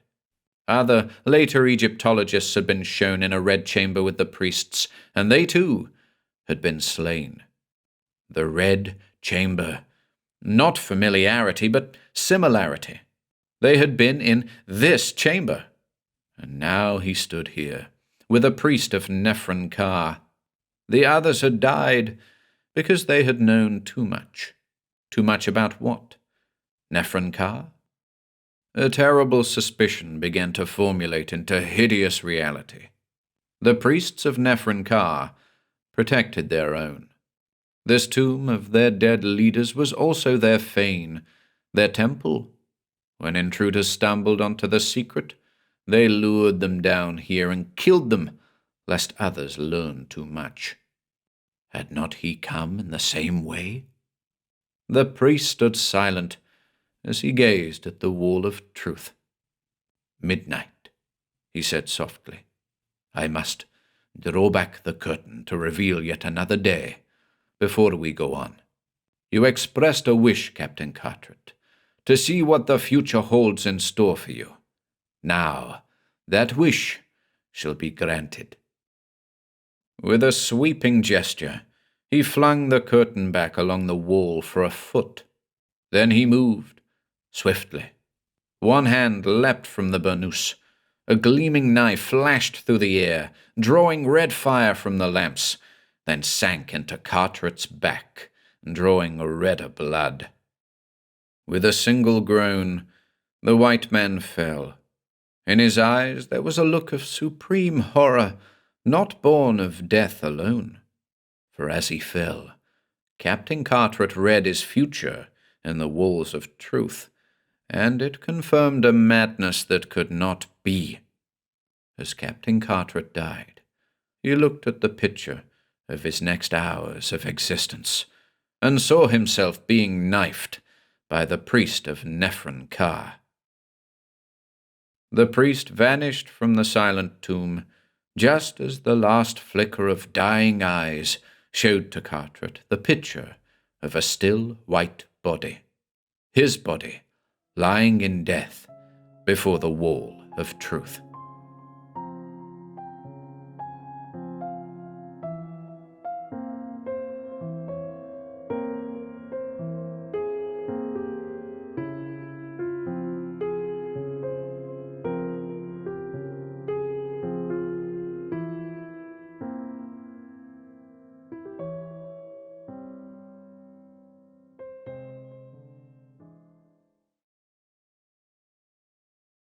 Notebook found in a deserted house by Robert Bloch.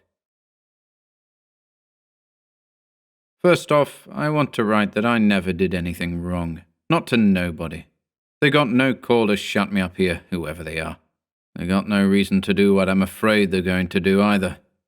I think they're coming pretty soon, because they've been gone outside a long time. Digging, I guess, in that old well, looking for a gate, I heard.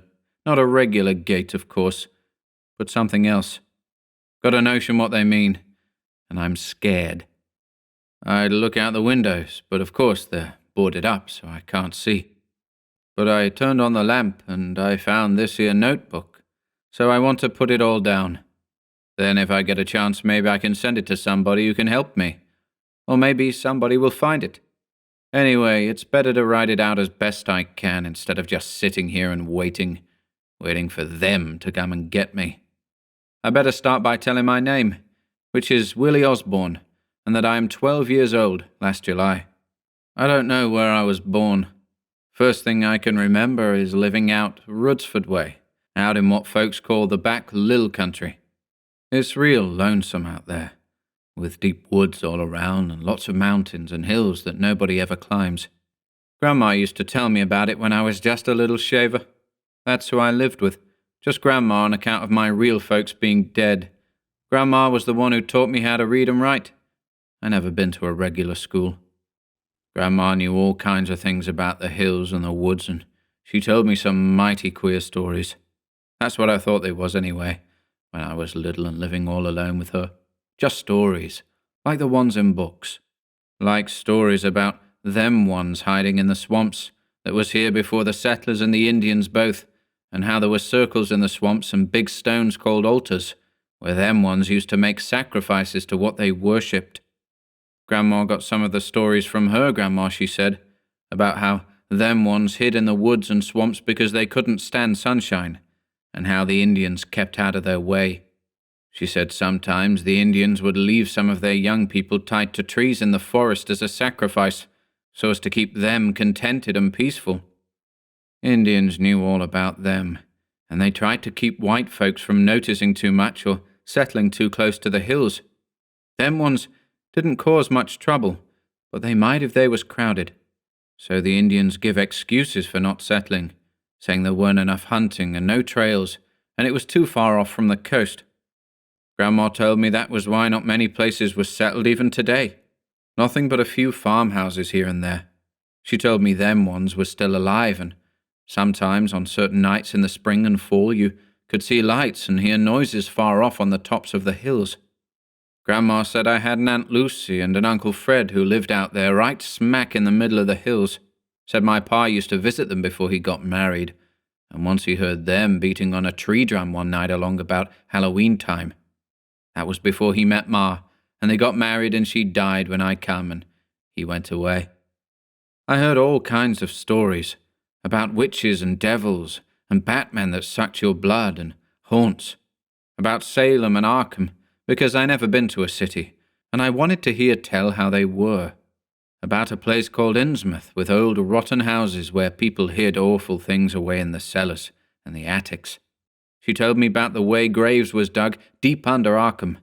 Made it sound like the whole country was full of haunts. She used to scare me, telling about how some of these things looked and all, but she never would tell me how them ones looked, no matter how much I asked. Said she didn't want me to have any truck with such things. Bad enough she and her kin knew as much as they did. Almost too much for decent, God-fearing people. It was lucky for me I didn't have to bother with such ideas, like my own ancestor on my father's side, Mehitabel Osborne, who got hanged for a witch back in the Salem days. So they was just stories to me until last year, when Grandma died and Judge Crabbenthorpe put me on the train and I went out to live with Aunt Lucy and Uncle Fred in the very same hills that Grandma used to tell about so often.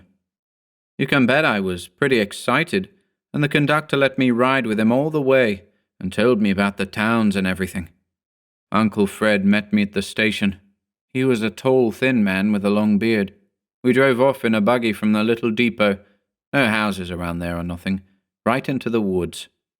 Funny thing about those woods, they were so still and quiet. Gave me the creeps, they were so dark and lonesome. Seemed like nobody had ever shouted or laughed or even smiled in them.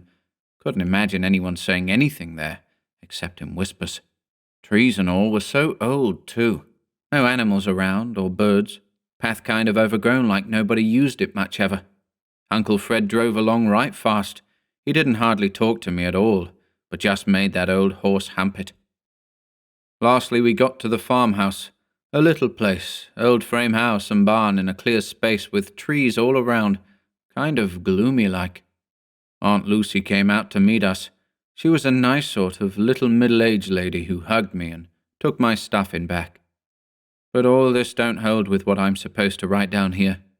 It don't matter that all this last year I was living in the house here with them, eating off the stuff Uncle Fred farmed without ever going into town. No other farms around here for almost 4 miles and no school, so evenings Aunt Lucy would help me with my reading. I never played much. At first, I was scared of going into the woods on account of what Grandma had told me. Besides, I could tell as Aunt Lucy and Uncle Fred was scared of something, from the way they locked the doors at night, and never went into the woods after dark, even in summer.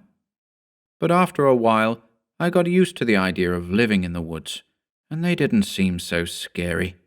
I did chores for Uncle Fred, of course, but sometimes in afternoons when he was busy I'd go off by myself, particular by the time it was fall. And that's how I heard one of the things. It was early October. I was in the glen right by the big boulder. Then the noise started. I got behind that rock fast. You see, like I say, there isn't any animals in the woods, nor people, except perhaps old Cat Pritchett, the mailman, who only comes through on Thursday afternoons. So when I heard a sound that wasn't Uncle Fred or Aunt Lucy calling to me, I knew I better hide. About that sound. It was far away at first, kind of a dropping noise. Sounded like the blood falling in little spurts on the bottom of the bucket when Uncle Fred hung up a butchered hog. I looked around, but I couldn't make out nothing, and I couldn't figure out the direction the noise was from either. The noise sort of stopped for a minute, and there was only twilight and trees, still as death. Then the noise started again, nearer and louder. Sounded like a lot of people running or walking all at once, moving this way. Twigs busting under feet and scrabbling in the bushes, all mixed up in the noise. I scrunched down behind that boulder and kept real quiet. I can tell that whatever makes the noise, it's real close now, right in the glen. I want to look up, but dasn't because the sound is so loud and mean. And also, there is an awful smell like something that was dead and buried being uncovered again in the sun. All at once, the noise stops again, and I can tell that whatever makes it is real close by. For a minute, the woods are creepy still. Then comes the sound. It's a voice, and it's not a voice. That is, it doesn't sound like a voice, but more like a buzzing or croaking, deep and droning. But it has to be a voice, because it is saying words. Not words I could understand, but words. Words that made me keep my head down, half afraid I might be seen and half afraid I might see something. I stayed there sweating and shaking. The smell was making me pretty sick, but that awful, deep droning voice was worse, saying over and over something like, Ia Shabnigrath, Magyar Ilyer, Neb Shagoth. I can't hope to spell it out the way it sounded, but I heard it enough times to remember. I was still listening when the smell got awful thick, and I guess I must have fainted, because when I woke up, the voice was gone, and it was getting quite dark.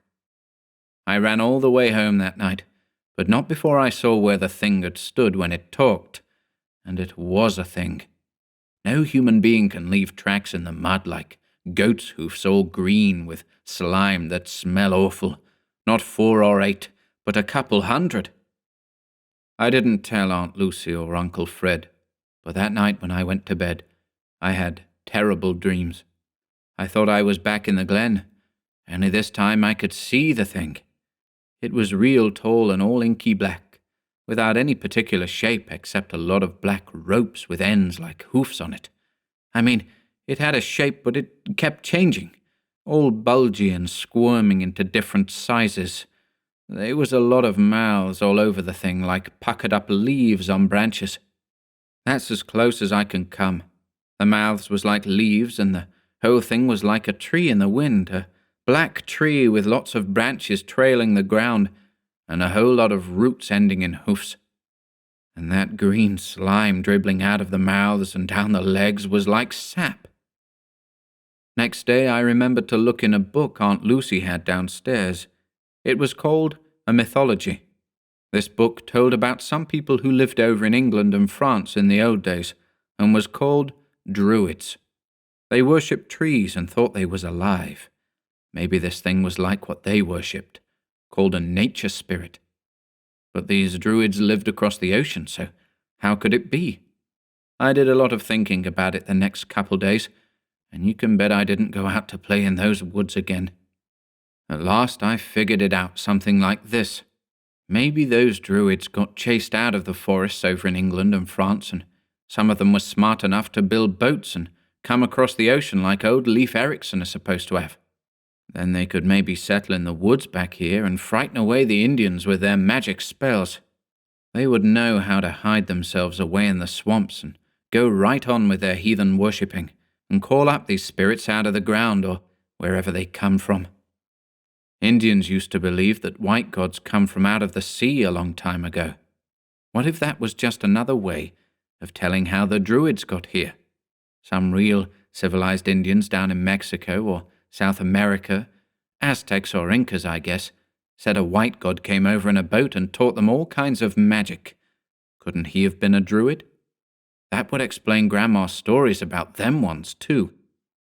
Those Druids hiding in the swamps would be the ones who did the drumming and pounding and lit the fires on the hills. And they would be calling up them ones, the tree spirits or whatever, out of the earth. Then they would make sacrifices. Those Druids always made sacrifices with blood, just like the old witches.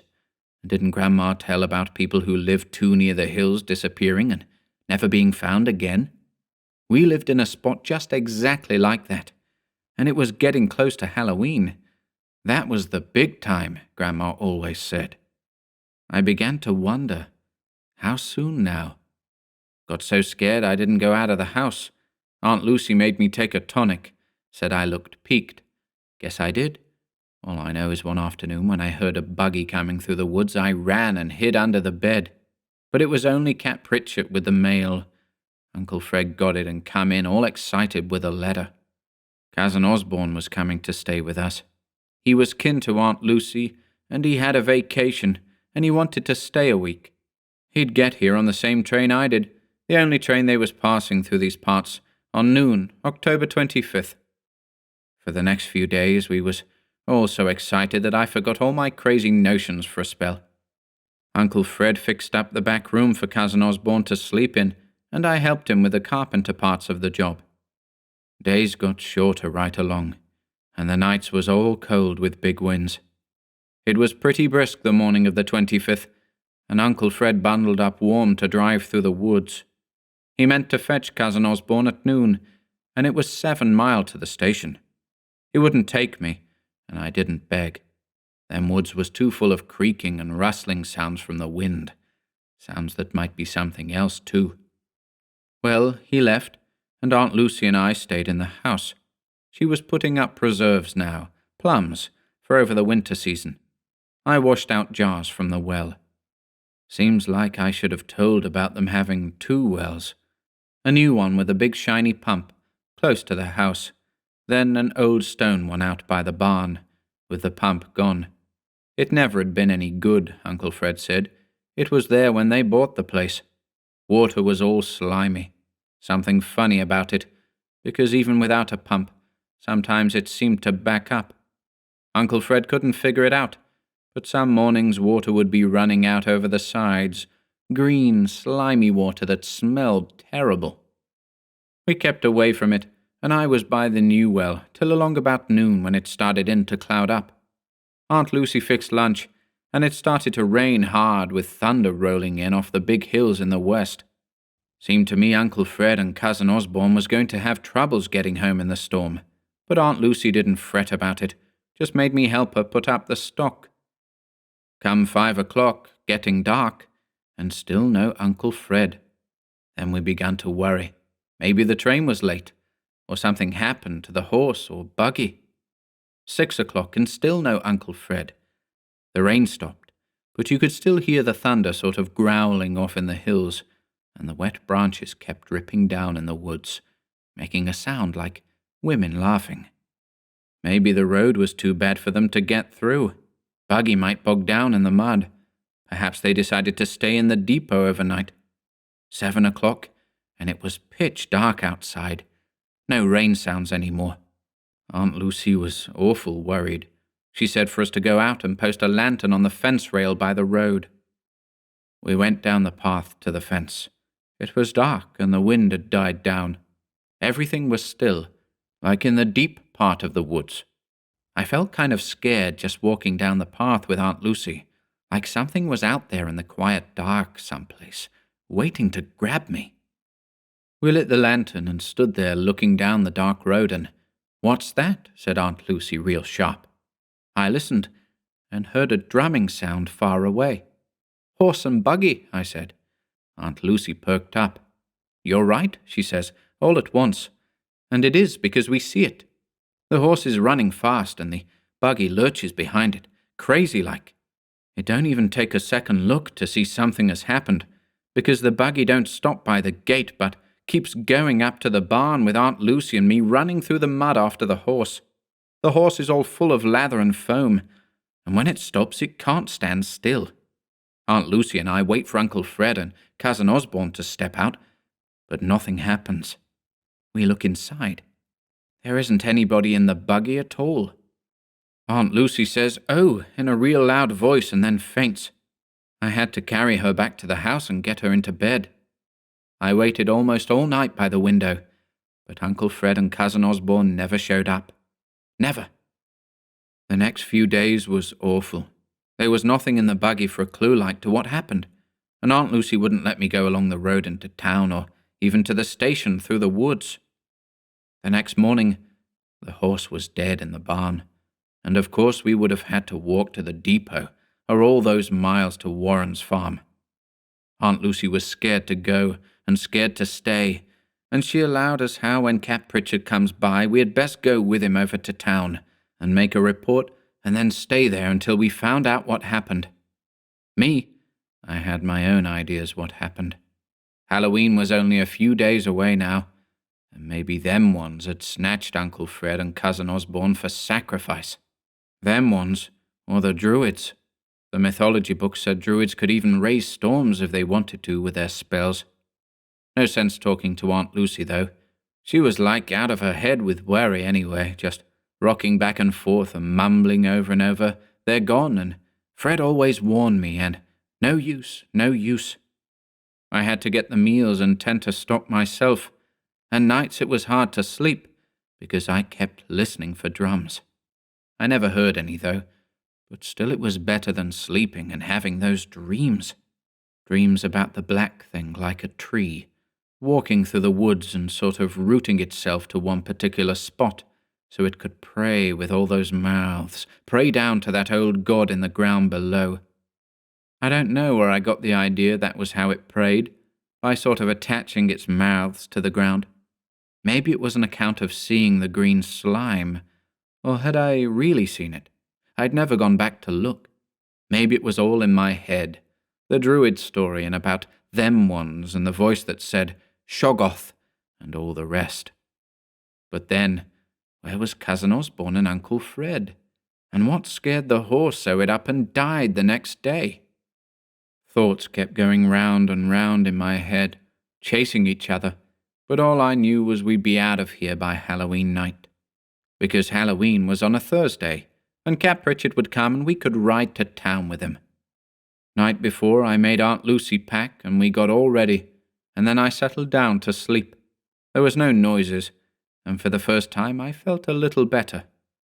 Only the dreams come again. I dreamed a bunch of men come in the night and crawled through the parlor bedroom window where Aunt Lucy slept and got her. They tied her up and took her away, all quiet in the dark, because they had cat eyes and didn't need light to see. The dream scared me so I woke up while it was just breaking into dawn. I went down the hall to Aunt Lucy right away. She was gone. The window was wide open, like in my dream, and some of the blankets was torn. Ground was hard outside the window, and I didn't see footprints or anything, but she was gone.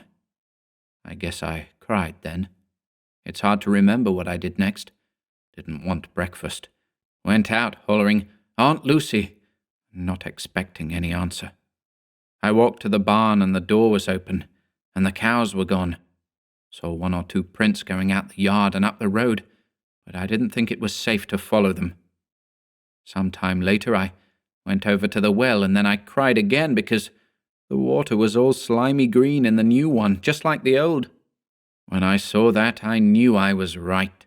Them ones must have come in the night, and they wasn't even trying to hide their doings anymore, like they was sure of things. Tonight was Halloween. I had to get out of here. If them ones was watching and waiting, I couldn't depend on Cap Pritchard showing up this afternoon. I'd have to chance it down the road, and I'd better start walking now in the morning, while it was still light enough to make town. So I rummaged around and found a little money in Uncle Fred's drawer of the bureau, and Cousin Osborne's letter with the address in Kingsport he wrote it from. That's where I'd have to go. After I told folks in town what happened, I'd have some kin there. I wondered if they'd believe me in town when I told them about the way Uncle Fred had disappeared, and Aunt Lucy, and about them stealing the cattle for a sacrifice, and about the green slime in the well where something had stopped to drink. I wondered if they would know about the drums and the lights on the hills tonight, and if they was going to get up a party and come back this evening to try and catch them ones, and what they meant to call up rumbling out of the earth. I wondered if they knew what a shoggoth was. Well, whether they did or not, I couldn't stay and find out for myself. So I packed up my satchel and got ready to leave. Must have been around noon, and everything was still. I went to the door and stepped outside, not bothering to lock it behind me. Why should I, with nobody around for miles? Then I heard the noise down the road. Footsteps. Somebody walking along the road just around the bend. I stood still for a minute, waiting to see, waiting to run. Then he come along. He was tall and thin, and looked something like Uncle Fred, only a lot younger and without a beard, and he was wearing a nice city kind of suit and a crush hat. He smiled when he saw me and come marching up like he knowed who I was. "Hello, Willie," he said. I didn't say nothing. I was so confused. "Don't you know me?" he said. "I'm Cousin Osborne, your Cousin Frank." He held out his hand to shake. "But then I guess you wouldn't remember, would you? Last time I saw you, you were only a baby." "But I thought you were supposed to come last week," I said. "We expected you on the 25th. "Didn't you get my telegram?" he asked. "I had business." I shook my head. "We never get nothing here, unless the mail delivers it on Thursdays. Maybe it's at the station." Cousin Osborne grinned. You are pretty well off the beaten track at that. Nobody at the station this noon. I was hoping Fred would come along with the buggy so I wouldn't have to walk, but no luck. You walked all the way? I asked. That's right. And you come on the train? Cousin Osborne nodded. Then where's your suitcase? I left it at the depot, he told me. Too far to fetch it along. I thought Fred would drive me back there in the buggy to pick it up. He noticed my luggage for the first time. But wait a minute. Where are you going with a suitcase, son? Well, there was nothing else for me to do but tell him everything that happened. So I said for him to come into the house and sit down and I'd explain. We went back in, and he fixed some coffee, and I made a couple sandwiches, and we ate. And then I told him about Uncle Fred going to the depot and not coming back, and about the horse, and then what happened to Aunt Lucy. I left out the part about me in the woods, of course, and I didn't even hint at them ones. But I told him I was scared and figured on walking to town today before dark. Cousin Osborne, he listened to me, nodding, and not saying much or interrupting. Now you can see why we got to go right away, I said. Whatever come after them will be coming after us, and I don't want to spend another night here.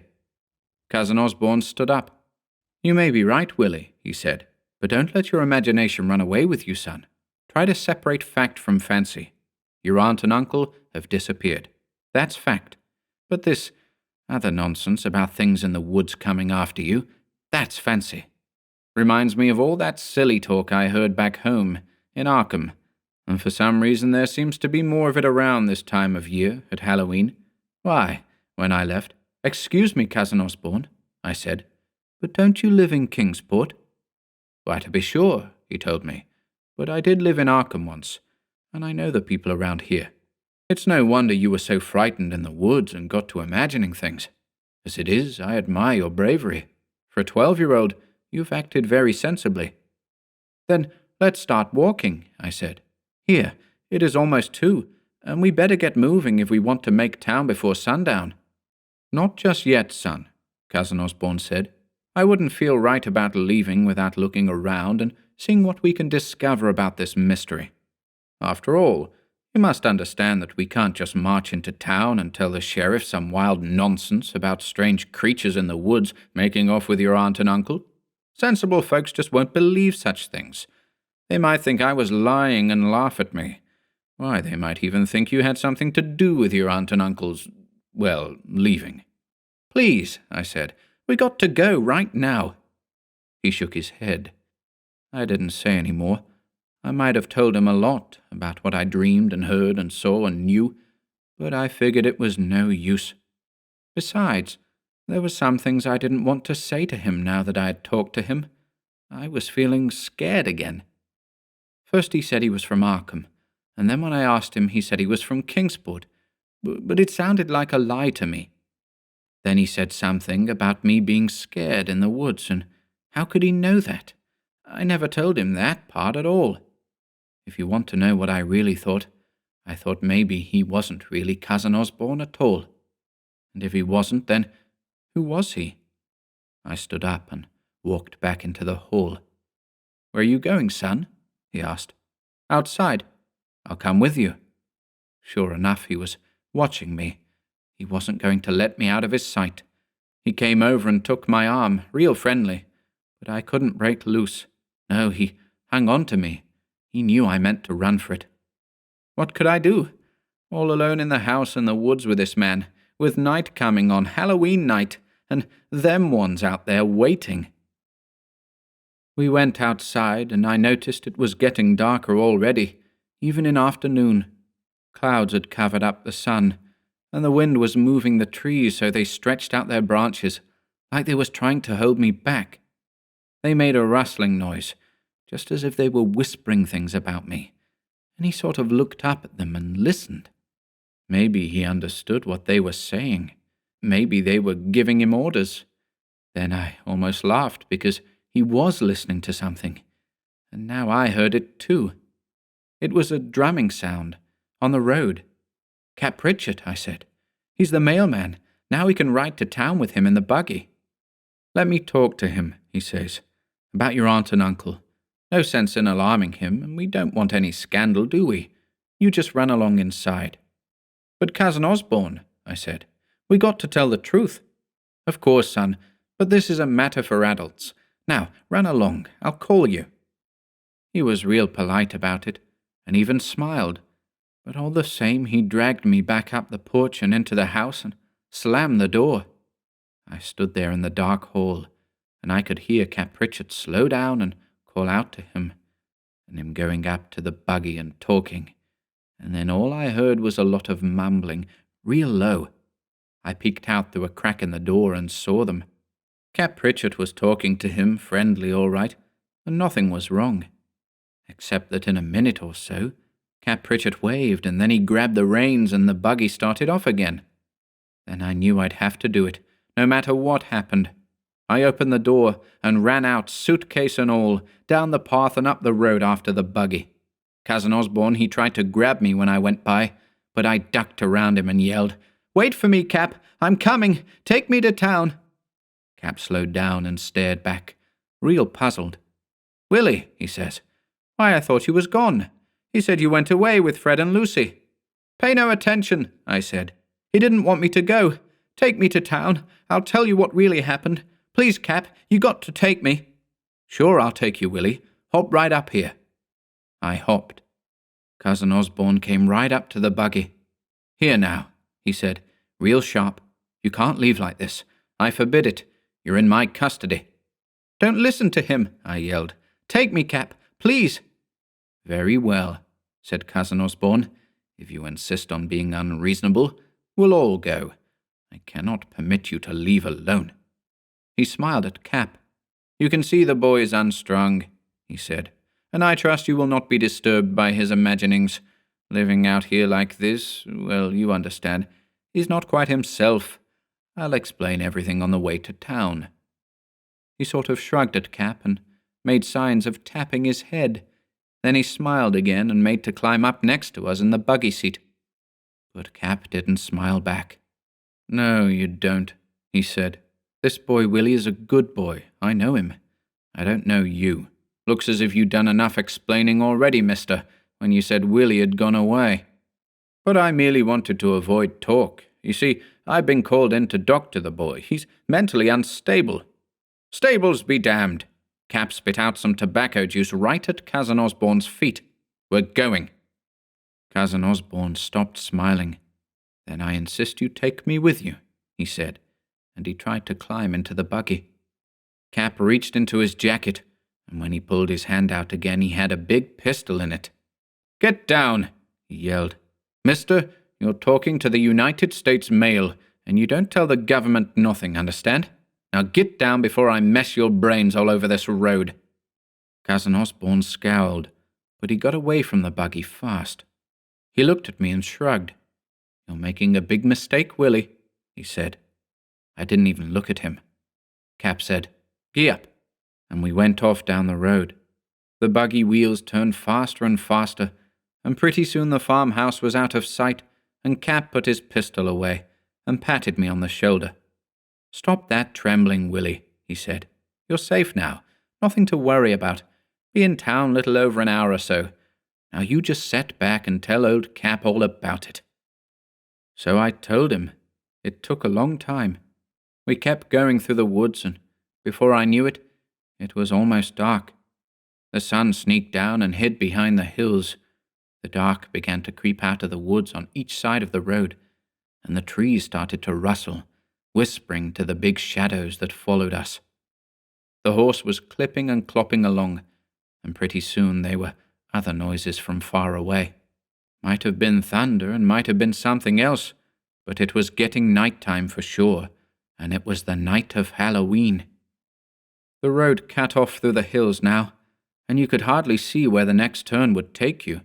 Besides, it was getting dark awful fast. "Guess we're in for a spell of rain," Cap said, looking up. "That's thunder, I reckon." "Drums," I said. "Drums? At night in the hills you can hear them," I told him. "I heard them all this month. It's them ones getting ready for the Sabbath." "Sabbath?" Cap looked at me. "Where you hear tell about a Sabbath?"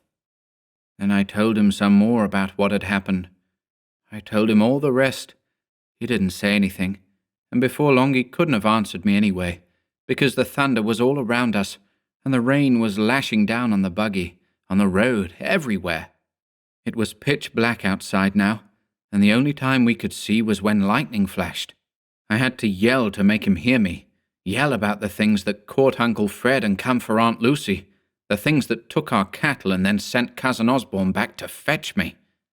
I hollered out about what I heard in the woods, too. In the lightning flashes I could see Cap's face. He wasn't smiling or scowling. He just looked like he believed me, and I noticed he had his pistol out again and was holding the reins with one hand, even though we were racing along. The horse was so scared he didn't need the whip to keep him running. The old buggy was lurching and bouncing, and the rain was whistling down in the wind, and it was all like an awful dream, but it was real. It was real when I hollered out to Cap Pritchett about that time in the woods.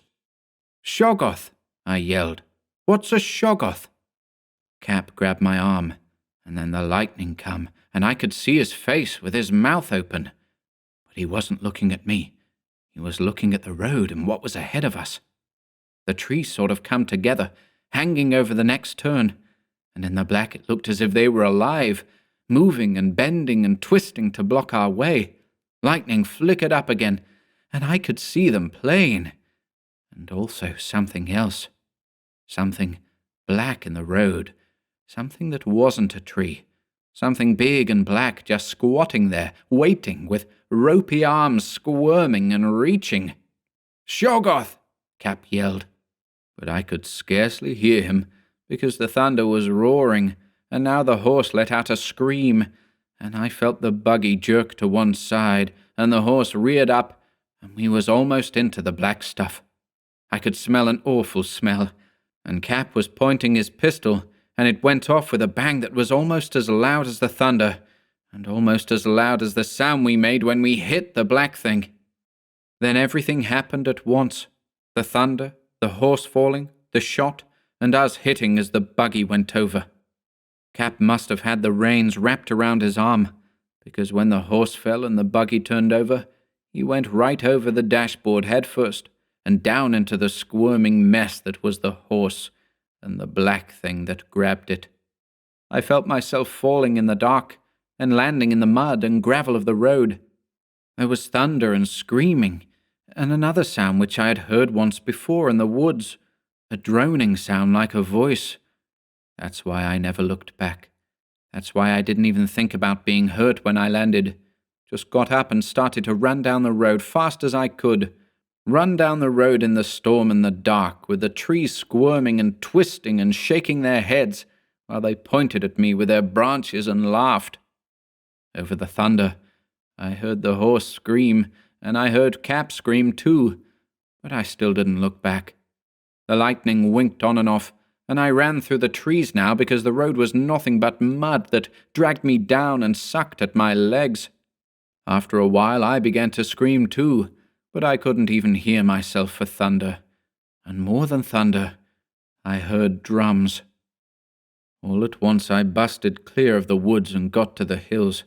I ran up, and the drumming got louder, and pretty soon I could see regular, not just when they was lightning, because they was fires burning on the hill, and the booming of the drums come from there. I got lost in the noise, the wind shrieking and the trees laughing and the drums pounding. But I stopped in time. I stopped when I saw the fires plain, red and green fires burning in all that rain. I saw a big white stone in the center of a cleared-off space on top of the hill. The red and green fires was around and behind it, so everything stood out clear against the flames. There was men around the altar, men with long grey beards and wrinkled-up faces, men throwing awful-smelling stuff on the fires to make them blaze red and green, and they had knives in their hands, and I could hear them howling over the storm. In back, squatting on the ground, more men pounded on drums. Pretty soon something else come up the hill, 2 men driving cattle. I could tell it was our cows they drove them right up to the altar, and then the men with the knives cut their throats for a sacrifice. All this I could see in lightning flashes, and in the firelights, and I sort of scooched down so I couldn't get spotted by anyone. But pretty soon I couldn't see very good anymore, on account of the way they threw stuff on the fire. It set up a real thick black smoke. When the smoke come up, the men began to chant and pray louder. I couldn't hear words, but the sounds was like what I heard back in the woods. I couldn't see too good, but I knew what was going to happen. 2 men who had led the cattle went back down the other side of the hill, and when they come up again, they had new sacrifices. The smoke kept me from seeing plain, but these was 2-legged sacrifices, not 4. I might have seen better at that, only now I hid my face when they dragged them up to the white altar and used the knives, and the fire and smoke flared up and the drums boomed and they all chanted and called in a loud voice to something waiting over on the other side of the hill. The ground began to shake. It was storming. There was thunder and lightning and fire and smoke and chanting, and I was scared half out of my wits. But one thing I'll swear to, the ground began to shake. It shook and shivered, and they called out to something, and in a minute something came. It came crawling up the hillside to the altar and the sacrifice, and it was the black thing of my dreams, that black, ropey, slimy, jelly tree thing out of the woods. It crawled up and it flowed up on its hoofs and mouths and snaky arms, and the men bowed and stood back, and then it got to the altar where there was something squirming on top, squirming and screaming. The black thing sort of bent over the altar, and then I heard droning sounds over the screaming as it come down. I only watched a minute, but while I watched the black thing began to swell and grow. That finished me. I didn't care any more. I had to run. I got up and I run and run and run, screaming at the top of my lungs no matter who heard.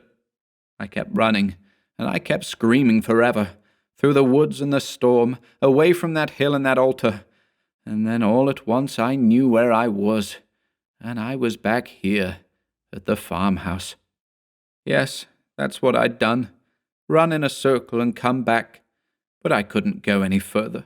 I couldn't stand the night and the storm, so I ran inside here. At first, after I locked the door, I just lay right down on the floor, all tuckered out from running and crying. But in a little while I got up and hunted me some nails and a hammer, and some of Uncle Fred's boards that wasn't split up into kindling. I nailed up the door first, and then boarded up all the windows, every last one of them. Guess I worked for hours, tired as I was. When it was all done, the storm died down, and it got quiet. Quiet enough for me to lie down on the couch and go to sleep. Woke up a couple hours ago. It was daylight. I could see it shining through the cracks. From the way the sun come in, I knew it was afternoon already. I'd slept through the whole morning, and nothing had come. I figured now maybe I could let myself out and make town on foot, like I'd planned yesterday. But I figured wrong. Before I got started taking out the nails, I heard him. It was Cousin Osborne, of course. The man who said he was Cousin Osborne, I mean. He come into the yard calling, "Willie!" But I didn't answer. Then he tried the door and then the windows. I could hear him pounding and cussing. That was bad. But then he began mumbling, and that was worse, because it meant he wasn't out there alone. I sneaked a look through the crack, but he already went around to the back of the house, so I didn't see him or who was with him. Guess that's just as well, because if I'm right, I wouldn't want to see. Hearing's bad enough. Hearing that deep croaking, and then him talking, and then that croaking again. Smelling that awful smell like the green slime from the woods and around the well. The well, they went over to the well and back. And I heard Cousin Osborne say something about, "Wait until dark. We can use the well if you find the gate. Look for the gate." I know what that means now. The well must be a sort of entrance to the underground place. That's where those druid men live, and the black thing. They're out and back now, looking. I've been writing for quite a spell, and already the afternoon is going. Peeking through the cracks, I can see it's getting dark again. That's when they'll come for me, when it's dark. They'll break down the doors or the windows and come and take me. They'll take me down into the well, into the black places where the Shoggoths are. There must be a whole world down under the hills, a world where they hide and wait to come out for more sacrifices, more blood. They don't want any humans around, except for sacrifices. I saw what the black thing did on the altar. I know what's going to happen to me. Maybe they'll miss the real cousin Osborne back home and send somebody to find out what become of him. Maybe folks in town will miss Cap Pritchard and go on a search. Maybe they'll come here and find me. But if they don't come soon, it will be too late. That's why I wrote this. It's true. Cross my heart, every word of it. And if anyone finds this notebook where I hide it, come and look down the well, the old well, out in back. Remember what I told about them ones. Block up the well and clean out them swamps. No sense looking for me, if I'm not here. I wish I wasn't so scared. I'm not even scared so much for myself, but for other folks. The ones who might come after and live around here and have the same thing happen, or worse. You just got to believe me. Go to the woods if you don't. Go to the hill where they had the sacrifice. Maybe the stains are gone and the rain washed the footprints away. Maybe they got rid of the traces of the fire, but the altar stone must be there.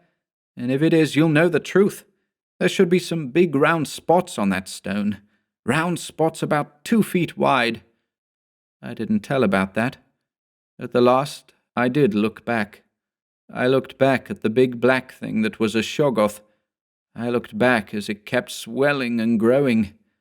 I guess I told about how it could change shape and how big it got. But you can't hardly imagine how big or what shape, and I still dasn't tell. All I say is look. Look and you'll see what's hiding under the earth in these hills, waiting to creep out and feast and kill some more. Wait, they're coming now. Getting twilight, and I can hear footsteps, and other sounds, voices, and other sounds. They're banging on the door. And sure enough, they must have a tree or a plank to use for battering it down. The whole place is shaking. I can hear Cousin Osborne yelling, and that droning. The smell is awful. I'm getting sick. And in a minute... Look at the altar. Then you'll understand what I'm trying to tell. Look at the big round marks 2 feet wide on each side. That's where the big black thing grabbed hold. Look for the marks and you'll know what I saw, what I'm afraid of. What's still waiting to grab you unless you shut it up forever under the earth? Black marks 2 feet wide. But they aren't just marks. What they really are is fingerprints. The door is busting up.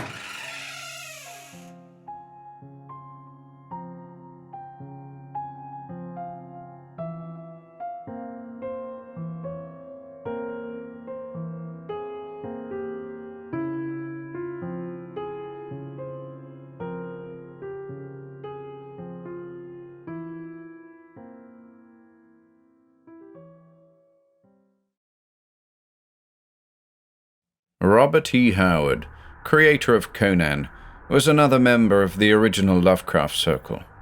The following 5 stories, all published by Weird Tales magazine between 1931 and 1937, are generally regarded as mythos tales. We'll learn about the fictional grimoire Nameless Cults, pay a visit to the curious temple of the Toad. There'll be an encounter with the serpent ring of Set. We'll explore an ancient city of evil mentioned in the Necronomicon, and then we'll conclude with a black bargain of sorts.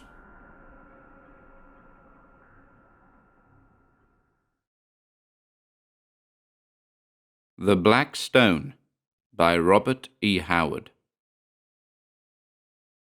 They say foul things of old times still lurk in dark forgotten corners of the world, and gates still gape to loose on certain nights, shapes pent in hell. Justin Jeffrey. I read of it first in the strange book of von Janst, the German eccentric who lived so curiously and died in such grisly and mysterious fashion. It was my fortune to have access to his Nameless Cults in the original edition, the so-called Black Book published in Dusseldorf in 1839, shortly before a hounding doom overtook the author. Collectors of rare literature were familiar with nameless cults mainly through the cheap and faulty translation which was pirated in London by Bridewall in 1845, and the carefully expurgated edition put out by the Golden Goblin Press of New York, 1909. But the volume I stumbled upon was one of the unexpurgated German copies, with heavy black leather covers and rusty iron hasps. I doubt if there are more than half a dozen such volumes in the entire world today, for the quantity issued was not great, and when the manner of the author's demise was bruited about, many possessors of the book burned their volumes in panic. Von Jantz spent his entire life, 1795 to 1840, delving into forbidden subjects. He travelled in all parts of the world, gained entrance into innumerable secret societies, and read countless little-known and esoteric books and manuscripts in the original, and in the chapters of the Black Book, which range from startling clarity of exposition to murky ambiguity. There are statements and hints to freeze the blood of a thinking man. Reading what von Jantz dared put in print arouses uneasy speculations as to what it was that he dared not tell. What dark matters, for instance, were contained in those closely written pages that form the unpublished manuscript on which he worked unceasingly for months before his death, and which lay torn and scattered all over the floor of the locked and bolted chamber, in which von Jantz was found dead with the marks of taloned fingers on his throat. It will never be known, for the author's closest friend, the Frenchman Alexis Ledoux, after having spent a whole night piecing the fragments together and reading what was written, burnt them to ashes and cut his own throat with a razor. But the contents of the published matter are shuddersome enough, even if one accepts the general view that they but represent the ravings of a madman. There, among many strange things, I found mention of the Black Stone, that curious, sinister monolith that broods among the mountains of Hungary, and about which so many dark legends cluster. Von Jantz did not devote much space to it. The bulk of his grim work concerns cults and objects of dark worship which he maintained existed in his day, and it would seem that the Black Stone represents some order or being lost and forgotten centuries ago. But he spoke of it as one of the keys, a phrase used many times by him in various relations, and constituting one of the obscurities of his work. And he hinted briefly at curious sights to be seen about the monolith on Midsummer's Night. He mentioned Otto Dostman's theory that this monolith was a remnant of the Hunnish invasion and had been erected to commemorate a victory of Attila over the Goths. Von Jantz contradicted this assertion without giving any refutatory facts, merely remarking that to attribute the origin of the Black Stone to the Huns was as logical as assuming that William the Conqueror reared Stonehenge. This implication of enormous antiquity piqued my interest immensely, and after some difficulty I succeeded in locating a rat-eaten and mouldering copy of Dostman's Remnants of Lost Empires, Berlin, 1809, the Drachenhaus Press. I was disappointed to find that Dostman referred to the Black Stone even more briefly than at von Jantz, dismissing it with a few lines as an artifact comparatively modern in contrast with the Greco-Roman ruins of Asia Minor, which were his pet theme. He admitted his inability to make out the defaced characters on the monolith, but pronounced them unmistakably Mongoloid. However, little as I learned from Dostman, he did mention the name of the village adjacent to the Black Stone, Strogojkovar, an ominous name, meaning something like Witch Town. A close scrutiny of guidebooks and travel articles gave me no further information. Strogojkovar, not on any map that I could find, lay in a wild, little-frequented region, out of the path of casual tourists. But I did find subject for thought in Dornley's Magyar folklore. In his chapter on dream myths, he mentions the Black Stone, and tells of some curious superstitions regarding it, especially the belief that if anyone sleeps in the vicinity of the monolith, that person will be haunted by monstrous nightmares forever after. And he cited tales of the peasants regarding two curious people who ventured to visit the stone on Midsummer Night, and who died raving mad because of something they saw there. That was all I could glean from Dornley, but my interest was even more intensely roused as I sensed a distinctly sinister aura, about the stone. The suggestion of dark antiquity, the recurrent hint of unnatural events on Midsummer Night, touched some slumbering instinct in my being, as one senses, rather than hears, the flowing of some dark, subterraneous river in the night. And I suddenly saw a connection between the stone and a certain weird and fantastic poem written by the mad poet Justin Jeffrey, The People of the Monolith. Inquiries led to the information that Jeffrey had indeed written that poem while travelling in Hungary, and I could not doubt that the Black Stone was the very monolith to which he referred in his strange verse. Reading his stanzas again, I felt once more the strange, dim stirrings of subconscious promptings that I had noticed when first reading of the stone. I had been casting about for a place to spend a short vacation, and I made up my mind. I went to Strogojkovar. A train of obsolete style carried me from Temesvar to within striking distance, at least, of my objective, and a 3 days' ride in a jouncing coach brought me to the little village, which lay in a fertile valley high up in the fir-clad mountains. The journey itself was uneventful, but during the first day we passed the old battlefield of Skumval, where the brave Polish-Hungarian knight Count Boris Vladanov made his gallant and futile stand against the victorious hosts of Suleiman the Magnificent when the Grand Turk swept over Eastern Europe in 1526. The driver of the coach pointed out to me a great heap of crumbling stones on a hill nearby, under which, he said, the bones of the brave count lay. I remembered a passage from Larsen's Turkish Wars. After the skirmish, in which the Count with his small army had beaten back the Turkish advance guard, the Count was standing beneath the half-ruined walls of the old castle on the hill, giving orders as to the disposition of his forces, when an aide brought to him a small lacquered case, which had been taken from the body of the famous Turkish scribe and historian Selim Bahadur, who had fallen in the fight. The Count took therefrom a roll of parchment and began to read, but he had not read far before he turned very pale and, without saying a word, replaced the parchment in the case and thrust the case into his cloak. At that very instant a hidden Turkish battery suddenly opened fire, and the ball striking the old castle, the Hungarians were horrified to see the walls crash down in ruin, completely covering the brave Count. Without a leader, the gallant little army was cut to pieces, and in the war-swept years which followed, the bones of the nobleman were never recovered. Today, the natives point out a huge and mouldering pile of ruins near Skumval, beneath which, they say, still rests all that the centuries have left of Count Boris Vladanov. I found the village of Strogojkovar a dreamy, drowsy little village that apparently belied its sinister cognomen, a forgotten back-eddy that progress had passed by. The quaint houses and the quaint address and manners of the people were those of an earlier century. They were friendly, mildly curious, but not inquisitive, though visitors from the outside world were extremely rare. 10 years ago, another American came here and stayed a few days in the village, said the owner of the tavern where I had put up. A young fellow and queer acting. Mumbled to himself. A poet, I think. I knew he must mean Justin Jeffrey. Yes, he was a poet, I answered, and he wrote a poem about a bit of scenery near this very village. Indeed? Mine host's interest was aroused. Then, since all great poets are strange in their speech and actions, he must have achieved great fame, for his actions and conversations were the strangest of any man I ever knew. As is usual with artists, I answered, most of his recognition has come since his death. He is dead, then? He died screaming in a madhouse 5 years ago.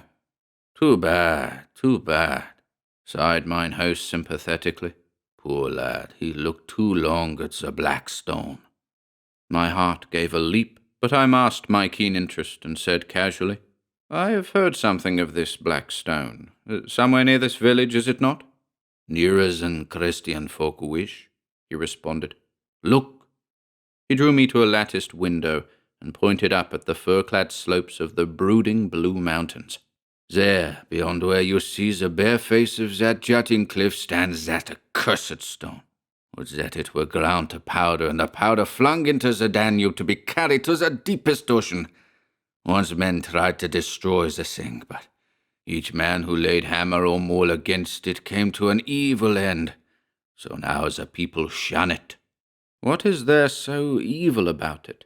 I asked curiously. "It is a demon-haunted thing," he answered uneasily, and with a suggestion of a shudder.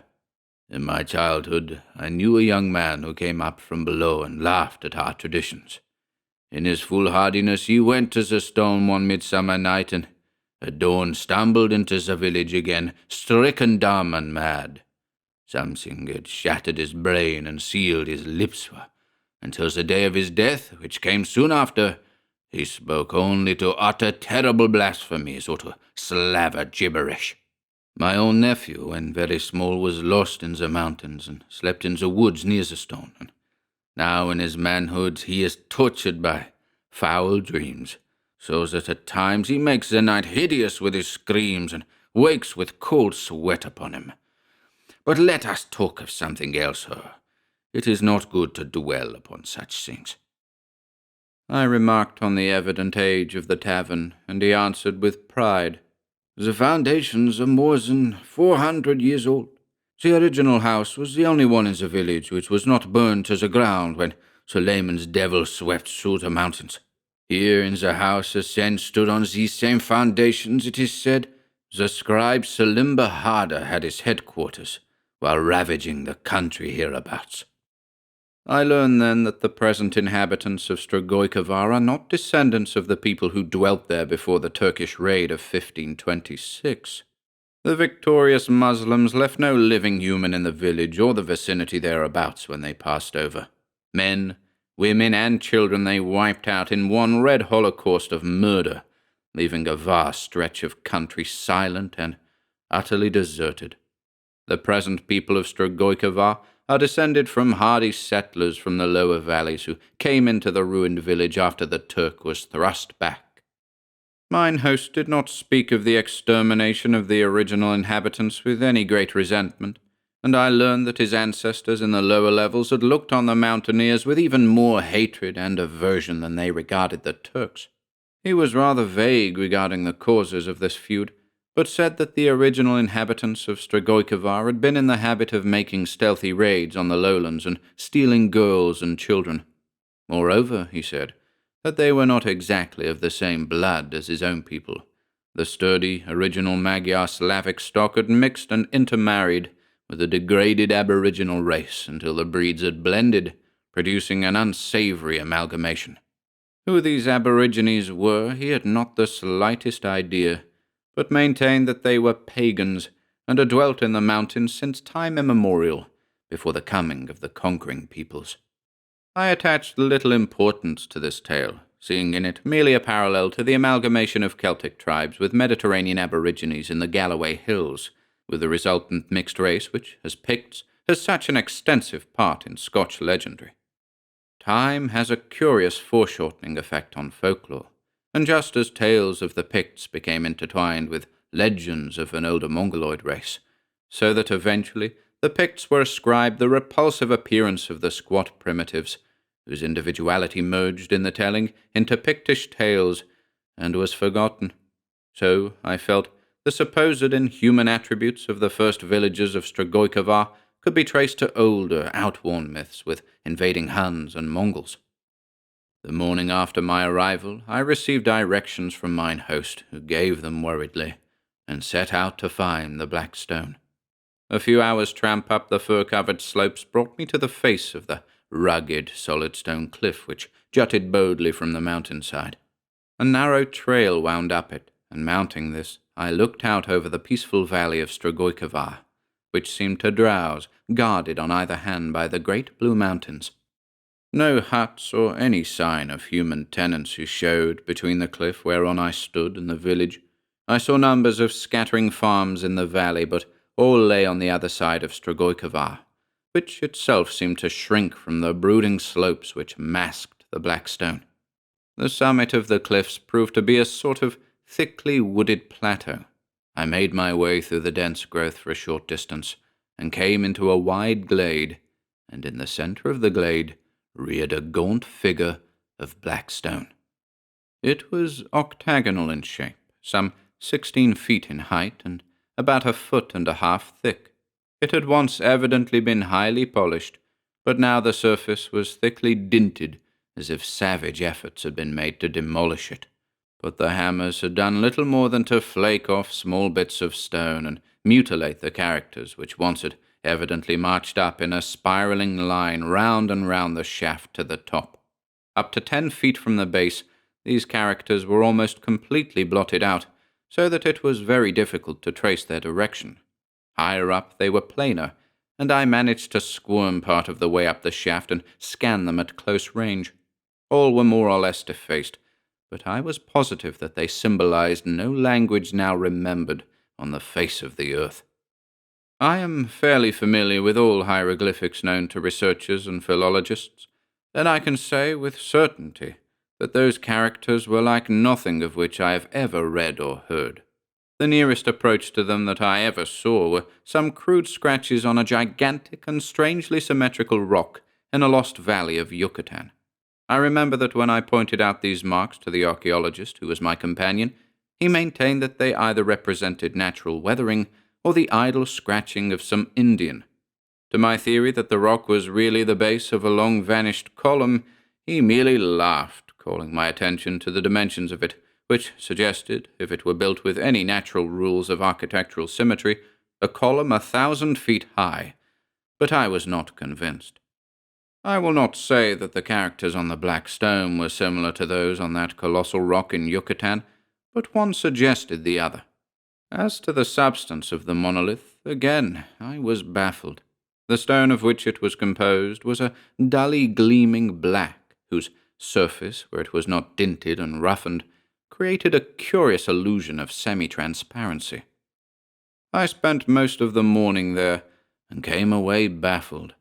No connection of the stone with any other artifact in the world suggested itself to me. It was as if the monolith had been reared by alien hands in an age distant and apart from human ken. I returned to the village with my interest in no way abated. Now that I had seen the curious thing, my desire was still more keenly whetted to investigate the matter further, and seek to learn by what strange hands and for what strange purpose the black stone had been reared in the long ago. I sought out the tavern-keeper's nephew, and questioned him in regard to his dreams, but he was vague, though willing to oblige. He did not mind discussing them, but was unable to describe them with any clarity. Though he dreamed the same dreams repeatedly, and though they were hideously vivid at the time, they left no distinct impression on his waking mind. He remembered them only as chaotic nightmares through which huge whirling fires shot lurid tongues of flame, and a black drum bellowed incessantly. One thing only he remembered clearly. In one dream he had seen the black stone, not on a mountain slope, but set like a spire on a colossal black castle. As for the rest of the villagers, I found them not inclined to talk about the stone, with the exception of the schoolmaster, a man of surprising education, who spent much more of his time out in the world than any of the rest. He was much interested in what I told him of von Janst's remarks about the stone, and warmly agreed with the German author in the alleged age of the monolith. He believed that a coven had once existed in the vicinity, and the possibility all of the original villagers had been members of that fertility cult which once threatened to undermine European civilization and gave rise to the tales of witchcraft. He cited the very name of the village to prove his point. It had not been originally named Stragojkovar, he said. According to legends, the builders had called it Zatultan, which was the aboriginal name of the site on which the village had been built many centuries ago. This fact roused again an indescribable feeling of uneasiness. The barbarous name did not suggest connection with any Scythic, Slavic, or Mongolian race to which an aboriginal people of these mountains would, under natural circumstances, have belonged. That the Magyars and Slavs of the lower valleys believed the original inhabitants of the village to be members of the witchcraft cult was evident, the schoolmaster said, by the name they gave it, which name continued to be used even after the older settlers had been massacred by the Turks, and the village rebuilt by a cleaner and more wholesome breed. He did not believe that the members of the cult erected the monolith, but he did believe that they used it as a center of their activities, and repeating vague legends which had been handed down since before the Turkish invasion, he advanced the theory that the degenerate villagers had used it as a sort of altar on which they offered human sacrifices, using as victims the girls and babies stolen from his own ancestors in the lower valleys. He discounted the myths of weird events on Midsummer Night, as well as a curious legend of a strange deity, which the witch people of Zuttletan were said to have invoked with chants and wild rituals of flagellation and slaughter.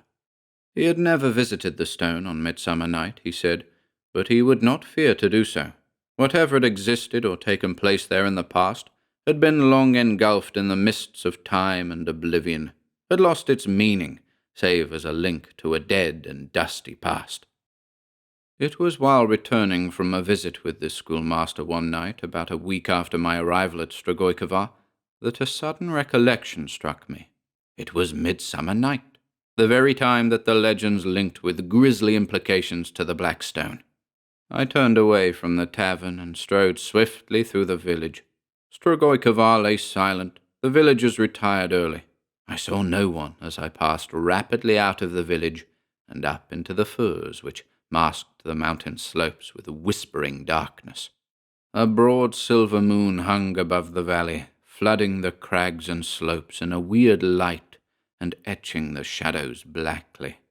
No wind blew through the firs, but a mysterious, intangible rustling and whispering was abroad. Surely on such nights in past centuries, my whimsical imagination told me, naked witches astride magic broomsticks had flown across the valley, pursued by jeering demoniac familiars. I came to the cliffs, and was somewhat disquieted to note that the elusive moonlight lent them a subtle appearance I had not noticed before. In the weird light, they appeared less like natural cliffs, and more like the ruins of Cyclopean and Titan-reared battlements jutting from the mountain slope. Shaking off this hallucination with difficulty, I came upon the plateau, and hesitated a moment before I plunged into the brooding darkness of the woods. A sort of breathless tenseness hung over the shadows, like an unseen monster holding its breath, lest it scare away its prey. I shook off the sensation, a natural one considering the eeriness of the place and its evil reputation, and made my way through the wood, experiencing a most unpleasant sensation that I was being followed, and halting once, sure that something clammy and unstable had brushed against my face in the darkness. I came out into the glade and saw the tall monolith rearing its gaunt height above the sward. At the edge of the woods on the side toward the cliffs was a stone which formed a sort of natural seat. I sat down, reflecting that it was probably while there that the mad poet Justin Jeffrey had written his fantastic People of the Monolith. Mine host thought that it was the stone which had caused Jeffrey's insanity, but the seeds of madness had been sown in the poet's brain long before he ever came to Strigoi. A glance at my watch showed that the hour of midnight was close at hand. I leaned back, waiting whatever ghostly demonstration might appear. A thin night wind started up among the branches of the firs, with an uncanny suggestion of faint, unseen pipes whispering an eerie and evil tune. The monotony of the sound and my steady gazing at the monolith produced a sort of self-hypnosis upon me. I grew drowsy. I fought this feeling, but sleep stole on me in spite of myself. The monolith seemed to sway and dance, strangely distorted to my gaze. And then I slept. I opened my eyes and sought to rise, but lay still as if an icy hand gripped me helpless. Cold terror stole over me. The glade was no longer deserted. It was thronged by a silent crowd of strange people, and my distended eyes took in strange barbaric details of costume which my reason told me were archaic and forgotten even in this backward land. Surely, I thought, these are villagers who have come here to hold some fantastic conclave, but another glance told me that these people were not the folk of Strigoi. They were a shorter, more squat race, whose brows were lower, whose faces were broader and duller. Some had Slavic and Magyar features, but those features were degraded as from a mixture of some baser, alien strain I could not classify. Many wore the hides of wild beasts, and their whole appearance, both men and women, was one of sensual brutishness. They terrified and repelled me, but they gave me no heed. They formed in a vast half-circle in front of the monolith, and began a sort of chant, flinging their arms in unison and weaving their bodies rhythmically from the waist upward. All eyes were fixed on the top of the stone, which they seemed to be invoking. But the strangest of all was the dimness of their voices.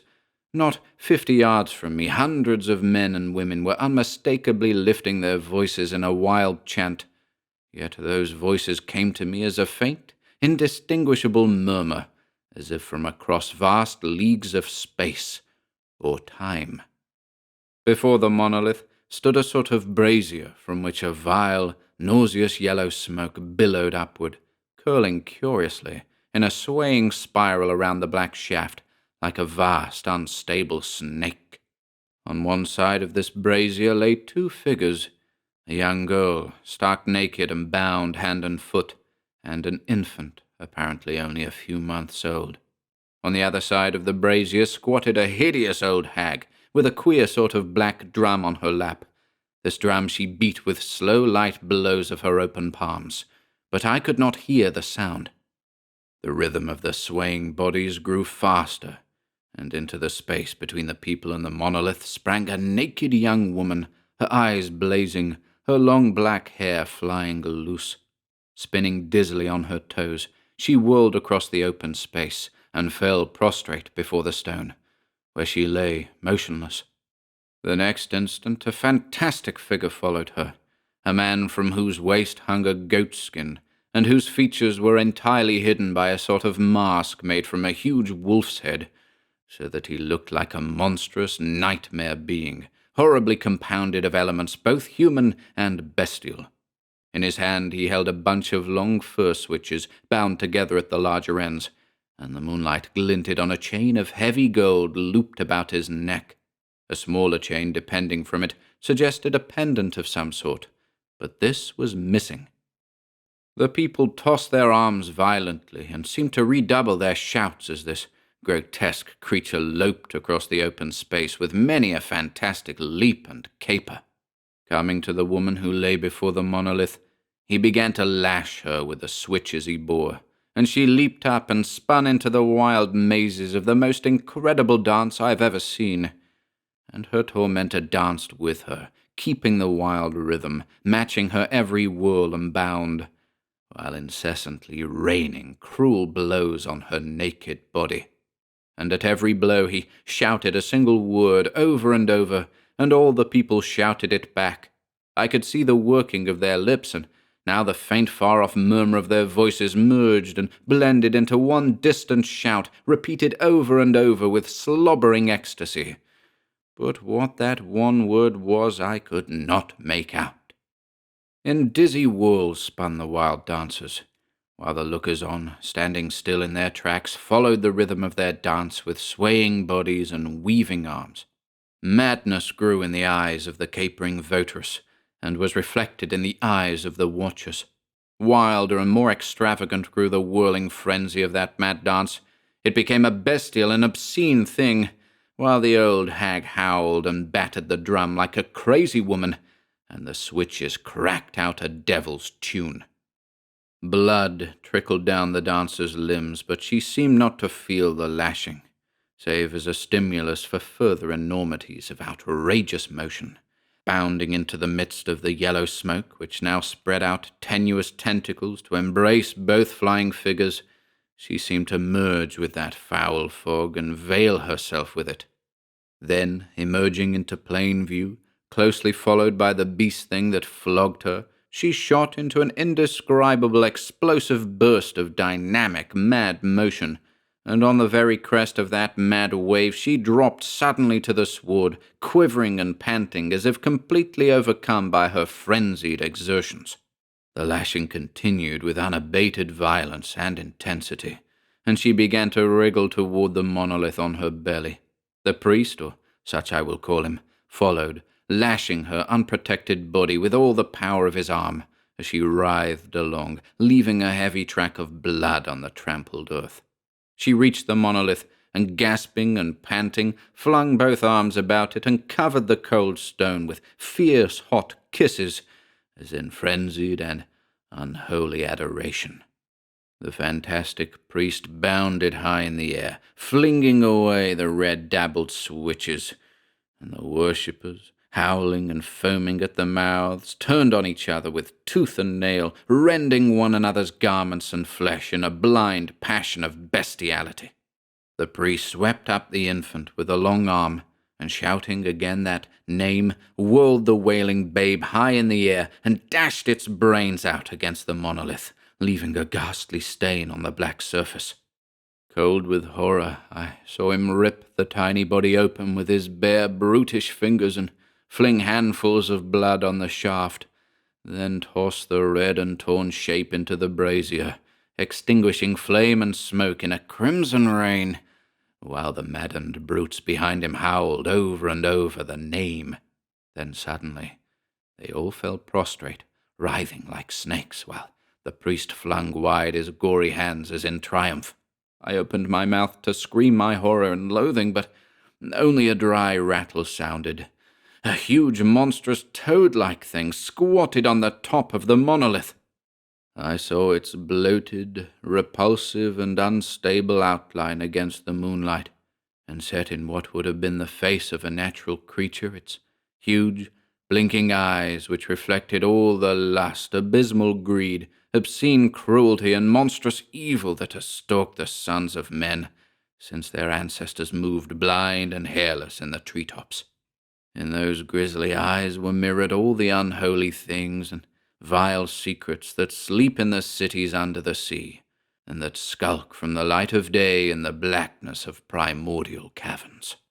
And so that ghastly thing that the unhallowed ritual of cruelty and sadism and blood had evoked from the silence of the hills leered and blinked down on its bestial worshippers, who grovelled in abhorrent abasement before it. Now the beast-masked priest lifted the bound and weakly writhing girl in his brutish hands and held her up toward that horror on the monolith. And as that monstrosity sucked in its breath, lustfully and slobberingly, something snapped in my brain, and I fell into a merciful faint. I opened my eyes on a still white dawn. All the events of the night rushed back on me, and I sprang up, then stared about me in amazement. The monolith brooded gaunt and silent above the sward which waved, green and untrampled, in the morning breeze. A few quick strides took me across the glade. Here had the dancers leaped and bounded until the ground should have been trampled bare, and here had the votaress wriggled her painful way to the stone, streaming blood on the earth. But no drop of crimson showed on the uncrushed sward. I looked shudderingly at the side of the monolith against which the bestial priest had brained the stolen baby, but no dark stain nor grisly clot showed there. A dream! It had been a wild nightmare, or else, I shrugged my shoulders. What vivid clarity for a dream! I returned quietly to the village and entered the inn without being seen, and there I sat meditating over the strange events of the night. More and more was I prone to discard the dream theory. That what I had seen was illusion and without material substance was evident, but I believed that I had looked on the mirrored shadow of a deed perpetrated in ghastly actuality in bygone days. But how was I to know? What proof to show that my vision had been a gathering of foul spectres rather than a nightmare originating in my brain? As if for answer, a name flashed into my mind. Salim Bahada.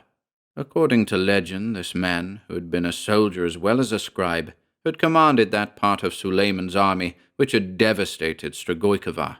It seemed logical enough, and if so, he had gone straight from the blotted-out countryside to the bloody field of Skamval and his doom. I sprang up with a sudden shout. That manuscript which was taken from the Turk's body, and which Count Boris shuddered over, Might it not contain some narration of what the conquering Turks found in Strigojkovar? What else could have shaken the iron nerves of the Polish adventurer? And since the bones of the Count had never been recovered, what more certain than that the lacquered case, with its mysterious contents, still lay hidden beneath the ruins that covered Boris Vladinov? I began packing my bag with fierce haste.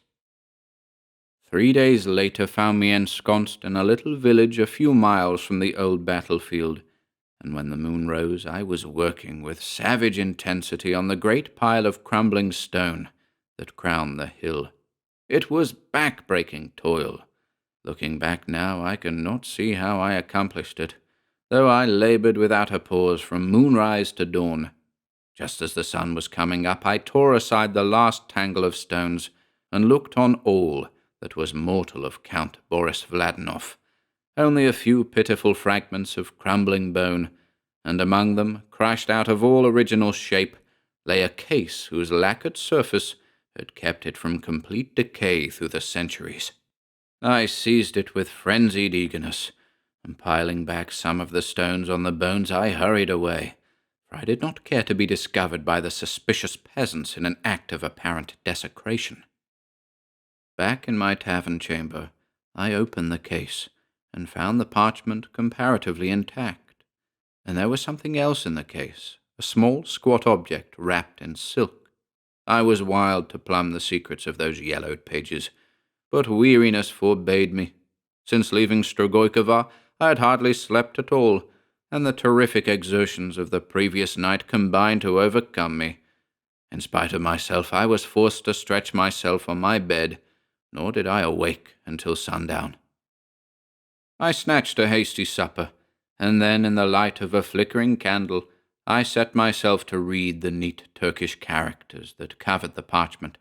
It was difficult work, for I am not deeply versed in the language, and the archaic style of the narrative baffled me. But as I toiled through it, a word or a phrase here and there leaped at me, and a dimly growing horror shook me in its grip. I bent my energies fiercely to the task, and as the tale grew clearer and took more tangible form, my blood chilled in my veins, my hair stood up, and my tongue clove to my mouth. All external things partook of the grisly madness of that infernal manuscript, until the night sounds of insects and creatures in the woods took the form of ghastly murmurings and stealthy treadings of ghoulish horrors, and the sighing of the night wind changed to tittering, obscene gloating of evil over the souls of men. At last, when grey dawn was stealing through the latticed window, I laid down the manuscript and took up and unwrapped the thing in the bit of silk. Staring at it with haggard eyes, I knew the truth of the matter was clenched, even had it been possible to doubt the veracity of that terrible manuscript. And I replaced both obscene things in the case, nor did I rest nor sleep nor eat until that case containing them had been weighted with stones and flung into the deepest current of the Danube, which, God grant, carried them back into the hell from which they came. It was no dream I dreamed on midsummer midnight in the hills above Strigojkovar. Well for Justin Geoffrey that he tarried there only in the sunlight and went his way, for had he gazed upon that ghastly conclave, his mad brain would have snapped before it did. How my own reason held, I do not know. No, it was no dream. I gazed upon a foul rout of votaries, long dead, come up from hell to worship as of old, ghosts that bowed before a ghost. For hell has long claimed their hideous god. Long, long he dwelt among the hills, a brain-shattering vestige of an outworn age. But no longer his obscene talons clutch for the souls of living men, and his kingdom is a dead kingdom, peopled only by the ghosts of those who served him in his lifetime and theirs. By what foul alchemy or godless sorcery the gates of hell are opened on that one eerie night, I do not know, but mine own eyes have seen.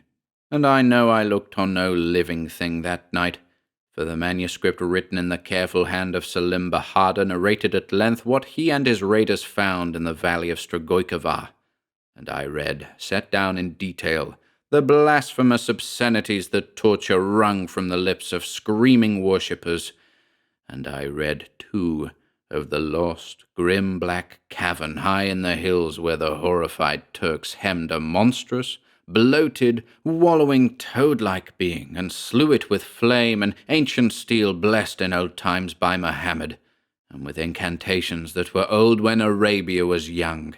And even staunch old Salim's hand shook as he recorded the cataclysmic, earth-shaking death howls of the monstrosity, which died not alone, for 50 of his slayers perished with him, in ways that Salim would not or could not describe. And that squat idol carved of gold and wrapped in silk was an image of himself, and Salim tore it from the golden chain that looped the neck of the slain high priest of the mosque. Well that the Turks swept out that foul valley with torch and cleanly steel. Such sights as those brooding mountains have looked on belong to the darkness and abysses of lost eons. No, it is not fear of the toad thing that makes me shudder in the night. He is made fast in hell with his nauseous horde, freed only for an hour on the most weird night of the year, as I have seen, and of his worshippers none remains. But it is the realization that such things once crouched beast-like above the souls of men which brings cold sweat to my brow, and I fear to peer again into the leaves of von Jantz's abomination. For now I understand his repeated phrase of keys, aye, keys to outer doors, links with an abhorrent past, and, who knows, of abhorrent spheres of the present. And I understand why the cliffs look like battlements in the moonlight, and why the tavern-keeper's nightmare-haunted nephew saw in his dream the black stone like a spire on a cyclopean black castle. If men ever excavate among those mountains, they may find incredible things below those masking slopes, for the cave wherein the Turks trapped the thing was not truly a cavern, and I shudder to contemplate the gigantic gulf of eons which must stretch between this age and the time when the earth shook herself and reared up like a wave those blue mountains that, rising, enveloped unthinkable things. May no man ever seek to uproot that ghastly spire men call the Black Stone. A key, aye, it is a key, symbol of a forgotten horror. That horror has faded into the limbo from which it crawled loathsomely in the black dawn of the earth. But what of the other fiendish possibilities hinted at by von Janst? What of the monstrous hand which strangled out his life? Since reading what Salim Bahadur wrote, I can no longer doubt anything in the Black Book. Man was not always master of the earth, and is he now? And the thought recurs to me, if such a monstrous entity as the master of the monolith somehow survived its own unspeakably distant epoch so long, what nameless shapes may even now lurk in the dark places of the world?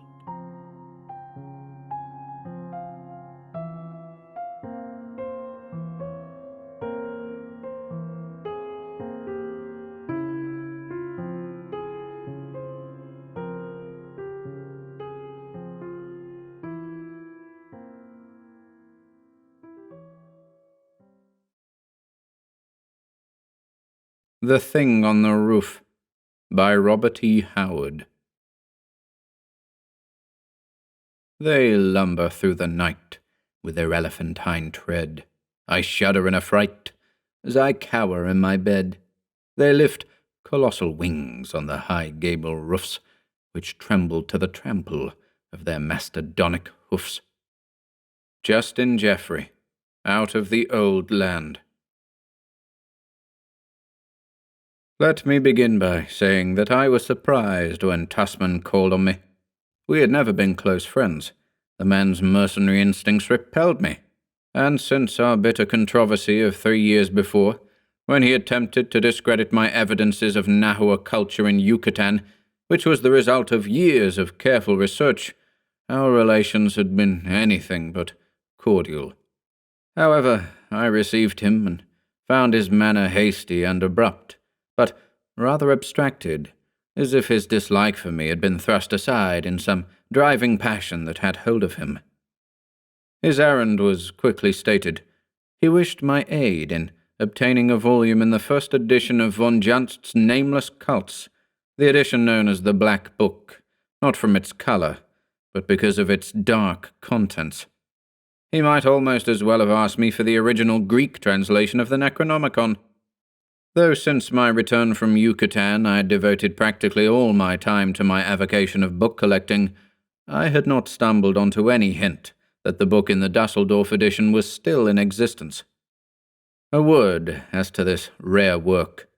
Its extreme ambiguity in spots, coupled with its incredible subject matter, has caused it long to be regarded as the ravings of a maniac, and the author was damned with the brand of insanity.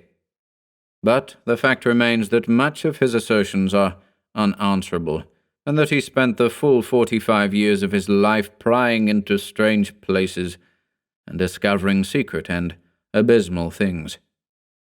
Not a great many volumes were printed in the first edition, and many of these were burned by their frightened owners when von Janst was found strangled in a mysterious manner in his barred and bolted chamber one night in 1840, 6 months after he had returned from a mysterious journey to Mongolia. 5 years later, a London printer, one Bridewell, pirated the work and issued a cheap translation for sensational effect, full of grotesque woodcuts and riddled with misspellings, faulty translations, and the usual errors of a cheap and unscholarly printing. This still further discredited the original work, and publishers and public forgot about the book until 1909, when the Golden Goblin Press of New York brought out an edition. Their production was so carefully expurgated that fully a fourth of the original matter was cut out. The book was handsomely bound and decorated with the exquisite and weirdly imaginative illustrations of Diego Vazquez. The edition was intended for popular consumption, but the artistic instinct of the publishers defeated that end, since the cost of issuing the book was so great that they were forced to cite it at a prohibitive price. I was explaining all this to Tussman when he interrupted brusquely to say that he was not utterly ignorant in such matters. One of the Golden Goblin books ornamented his library, he said, and it was in it that he found a certain line which aroused his interest. If I could procure him a copy of the original 1839 edition, he would make it worth my while. Knowing, he added, that it would be useless to offer me money, he would instead, in return for my trouble on his behalf, make a full retraction of his former accusations in regard to my Yucatan researches, and offer a complete apology in the Scientific News. I will admit that I was astounded at this, and realized that if the matter meant so much to Tussman that he was willing to make such concessions, it must indeed be of the utmost importance. I answered that I considered that I had sufficiently refuted his charges in the eyes of the world, and had no desire to put him in a humiliating position, but that I would make the utmost efforts to procure him what he wanted. He thanked me abruptly and took his leave, saying rather vaguely that he hoped to find a complete exposition of something in the Black Book, which had evidently been slighted in the later edition. I set to work, writing letters to friends, colleagues, and book dealers all over the world, and soon discovered that I had assumed a task of no small magnitude. 3 months elapsed before my efforts were crowned with success, but at last, through the aid of Professor James Clement of Richmond, Virginia, I was able to obtain what I wished. I notified Tussman, and he came to London by the next train. His eyes burned avidly as he gazed at the thick, dusty volume with its heavy leather covers and rusty iron hasps, and his fingers quivered with eagerness as he thumbed the time-yellowed pages. And when he cried out fiercely and smashed his clenched fist down on the table, I knew that he had found what he hunted. "Listen," he commanded, and he read to me a passage that spoke of an old temple in a Honduras jungle, where a strange god was worshipped by an ancient tribe, which became extinct before the coming of the Spaniards. And Tussman read aloud of the mummy that had been, in life, the last high priest of that vanished people, and which now lay in a chamber hewn in the solid rock of the cliff against which the temple was built. About that mummy's withered neck was a copper chain, and on that chain a great red jewel carved in the form of a toad. This jewel was a key, von Janst went on to say, to the treasure of the temple which lay hidden in a subterranean crypt, far below the temple's altar.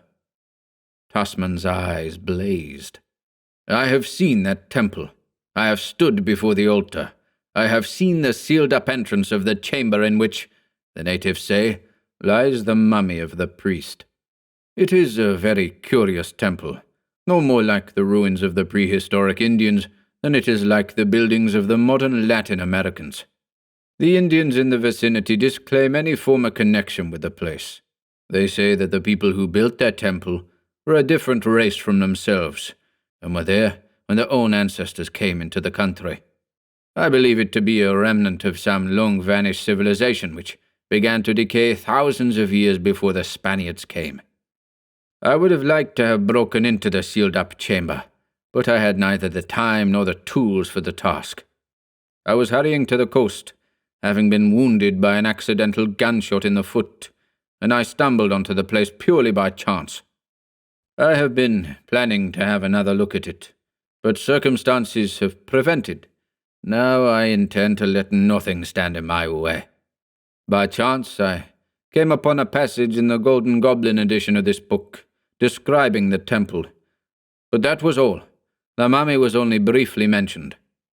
Interested, I obtained one of Bridewell's translations, but ran up against a blank wall of baffling blunders.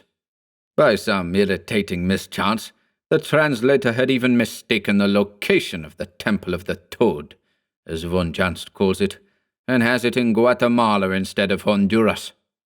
The general description is faulty. The jewel is mentioned and the fact that it is a key, but a key to what, Bridewell's book does not state. I now felt that I was on the track of a real discovery, unless von Janst was, as many maintain, a madman. But that the man was actually in Honduras at one time is well attested, and no one could so vividly describe the temple as he does in the Black Book, unless he had seen it himself. How he learned of the jewel is more than I can say. The Indians who told me of the mummy said nothing of any jewel. I can only believe that von Janst found his way into the sealed crypt somehow. The man had uncanny ways of learning hidden things. To the best of my knowledge, only one other white man has seen the Temple of the Toad besides von Janst and myself, the Spanish traveller Juan Gonzalez, who made a partial exploration of that country in 1793. He mentioned, briefly, a curious fane that differed from most Indian ruins, and spoke skeptically of a legend current among the natives that there was something unusual hidden under the temple. I feel certain that he was referring to the Temple of the Toad. Tomorrow I sail for Central America. Keep the book. I have no more use for it. This time I am going fully prepared, and I intend to find what is hidden in that temple if I have to demolish it. It can be nothing less than a great store of gold. The Spaniards missed it somehow. When they arrived in Central America, the Temple of the Toad was deserted. They were searching for living Indians from whom torture could wring gold, not for mummies of lost peoples. But I mean to have that treasure. So saying, Tasman took his departure. I sat down and opened the book at the place where he had left off reading, and I sat until midnight, wrapped in von Janst's curious, wild, and at times utterly vague expoundings.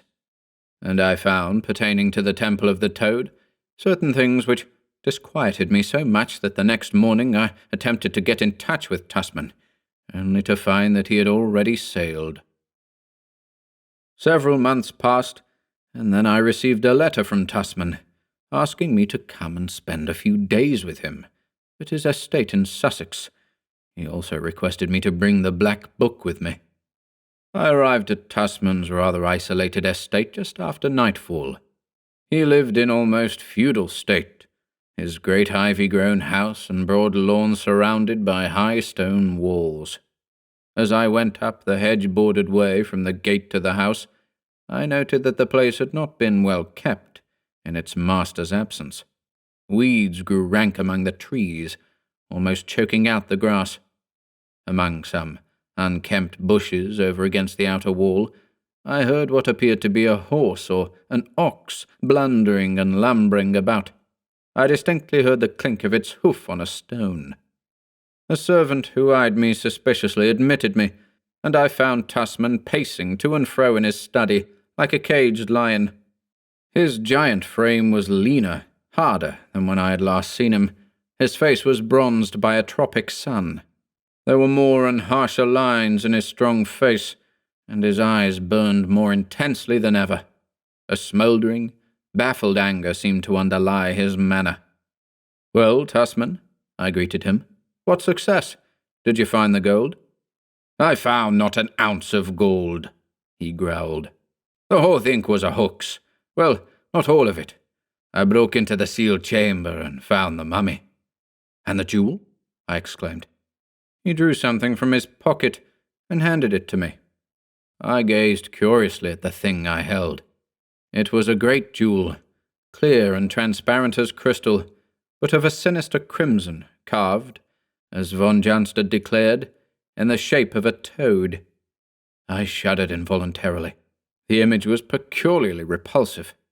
I turned my attention to the heavy and curiously wrought copper chain which supported it. "What are these characters carved on the chain?" I asked. "I cannot say," Tussman replied. "I had thought perhaps you might know. I find a faint resemblance between them and certain partly defaced hieroglyphics on a monolith known as the Black Stone in the mountains of Hungary. I've been unable to decipher them." "Tell me of your trip," I urged, and over our whiskey and sodas he began, as if with a strange reluctance. "I found the temple again with no great difficulty, though it lies in a lonely and little-frequented region. The temple is built against a sheer stone cliff in a deserted valley unknown to maps and explorers. I would not endeavor to make an estimate of its antiquity, but it is built of a sort of unusually hard basalt, such as I have never seen anywhere else, and its extreme weathering suggests incredible age. Most of the columns which form its facade are in ruins, thrusting up shattered stumps from worn bases, like the scattered and broken teeth of some grinning hag.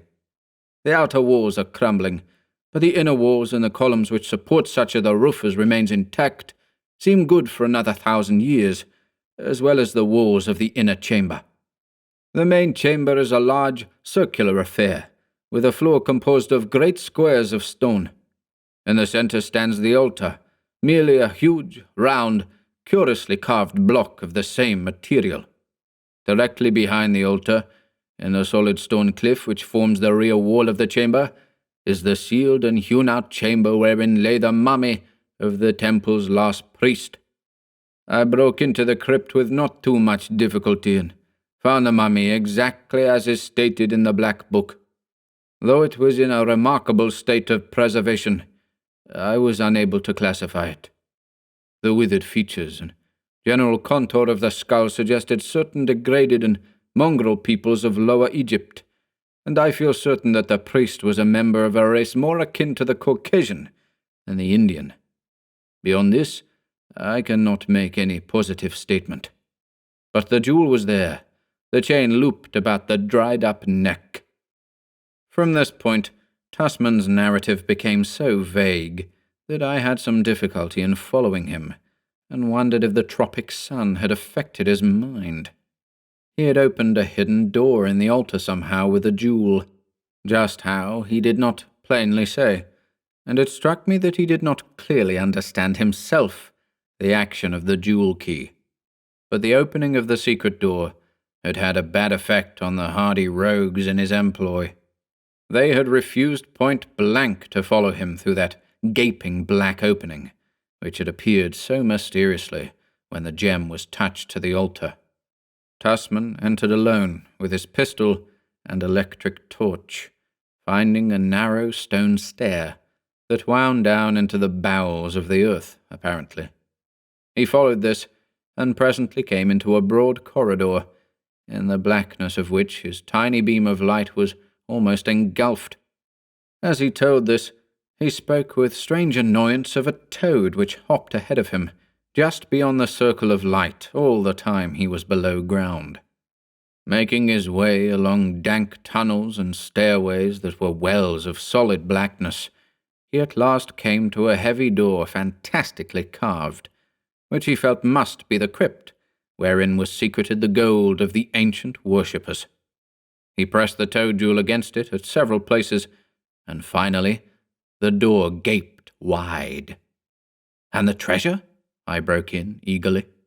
He laughed in savage self-mockery. "There was no gold there, no precious gems, nothing." He hesitated. "Nothing that I could bring away." Again his tale lapsed into vagueness. I gathered that he had left the temple rather hurriedly without searching any further for the supposed treasure. He had intended bringing the mummy away with him, he said, to present to some museum, but when he came up out of the pits, it could not be found, and he believed that his men, in superstitious aversion to having such a companion on their road to the coast, had thrown it into some well or cavern. "And so," he concluded, "I am in England again, no richer than when I left." "You have the jewel," I reminded him. "Surely it is valuable." He eyed it without favour, but with a sort of fierce avidness, almost obsessional. "Would you say that it is a ruby?" he asked. I shook my head. "I am unable to classify it." "And I. But let me see the book."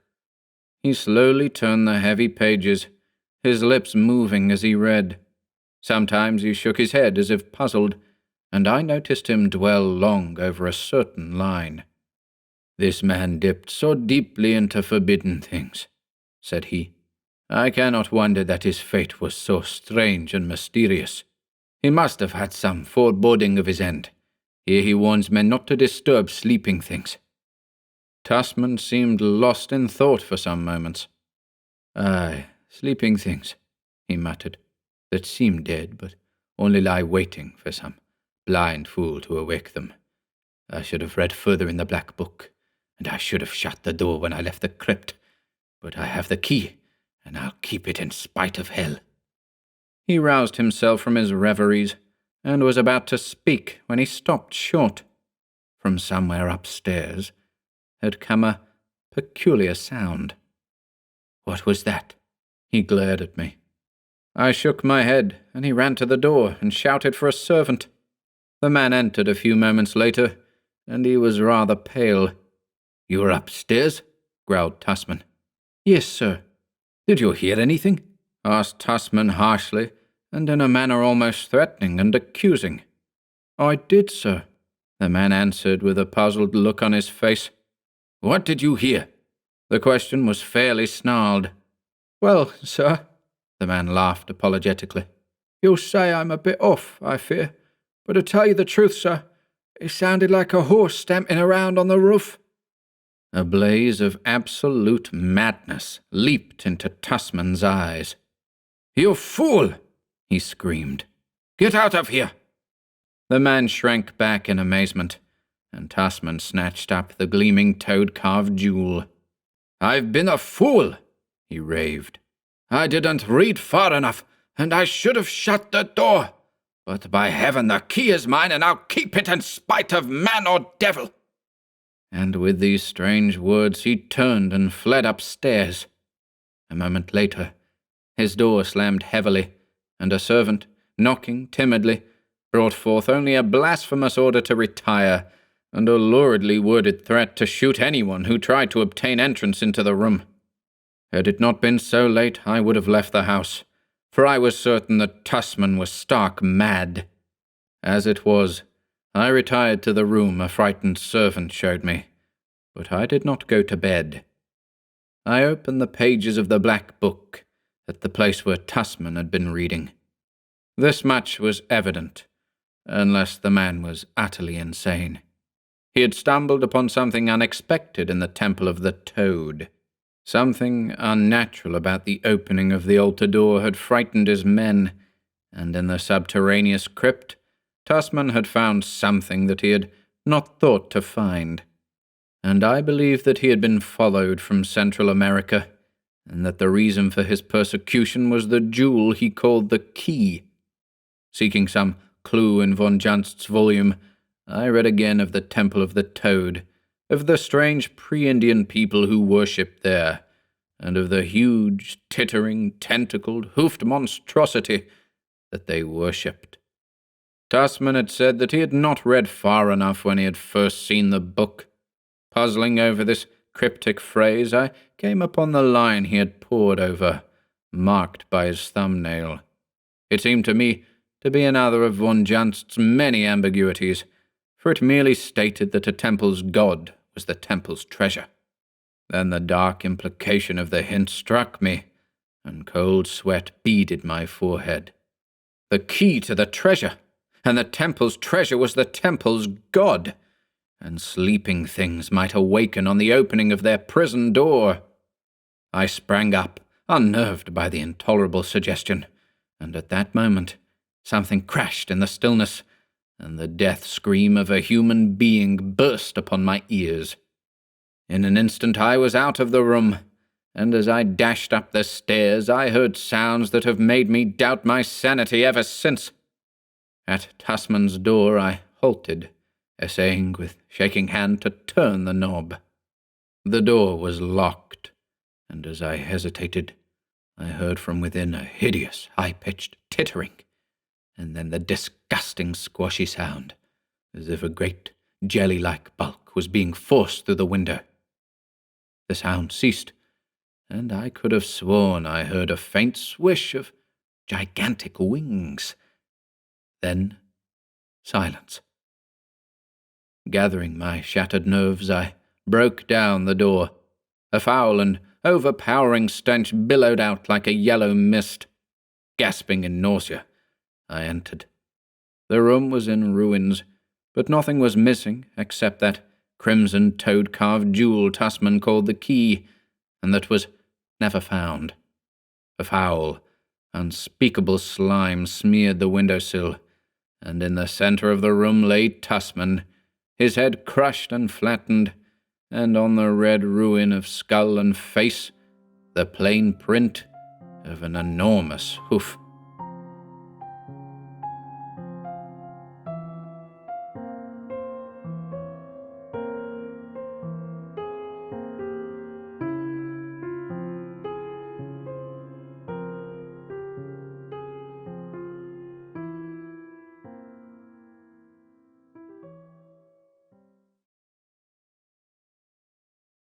The Haunter of the Ring by Robert E. Howard. As I entered John Kirawan's study, I was too much engrossed in my own thoughts to notice, at first, the haggard appearance of his visitor, a big, handsome young fellow well known to me. "Hello, Kirawan," I greeted. "Hello, Gordon. Haven't seen you for quite a while. How's Evelyn?" And before he could answer, still on the crest of the enthusiasm which had brought me there, I exclaimed, "Look here, you fellows. I've got something that will make you stare. I got it from that robber Ahmed Mektab, and I paid high for it, but it's worth it. Look." From under my coat, I drew the jewel-hilted Afghan dagger which had fascinated me as a collector of rare weapons. Kirawan, familiar with my passion, showed only polite interest, but the effect on Gordon was shocking. With a strangled cry, he sprang up and backward, knocking the chair clattering to the floor. Fists clenched and countenance livid, he faced me, crying, "Keep back! Get away from me! Oh!" I was frozen in my tracks. "What in the—" I began bewilderedly, when Gordon, with another amazing change of attitude, dropped into a chair and sank his head in his hands. I saw his heavy shoulders quiver. I stared helplessly from him to Kirawan, who seemed equally dumbfounded. "Is he drunk?" I asked. Kirawan shook his head, and filling a brandy glass, offered it to the man.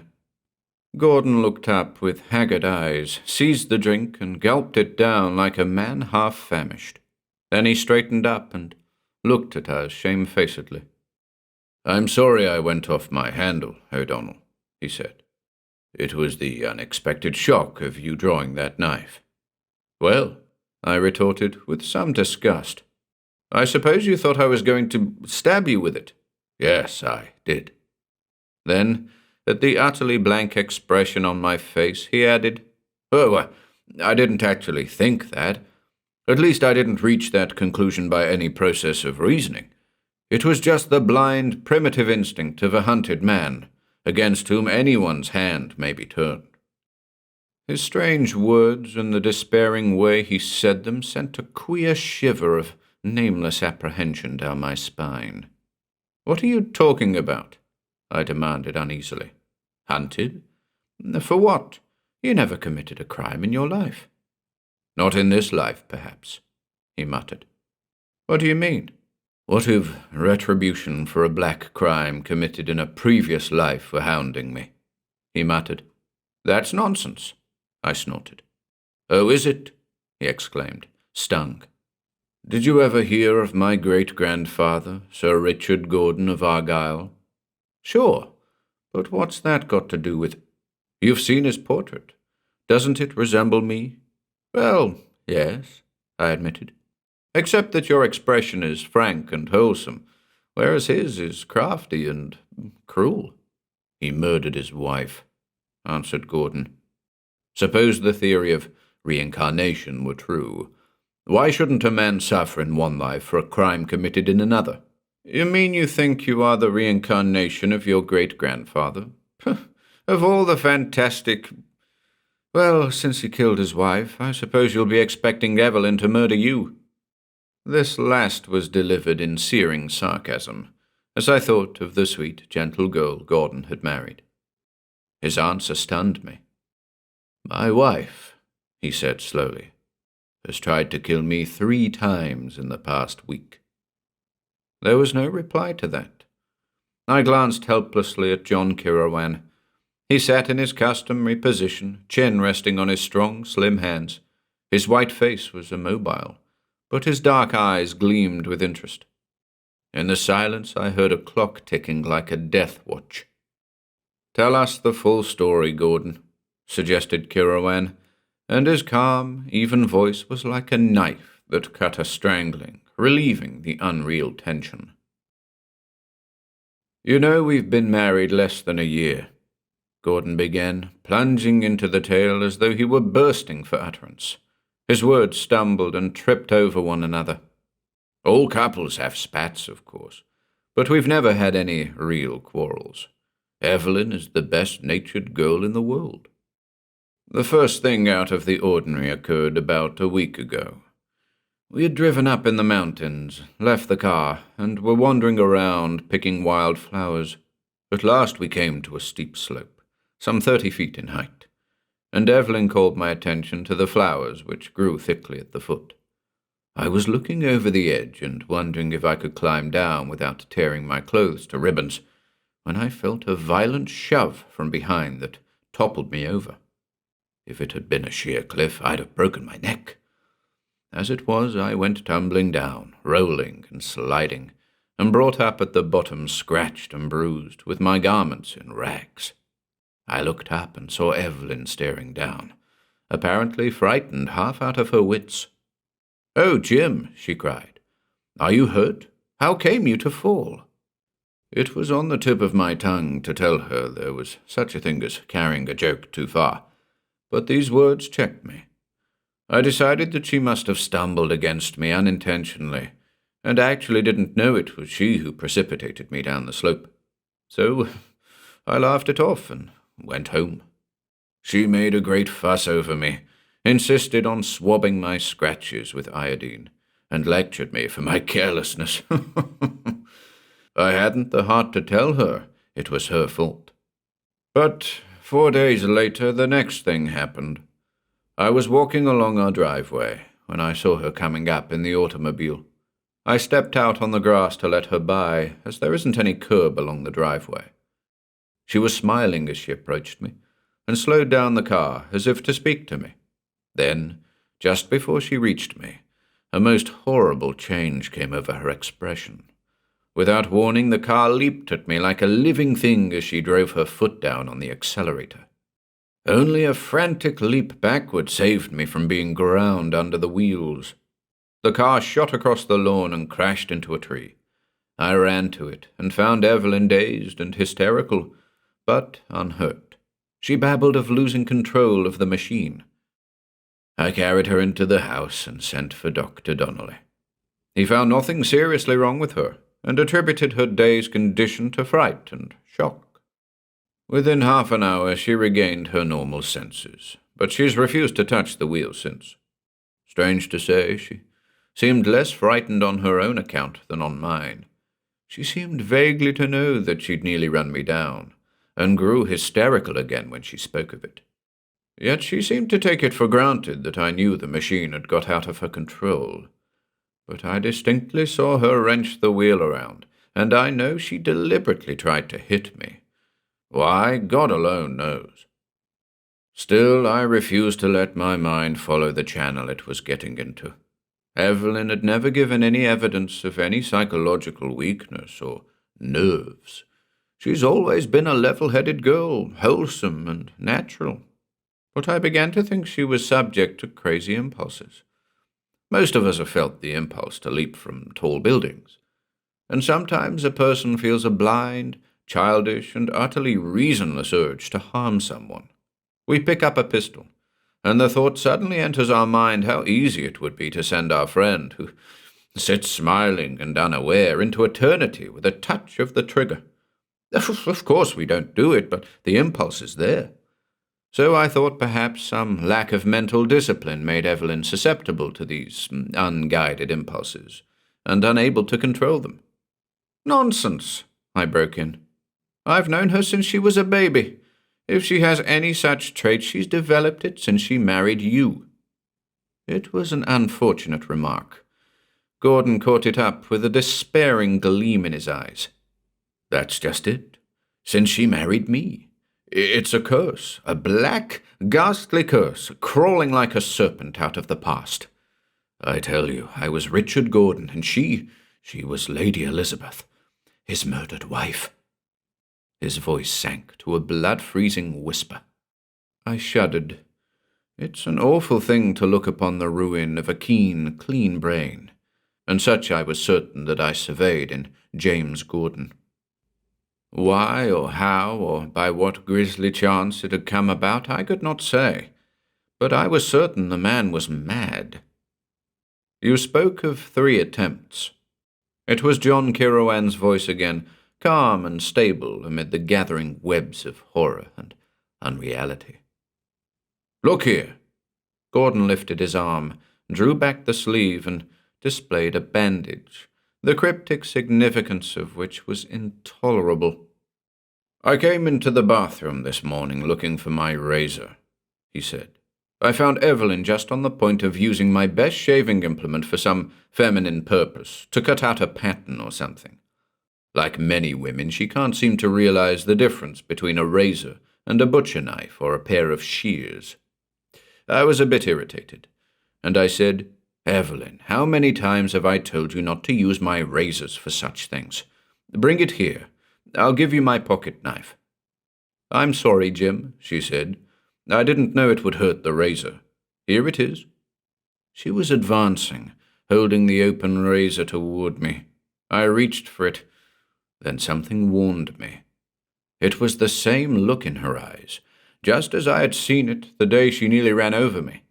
That was all that saved my life, for I instinctively threw up my hand just as she slashed at my throat with all her power. The blade gashed my arm, as you see, before I caught her wrist. For an instant she fought me like a wild thing. Her slender body was taut as steel beneath my hands. Then she went limp, and the look in her eyes was replaced by a strange, dazed expression. The razor slipped out of her fingers. I let go of her, and she stood swaying as if about to faint. I went to the lavatory. My wound was bleeding in a beastly fashion, and the next thing I heard her cry out, and she was hovering over me. Jim, she cried, how did you cut yourself so terribly? Gordon shook his head and sighed heavily. I guess I was a bit out of my head. My self-control snapped. Don't keep up this pretense, Evelyn, I said. God knows what's got into you, but you know as well as I that You've tried to kill me 3 times in the past week." She recoiled as if I'd struck her, catching at her breast and staring at me as if at a ghost. She didn't say a word, and just what I said I don't remember. But when I finished, I left her standing there, white and still as a marble statue. I got my arm bandaged at a drugstore, and then came over here, not knowing what else to do. Kirawan, O'Donnell, it's damnable. Either my wife is subject to fits of insanity—" He choked on the word. "No, I can't believe it. Ordinarily her eyes are too clear and level, too utterly sane. But every time she has an opportunity to harm me, she seems to become a temporary maniac." He beat his fist together in his impotence and agony. "But it isn't insanity. I used to work in a psychopathic ward, and I've seen every form of mental imbalance. My wife is not insane." "Then what?" I began, but he turned haggard eyes on me. "Only one alternative remains," he answered. "It's the old curse. From the days when I walked the earth with a heart as black as hell's darkest pits, and did evil in the sight of man and of God. She knows, in fleeting snatches of memory, people have seen before, have glimpsed forbidden things in momentary liftings of the veil which bars life from life. She was Elizabeth Douglas, the ill-fated bride of Richard Gordon, whom he murdered in jealous frenzy, and the vengeance is hers. I shall die by her hands, as it was meant to be. And she—" He bowed his head in his hands. "Just a moment." It was Kirawan again. "You have mentioned a strange look in your wife's eyes. What sort of a look? Was it of maniacal frenzy?" Gordon shook his head. "It was an utter blankness. All the life and intelligence simply vanished, leaving her eyes dark wells of emptiness." Kirawan nodded and asked a seemingly irrelevant question. "Have you any enemies?" "Not that I know of." "You forget Joseph Rolock," I said. "I can't imagine that elegant sophisticate going to the trouble of doing you actual harm, but I have an idea that if he could discomfort you without any physical effort on his part, he'd do it with a right good will." Kirawan turned on me an eye that had suddenly become piercing. "And who is this Joseph Rolock?" "A young exquisite who came into Evelyn's life and nearly rushed her off her feet for a while. But in the end she came back to her first love, Gordon here. Rolock took it pretty hard. For all his suaveness, there's a streak of violence and passion in the man that might have cropped out but for his infernal indolence and blasé indifference." "Oh, there's nothing to be said against Rolock," interrupted Gordon impatiently. "He must know that Evelyn never really loved him. He merely fascinated her temporarily with his romantic Latin air." "Not exactly Latin, Jim," I protested. "Rolock does look foreign, but it isn't Latin. It's almost Oriental." "Well, what has Rolock to do with this matter?" Gordon snarled with the irascibility of frayed nerves. "He's been as friendly as a man could be since Evelyn and I were married. In fact, only a week ago he sent her a ring, which he said was a peace offering, and a belated wedding gift. Said that after all, her jilting him was a greater misfortune for her than it was for him. The conceited jackass." "A ring?" Kirawan had suddenly come to life. It was as if something hard and steely had been sounded in him. "What sort of a ring?" "Oh, a fantastic thing. Copper, made like a scaly snake coiled 3 times, with its tail in its mouth and yellow jewels for eyes. I gather he picked it up somewhere in Hungary." "He has travelled a great deal in Hungary?" Gordon looked surprised at this questioning, but answered, "Why, apparently the man's travelled everywhere. I put him down as the pampered son of a millionaire. He never did any work, so far as I know." "He's a great student," I put in. "I've been up to his apartment several times, and I never saw such a collection of books." Gordon leaped to his feet with an oath. "Are we all crazy?" he cried. "I came up here hoping to get some help, and you fellows faltered talking of Joseph Rolock. I'll go to Dr. Donnelly." "Wait!" Kirawan stretched out a detaining hand. "If you don't mind, we'll go over to your house. I'd like to talk to your wife." Gordon dumbly acquiesced. Harried and haunted by grisly forebodings, he knew not which way to turn, and welcomed anything that promised aid. We drove over in his car, and scarcely a word was spoken on the way. Gordon was sunk in moody ruminations, and Kirawan had withdrawn himself into some strange aloof domain of thought beyond my ken. He sat like a statue, his dark, vital eyes staring into space, not blankly, but as one who looks with understanding into some far realm.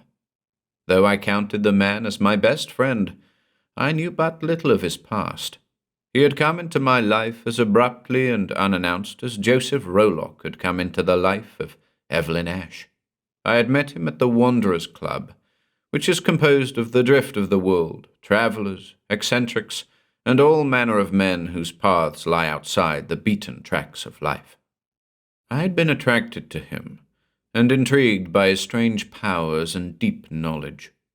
I vaguely knew that he was the black sheep younger son of a titled Irish family, and that he had walked many strange ways. Gordon's mention of Hungary struck a chord in my memory. One phase of his life Kirawan had once let drop, fragmentarily. I only knew that he had once suffered a bitter grief and a savage wrong, and that it had been in Hungary, but the nature of the episode I did not know. At Gordon's house, Evelyn met us calmly, showing inner agitation only by the over-restraint of her manner. I saw the beseeching look she stole at her husband. She was a slender, soft-spoken girl, whose dark eyes were always vibrant and alight with emotion. That child try to murder her adored husband? The idea was monstrous. Again, I was convinced that James Gordon himself was deranged. Following Kirawan's lead, we made a pretense of small talk, as if we had casually dropped in, but I felt that Evelyn was not deceived. Our conversation rang false and hollow, and presently Kirawan said, "Mrs. Gordon, that is a remarkable ring you're wearing. Do you mind if I look at it?" "I'll have to give you my hand," she laughed. "I've been trying to get it off today, and it won't come off." She held out her slim white hand for Kirawan's inspection, and his face was immobile as he looked at the metal snake that coiled about her slim finger. He did not touch it. I myself was aware of an unaccountable repulsion. There was something almost obscene about that dull, copperish reptile wound about the girl's white finger. "It's evil-looking, isn't it?" She involuntarily shivered. "At first I liked it, but now I can hardly bear to look at it. If I can get it off, I intend to return it to Mr. Rolock." Kirawan was about to make some reply when the doorbell rang. Gordon jumped as if shot, and Evelyn rose quickly. "I'll answer it, Jim. I know who it is." She returned an instant later with two more mutual friends, those inseparable cronies, Dr. Donnelly, whose burly body, jovial manner, and booming voice were combined with as keen a brain as any in the profession, and Bill Bain, elderly, lean, wiry, acidly witty. Both were old friends of the Ash family. Dr. Donnelly had ushered Evelyn into the world, and Bain was always Uncle Bill to her. "Howdy, Jim. Howdy, Mr. Kirawan," roared Donnelly. "Hey, O'Donnell, have you got any firearms with you? Last time you nearly blew my head off showing me an old flintlock pistol that wasn't supposed to be loaded." "Dr. Donnelly!" We all turned. Evelyn was standing beside a wide table, holding it as if for support. Her face was white. Our badinage ceased instantly. A sudden tension was in the air. "Dr. Donnelly," she repeated, holding her voice steady by an effort. "I sent for you and Uncle Bill for the same reason for which I know Jim has brought Mr. Kirawan and Michael. There is a matter Jim and I can no longer deal with alone. There is something between us, something black and ghastly and terrible." "What are you talking about, girl?" All the levity was gone from Donnelly's great voice. "My husband," she choked, then went blindly on. "My husband has accused me of trying to murder him." The silence that fell was broken by Bain's sudden and energetic rise. His eyes blazed, and his fists quivered. "You young pup!" he shouted at Gordon. "I'll knock the living daylights!" "Sit down, Bill." Donnelly's huge hand crushed his smaller companion back into his chair. "No use going off half-cocked. Go ahead, honey." "We need help. We cannot carry this thing alone." A shadow crossed her comely face. "This morning, Jim's arm was badly cut. He said I did it. I don't know. I was handing him the razor. Then I must have fainted. At least everything faded away. When I came to myself, he was washing his arm in the lavatory, and he accused me of trying to kill him." "Why, the young fool!" barked the belligerent Bain. "Hasn't he sense enough to know that if you did cut him, it was an accident?" "Shut up, won't you?" snorted Donnelly. "Honey, did you say you fainted? That isn't like you." "I've been having fainting spells," she answered. "The first time was when we were in the mountains and Jim fell down a cliff. We were standing on the edge, then everything went black, and when my sight cleared, he was rolling down the slope." She shuddered at the recollection. "Then, when I lost control of the car and it crashed into the tree, you remember, Jim called you over." Dr. Donnelly nodded his head ponderously. "I don't remember you ever having fainting spells before." "But Jim says I pushed him over the cliff," she cried hysterically. "He says I tried to run him down in the car. He says I purposely slashed him with a razor." Dr. Donnelly turned perplexedly toward the wretched Gordon. "How about it, son?" "God help me," Gordon burst out in agony. "It's true." "Why, you lying hound!" It was Bain who gave tongue, leaping again to his feet. "If you want a divorce, why don't you get it in a decent way, instead of resorting to these despicable tactics?" "Damn you!" roared Gordon, lunging up and losing control of himself completely. "If you say that, I'll tear your jugular out." Evelyn screamed. Donnelly grabbed Bain ponderously and banged him back into his chair with no overly gentle touch, and Kirawan laid a hand lightly on Gordon's shoulder. The man seemed to crumple into himself. He sank back into his chair and held out his hands gropingly toward his wife. "Evelyn," he said, his voice thick with laboring emotion, "you know I love you. I feel like a dog. But God help me, it's true. If we go on this way, I'll be a dead man. And you—" "Don't say it," she screamed. "I know you wouldn't lie to me, Jim. If you say I tried to kill you, I know I did. But I swear, Jim, I didn't do it consciously. Oh, I must be going mad. That's why my dreams have been so wild and terrifying lately." "Of what have you dreamed, Mrs. Gordon?" asked Kirawan gently. She pressed her hands to her temples and stared dully at him, as if only half comprehending. "A black thing," she muttered. "A horrible, faceless black thing that mows and mumbles and paws over me with apish hands. I dream of it every night, and in the daytime I try to kill the only man I ever loved. I'm going mad. Maybe I'm already crazy and don't know it." "Calm yourself, honey." To Dr. Donnelly, with all his science, it was only another case of feminine hysteria. His matter-of-fact voice seemed to soothe her, and she sighed and drew a weary hand through her damp locks.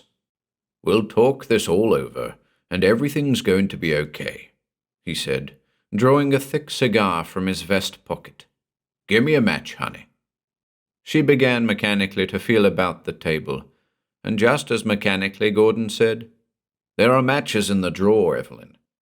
She opened the drawer and began groping in it, when suddenly, as if struck by recollection and intuition, Gordon sprang up, white-faced, and shouted, "No! No, don't open that drawer! Don't—" Even as he voiced that urgent cry, she stiffened, as if at the feel of something in the drawer. Her change of expression held us all frozen, even Kirawan. The vital intelligence vanished from her eyes like a blown-out flame, and into them came the look Gordon had described as blank. The term was descriptive. Her beautiful eyes were dark wells of emptiness, as if the soul had been withdrawn from behind them. Her hand came out of the drawer holding a pistol, and she fired point-blank. Gordon reeled with a groan and went down, blood starting from his head. For a flashing instant, she looked down stupidly at the smoking gun in her hand, like one suddenly waking from a nightmare. Then her wild scream of agony smote our ears. "Oh, God! I've killed him! Jim!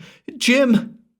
She reached him before any of us, throwing herself on her knees and cradling his bloody head in her arms, while she sobbed in an unbearable passion of horror and anguish. The emptiness was gone from her eyes. They were alive and dilated with grief and terror. I was making toward my prostrate friend with Donnelly and Bain, but Kirawan caught my arm. His face was no longer immobile. His eyes glittered with a controlled savagery. "Leave him to them," he snarled. "We are hunters, not healers. Lead me to the house of Joseph Rolock." I did not question him. We drove there in Gordon's car. I had the wheel, and something about the grim face of my companion caused me to hurl the machine recklessly through the traffic. I had the sensation of being part of a tragic drama, which was hurtling with headlong speed toward a terrible climax. I wrenched the car to a grinding halt at the curb before the building where Rolock lived, in a bizarre apartment high above the city. The very elevator that shot us skyward seemed imbued with something of Kirawan's driving urge for haste. I pointed out Rolock's door, and he cast it open without knocking and shouldered his way in. I was close at his heels. Rolock, in a dressing gown of Chinese silk worked with dragons, was lounging on a divan, puffing quickly at a cigarette. He sat up, overturning a wine glass which stood with a half-filled bottle at his elbow. Before Kirawan could speak, I burst out with our news. "James Gordon has been shot." He sprang to his feet. "Shot? When? When did she kill him?" "She?" I glared in bewilderment. "How did you know?" With a steely hand, Kirawan thrust me aside, and as the men faced each other, I saw recognition flare up in Rolock's face. They made a strong contrast. Kirawan, tall, pale, with some white-hot passion. Rolock, slim, darkly handsome, with the Saracenic arch of his slim brows above his black eyes. I realized that whatever else occurred, it lay between those two men. They were not strangers. I could sense like a tangible thing the hate that lay between them. "John Kirawan," softly whispered Rolock. "You remember me, Joseph Rolock." Only an iron control kept Kirawan's voice steady. The other merely stared at him without speaking. "Years ago," said Kirawan more deliberately, "when we delved in the dark mysteries together in Budapest, I saw whither you were drifting. I drew back. I would not descend to the foul depths of forbidden occultism and diabolism to which you sank. And because I would not, you despised me, and you robbed me of the only woman I ever loved. You turned her against me by means of your vile arts, and then you degraded and debauched her, sank her into your own foul slime. I had killed you with my hands then, Joseph Rolock, vampire by nature as well as by name that you are. But your arts protected you from physical vengeance. But you have trapped yourself at last." Kirowan's voice rose in fierce exultation. All his cultured restraint had been swept away from him, leaving a primitive, elemental man, raging and gloating over a hated foe. You sought the destruction of James Gordon and his wife because she unwittingly escaped your snare. Rolock shrugged his shoulders and laughed. You are mad. I have not seen the Gordons for weeks. Why blame me for their family troubles? Kirowan snarled. Liar, as always. What did you say just now when O'Donnell told you Gordon had been shot? When did she kill him? You were expecting to hear that the girl had killed her husband. Your psychic powers had told you that a climax was close at hand. You were nervously awaiting news of the success of your devilish scheme. But I did not need a slip of your tongue to recognize your handiwork. I knew as soon as I saw the ring on Evelyn Gordon's finger, the ring she could not remove, the ancient and accursed ring of Thothamon, handed down by foul cults of sorcerers since the days of forgotten Stygia. I knew that ring was yours, and I knew by what ghastly rights you came to possess it, and I knew its power. Once she put it on her finger, in her innocence and ignorance, she was in your power. By your black magic, you summoned the black elemental spirit, the haunter of the ring, out of the gulfs of night and the ages. Here in your accursed chamber, you performed unspeakable rituals to drive Evelyn Gordon's soul from her body, and to cause that body to be possessed by that godless sprite from outside the human universe. She was too clean and wholesome, her love for her husband too strong, for the fiend to gain complete and permanent possession of her body. Only for brief instants could it drive her own spirit into the void and animate her form. But that was enough for your purpose. But you have brought ruin upon yourself by your vengeance. Kirowan's voice rose to a feline screech. What was the price demanded by the fiend you drew from the pits? Ah, you blench. Yosef Rolock is not the only man to have learned forbidden secrets. After I left Hungary, a broken man, I took up again the study of the black arts, to trap you, you cringing serpent. I explored the ruins of Zimbabwe, the lost mountains of Inner Mongolia, and the forgotten jungle islands of the southern seas. I learned what sickened my soul, so that I forswore occultism forever. But I learned of the black spirit that deals death by the hand of a beloved one, and is controlled by a master of magic. But, Yosef Rolock, you are not an adept. You have not the power to control the fiend you have invoked, and you have sold your soul. The Hungarian tore at his collar, as if it were a strangling noose. His face had changed, as if a mask had dropped away. He looked much older. You lie, he panted. I did not promise him my soul. I do not lie. Kirowan's shriek was shocking in its wild exultation. I know the price a man must pay for calling forth the nameless shape that roams the gulfs of darkness. Look, there in the corner behind you. A nameless, sightless thing is laughing, is mocking you. It has fulfilled its bargain, and it has come for you, Yosef Rolock. No, shrieked Rolock, tearing his limp collar away from his sweating throat. His composure had crumpled, and his demoralization was sickening to see. I tell you it was not my soul. I promised it a soul, but not my soul. He must take the soul of the girl, or of James Gordon. Fool! Roared Kirowan. Do you think he could take the souls of innocents? That he would not know they were beyond his reach? The girl and the youth he could kill. Their souls were not his to take or yours to give. But your black soul is not beyond his reach, and he will have his wage. Look, he is materializing behind you. He is growing out of thin air.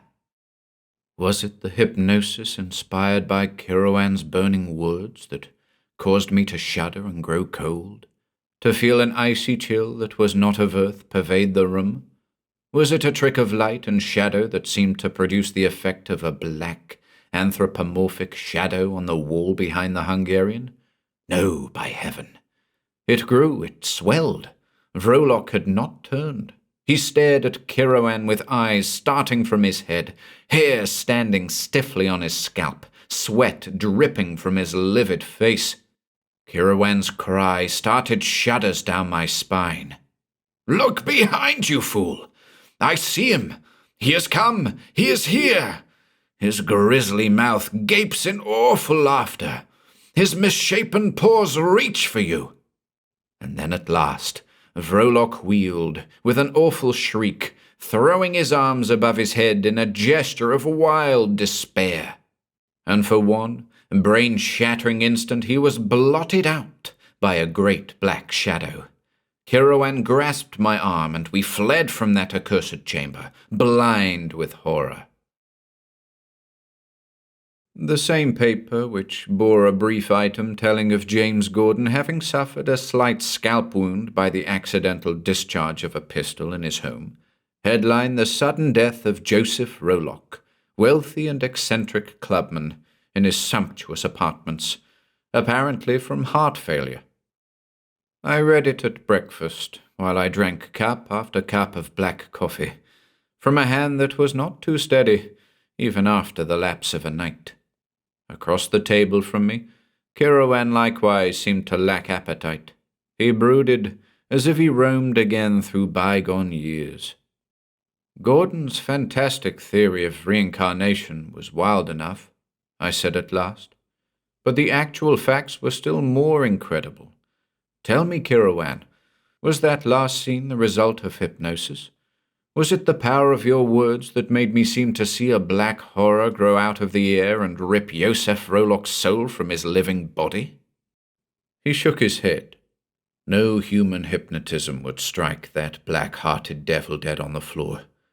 No, there are beings outside the ken of common humanity, foul shapes of transcosmic evil. Such a one it was with which Vrolock dealt. But how could it claim his soul? I persisted. If indeed such an awful bargain had been struck, it had not fulfilled its part, for James Gordon was not dead, but merely knocked senseless. Vrolock did not know it, answered Kiroan. He thought that Gordon was dead, and I convinced him that he himself had been trapped and was doomed. In his demoralization, he fell easy prey to the thing he had called forth. It, of course, was always watching for a moment of weakness on his part. The powers of darkness never deal fairly with human beings. He who traffics with them is always cheated in the end. "It's a mad nightmare," I muttered. "But it seems to me, then, that you as much as anything else brought about Vrolock's death." "It is gratifying to think so," Kiroan answered. "Evelyn Gordon is safe now, and it is a small repayment for what he did to another girl years ago and in a far country."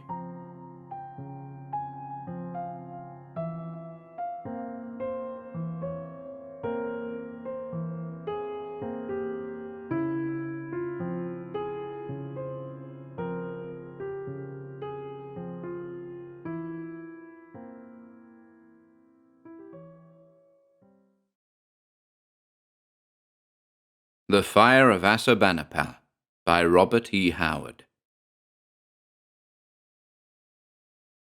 Yarl squinted carefully down the blue barrel of his Lee Enfield, called devoutly on Allah, and sent a bullet through the brain of a flying rider.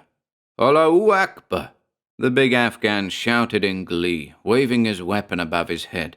"God is great! By Allah, Sahib, I have sent another one of the dogs to hell!" His companion peered cautiously over the rim of the sandpit they had scooped with their hands. He was a lean and wiry American, Steve Clarney by name. "Good work, old horse," said this person. "4 left. Look, they're drawing off." The white-robed horsemen were indeed reining away, clustering together just out of accurate rifle range, as if in council. There had been 7 when they had first swooped down on the comrades, but the fire from the 2 rifles in the sandpit had been deadly. "Look, Sahib, they abandon the fray."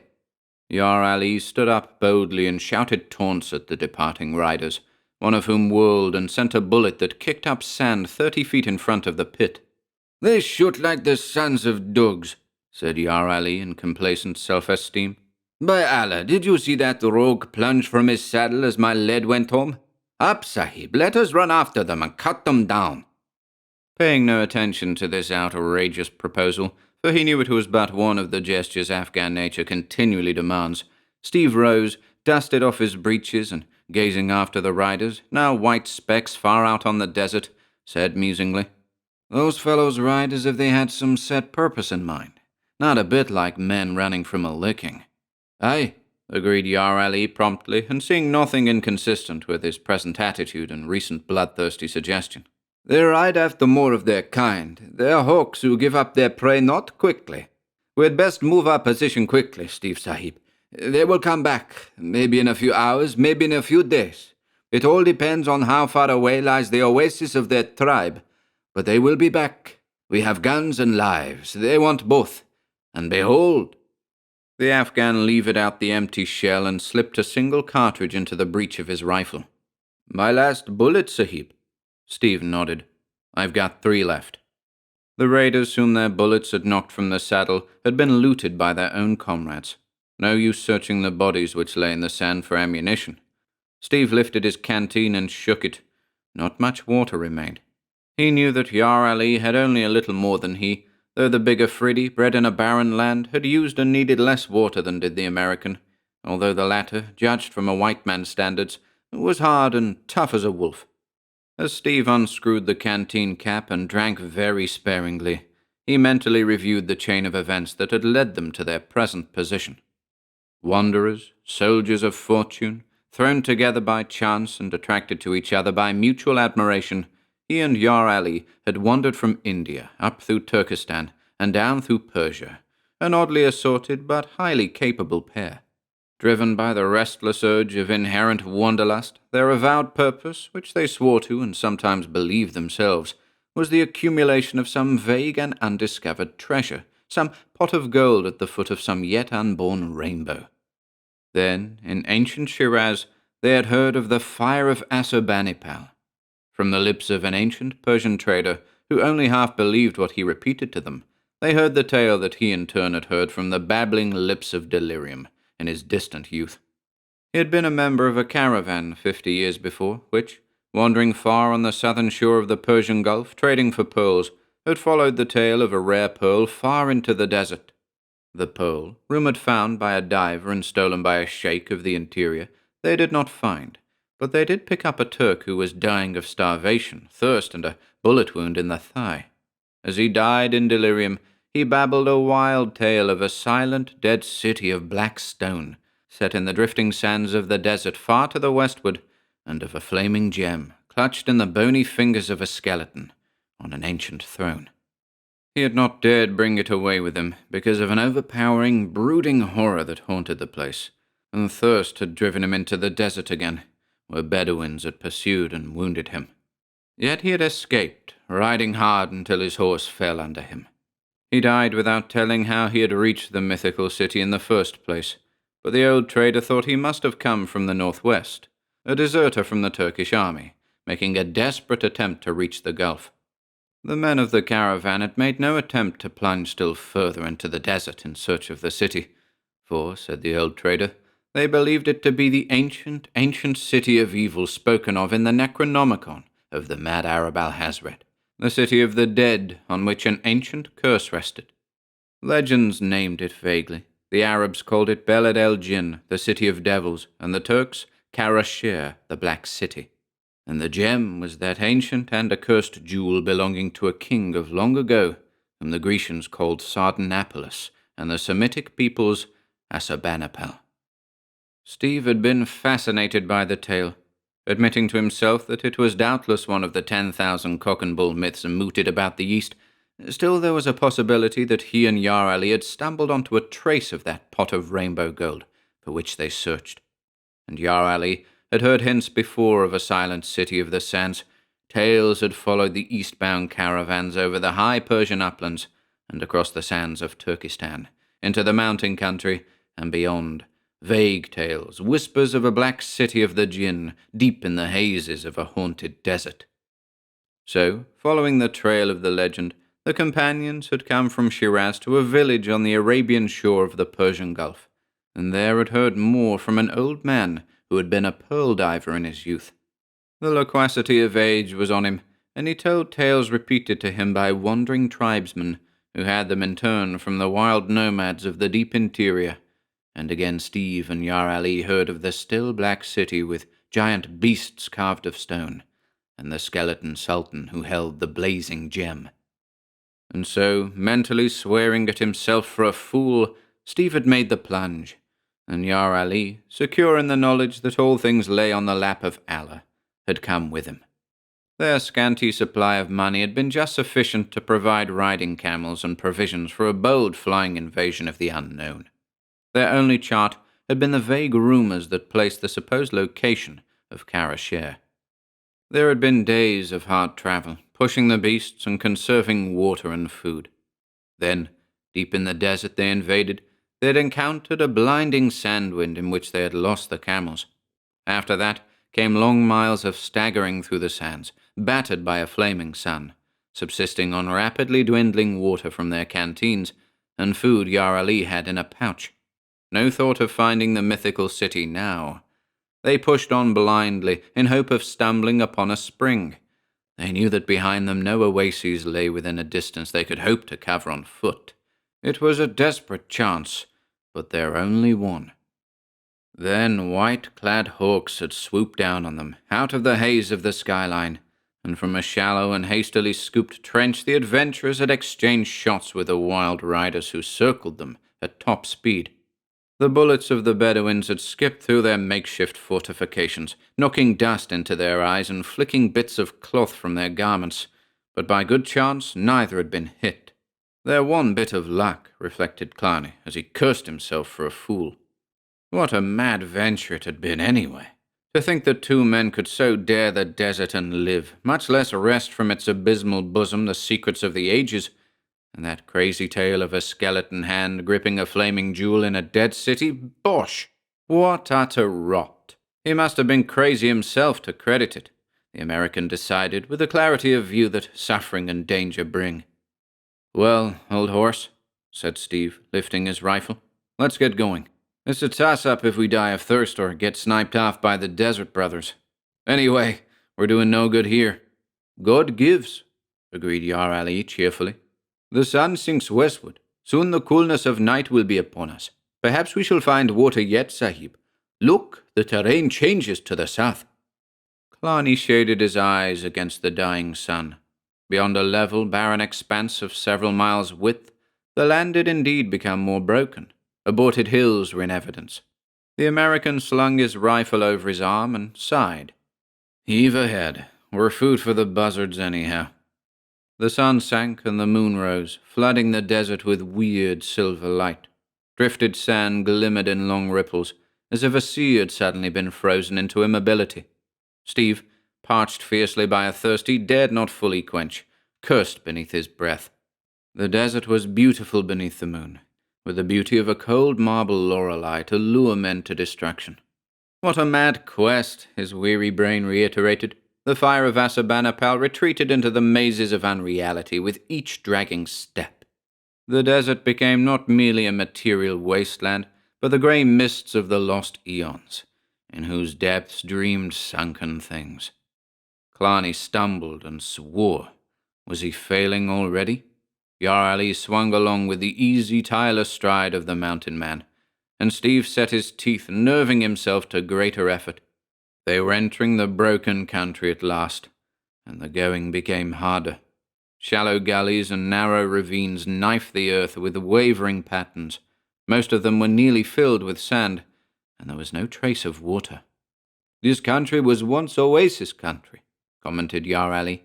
Allah knows how many centuries ago the sand took it, as the sand has taken so many cities in Turkestan. They swung on like dead men in a grey land of death. The moon grew red and sinister as she sank, and shadowy darkness settled over the desert before they had reached a point where they could see what lay beyond the broken belt. Even the big Afghan's feet began to drag, and Steve kept himself erect only by a savage effort of will. At last, they toiled up a sort of ridge on the southern side of which the land sloped downward. "We rest," declared Steve. "There's no water in this hellish country. No use in going on forever. My legs are stiff as gun barrels. I couldn't take another step to save my neck. Here's a kind of stunted cliff, about as high as a man's shoulder, facing south. We'll sleep in the lee of it." "And shall we not keep watch, Steve Sahib?" "We don't," answered Steve.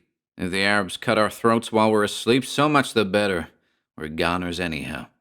With which optimistic observation Cloney lay down stiffly in the deep sand. But Yar Ali stood, leaning forward, straining his eyes into the elusive darkness that turned the star-flecked horizons to murky wells of shadow.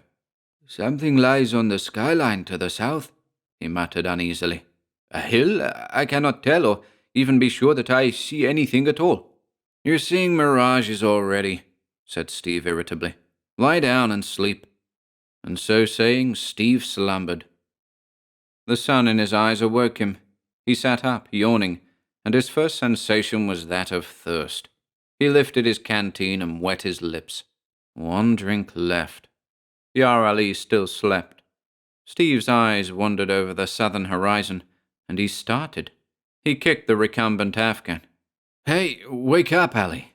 I reckon you weren't seeing things after all. There's your hill, and a queer-looking one, too." The Afridi woke as a wild thing wakes, instantly and completely, his hand leaping to his long knife as he glared about for enemies. His gaze followed Steve's pointing fingers, and his eyes widened. "By Allah, and by Allah," he swore, "we have come into a land of jinn. That is no hill, it is a city of stone in the midst of the sands." Steve bounded to his feet like a steel spring released. As he gazed with bated breath, a fierce shout escaped his lips. At his feet, the slope of the ridge ran down into a wide and level expanse of sand that stretched away southward. And far away, across those sands, to his straining sight, the hill slowly took shape, like a mirage growing from the drifting sands. He saw great, uneven walls, massive battlements. All about crawled the sands like a living, sensate thing, drifted high about the walls, softening the rugged outlines. No wonder that at first glance the whole had appeared like a hill. "Karasher!" Cloney exclaimed fiercely. "Beled el Jinn, the city of the dead. It wasn't a pipe dream after all. We found it. By heaven, we found it. Come on, let's go." Yar Ali shook his head uncertainly and muttered something about evil jinn under his breath, but he followed. The sight of the ruins had swept from Steve his thirst and hunger, and the fatigue that a few hours' sleep had not fully overcome. He trudged on swiftly, oblivious to the rising heat, his eyes gleaming with the lust of the explorer. It was not altogether greed for the fabled gem that had prompted Steve Cloney to risk his life in that grim wilderness.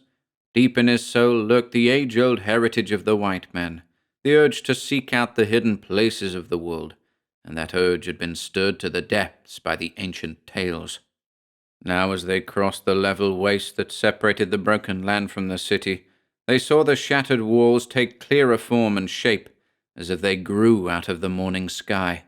The city seemed built of huge blocks of black stone, but how high the walls had been there was no telling because of the sand that drifted high about their base. In many places they had fallen away, and the sand hid the fragments entirely. The sun reached her zenith, and thirst intruded itself in spite of zeal and enthusiasm. But Steve fiercely mastered his suffering. His lips were parched and swollen, but he would not take that last drink until he had reached the ruined city. Yar Ali wet his lips from his own canteen and tried to share the remainder with his friend. Steve shook his head and plodded on. In the ferocious heat of the desert afternoon they reached the ruin, and passing through a wide breach in the crumbling wall, gazed on the dead city. Sand choked the ancient streets and lent fantastic form to huge, fallen and half-hidden columns. So crumbled into decay and so covered with sand was the whole that the explorers could make out little of the original plan of the city. Now it was but a waste of drifted sand and crumbling stone, over which brooded like an invisible cloud an aura of unspeakable antiquity. But directly in front of them ran a broad avenue, the outline of which not even the ravaging sands and winds of time had been able to efface. On either side of the wide way were ranged huge columns, not unusually tall, even allowing for the sand that hid their bases, but incredibly massive. On the top of each column stood a figure carved from solid stone, great, somber images, half human, half bestial, partaking of the brooding brutishness of the whole city. Steve cried out in amazement. "The winged bulls of Nineveh! The bulls with men's heads! By the saints, Sally, the old tales are true! The Assyrians did build this city. The whole tale's true. They must have come here when the Babylonians destroyed Assyria. Why, the scene's a dead ringer for pictures I've seen. Reconstructed scenes of old Nineveh, and look!" He pointed down the broad street to the great building which reared at the other end, a colossal brooding edifice whose columns and walls of solid black stone blocks defied the winds and sands of time. The drifting, obliterating sea washed about its foundations, overflowing into its doorways, but it would require 1,000 years to inundate the whole structure. "An abode of devils," muttered Yar Ali uneasily. "The temple of Baal," exclaimed Steve. "Come on, I was afraid we'd find all the palaces and temples hidden by the sand and have to dig for the gem." "Little good it will do us," muttered Yar Ali. "Here we die." "I reckon so." Steve unscrewed the cap of his canteen. "Let's take our last drink. Anyway, we're safe from the Arabs. They'd never dare come here with their superstitions. We'll drink and then we'll die, I reckon. But first we'll find the jewel. When I pass out, I want to have it in my hand. Maybe a few centuries later, some lucky son of a gun will find our skeletons and the gem. Here's to him, whoever he is." With which grim jest, Cloney drained his canteen, and Yar Ali followed suit. They had played their last ace. The rest lay on the lap of Allah. They strode up the broad way, and Yar Ali, utterly fearless in the face of human foes, glanced nervously to right and left, half expecting to see a horned and fantastic face leering at him from behind a column. Steve himself felt the somber antiquity of the place, and almost found himself fearing a rush of bronze war chariots down the forgotten streets, or to hear the sudden menacing flare of bronze trumpets. The silence in dead cities was so much more intense, he reflected, than that on the open desert. They came to the portals of the great temple. Rows of immense columns flanked the wide doorway, which was ankle-deep in sand, and from which sagged massive bronze frameworks that had once braced mighty doors, whose polished woodwork had rotted away centuries ago. They passed into a mighty hall of misty twilight, whose shadowy stone roof was upheld by columns like the trunks of forest trees. The whole effect of the architecture was one of awesome magnitude and sullen, breathtaking splendor, like a temple built by somber giants for the abode of dark gods. Yar Ali walked fearfully, as if he expected to awake sleeping gods, and Steve, without the Afridi superstitions, yet felt the gloomy majesty of the place lay somber hands on his soul. No trace of a footprint showed in the deep dust on the floor. Half a century had passed since the affrighted and devil-ridden Turk had fled these silent halls. As for the Bedouins, it was easy to see why those superstitious sons of the desert shunned this haunted city, and haunted it was, not by actual ghosts, perhaps, but by the shadows of lost splendors. As they trod the sands of the hall, which seemed endless, Steve pondered many questions. How did these fugitives from the wrath of frenzied rebels build this city? How did they pass through the country of their foes? For Babylonia lay between Assyria and the Arabian desert. Yet there had been no other place for them to go. Westward lay Syria and the sea, and north and east swarmed the dangerous Medes, those fierce Ions whose aid had stiffened the arm of Babylon to smite her foe to the dust. Possibly, thought Steve, Karasher, whatever its name had been in those dim days, had been built as an outpost border city before the fall of the Assyrian Empire, where the survivors of that overthrow fled. At any rate, it was possible that Karasher had outlasted Nineveh by some centuries, a strange hermit city, no doubt, cut off from the rest of the world. Surely, as Yarali had said, this was once fertile country, watered by oases, and doubtless in the broken country they had passed over the night before, there had been quarries that furnished the stone for the building of the city. Then what caused its downfall? Did the encroachment of the sands and the filling up of the springs cause the people to abandon it? Or was Karashir a city of silence before the sands crept over the walls? Did the downfall come from within or without? Did civil war blot out the inhabitants? Or were they slaughtered by some powerful foe from the desert? Clowney shook his head in baffled chagrin. The answers to those questions were lost in the maze of forgotten ages. Allahu Akbar! They had traversed the great shadowy hall, and at its further end they came upon a hideous black stone altar, behind which loomed an ancient god, bestial and horrific. Steve shrugged his shoulders as he recognized the monstrous aspect of the image. Aye, that was Baal, on whose black altar in other ages many a screaming, writhing, naked victim had offered up its naked soul. The idol embodied in its utter, abysmal, and sullen bestiality the whole soul of this demoniac city. Surely, thought Steve, the builders of Nineveh and Karashir were cast in another mold from the people of today. Their art and culture were too ponderous, too grimly barren of the lighter aspects of humanity, to be wholly human, as modern man understands humanity.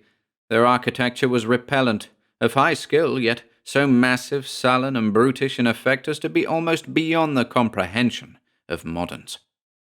The adventurers passed through a narrow door which opened in the end of the hall close to the idol, and came into a series of wide, dim, dusty chambers connected by column-flanked corridors. Along these they strode in the grey, ghostly light, and came at last to a wide stair, whose massive stone steps led upward and vanished in the gloom. Here Yar Ali halted. "We have dared much, Sahib," he muttered. "Is it wise to dare more?" Steve, aquiver with eagerness, yet understood the Afghan's mind. "You mean we shouldn't go up those stairs?" "They have an evil look. To what chambers of silence and horror may they lead? When jinn haunt deserted buildings, they lurk in the upper chambers. At any moment a demon may bite off our heads." "We're dead men anyhow," grunted Steve. "But I tell you, you go on back through the hall and watch for the Arabs while I go upstairs." "Watch for a wind on the horizon," responded the Afghan gloomily, shifting his rifle and loosening his long knife in its scabbard. "No Bedouin comes here. Lead on, Sahib. Thou art mad after the manner of all Franks, but I would not leave thee to face the jinn alone." So the companions mounted the massive stairs, their feet sinking deep into the accumulated dust of centuries at each step. Up and up they went, to an incredible height, until the depths below merged into a vague gloom. "We walk blind to our doom, Sahib," muttered Yar Ali. "Allah il Allah, and Muhammad is his prophet. Nevertheless, I feel the presence of slumbering evil, and never again shall I hear the wind blowing up the Khyber Pass." Steve made no reply. He did not like the breathless silence that brooded over the ancient temple, nor the grisly grey light that filtered from some hidden source. Now above them, the gloom lightened somewhat, and they emerged into a vast circular chamber, greyly illumined by light that filtered in through the high, pierced ceiling. But another radiance lent itself to the illumination. A cry burst from Steve's lips, echoed by Yar Ali. Standing on the top step of the broad stone stair, they looked directly across the broad chamber, with its dust-covered heavy tile floor and bare black stone walls.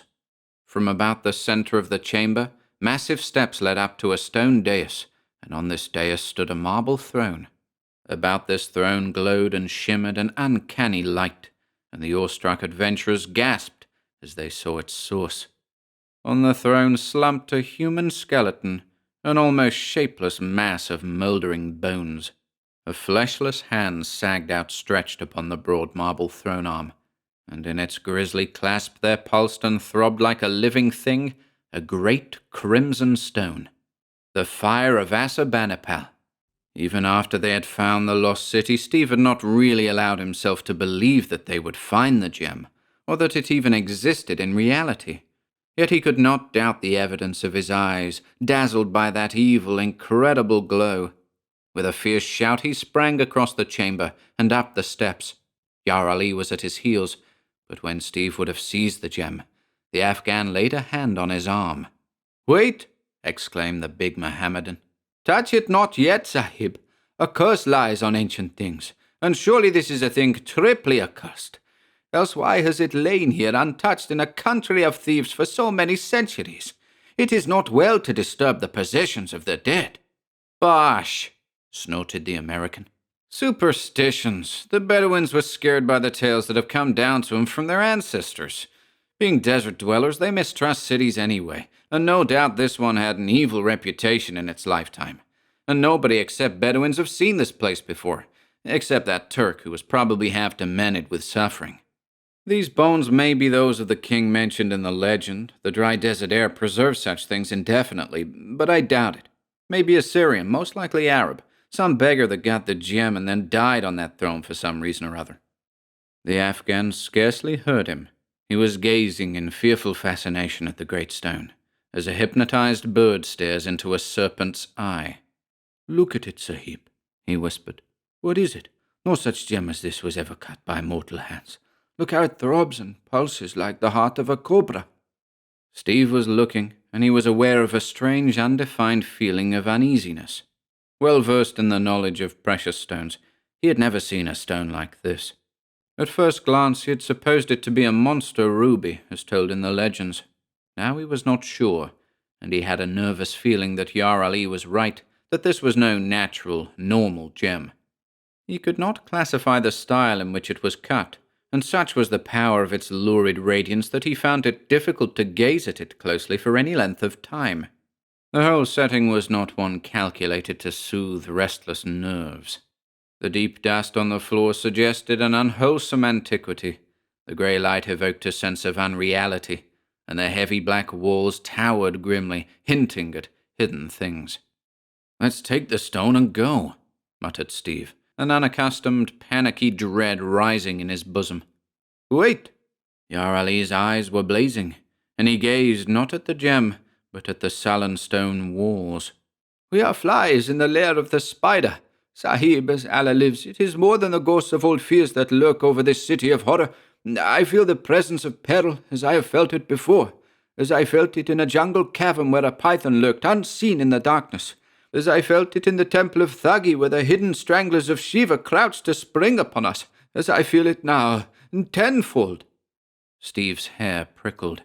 He knew that Yar Ali was a grim veteran, not to be stampeded by silly fear or senseless panic. He well remembered the incidents referred to by the Afghan, as he remembered other occasions upon which Yar Ali's oriental telepathic instinct had warned him of danger before that danger was seen or heard. "What is it, Yar Ali?" he whispered. The Afghan shook his head, his eyes filled with a weird, mysterious light, as he listened to the dim occult promptings of his subconsciousness. "I know not. I know it is close to us, and that it is very ancient and very evil. I think—" Suddenly he halted and wheeled, the eerie light vanishing from his eyes to be replaced by a glare of wolf-like fear and suspicion. "Hark, Sahib!" he snapped. "Ghosts or dead men mount the stair." Steve stiffened as the stealthy pad of soft sandals on stone reached his ear. "By Judas, Ali," he rapped. "Something's out there." The ancient walls re-echoed to a chorus of wild yells as a horde of savage figures flooded the chamber. For one dazed, insane instant, Steve believed wildly that they were being attacked by re-embodied warriors of a vanished age. Then the spiteful crack of a bullet past his ear and the acrid smell of powder told him that their foes were material enough. Killarney cursed. In their fancied security, they had been caught like rats in a trap by the pursuing Arabs. Even as the American threw up his rifle, Yar Ali fired point-blank from the hip with deadly effect, hurled his empty rifle into the hood, and went down the steps like a hurricane, his 3-foot Khyber knife shimmering in his hairy hand. Into his gusto for battle went real relief that his foes were human. A bullet ripped the turban from his head, but an Arab went down with a split skull beneath the hillman's first shearing stroke. A tall Bedouin clapped his gun muzzle to the Afghan's side, but before he could pull the trigger, Clarny's bullet scattered his brains. The very number of the attackers hindered their onslaught on the big Afridi, whose tigerish quickness made shooting as dangerous to themselves as to him. The bulk of them swarmed about him, striking with scimitar and rifle stock, while others charged up the steps after Steve.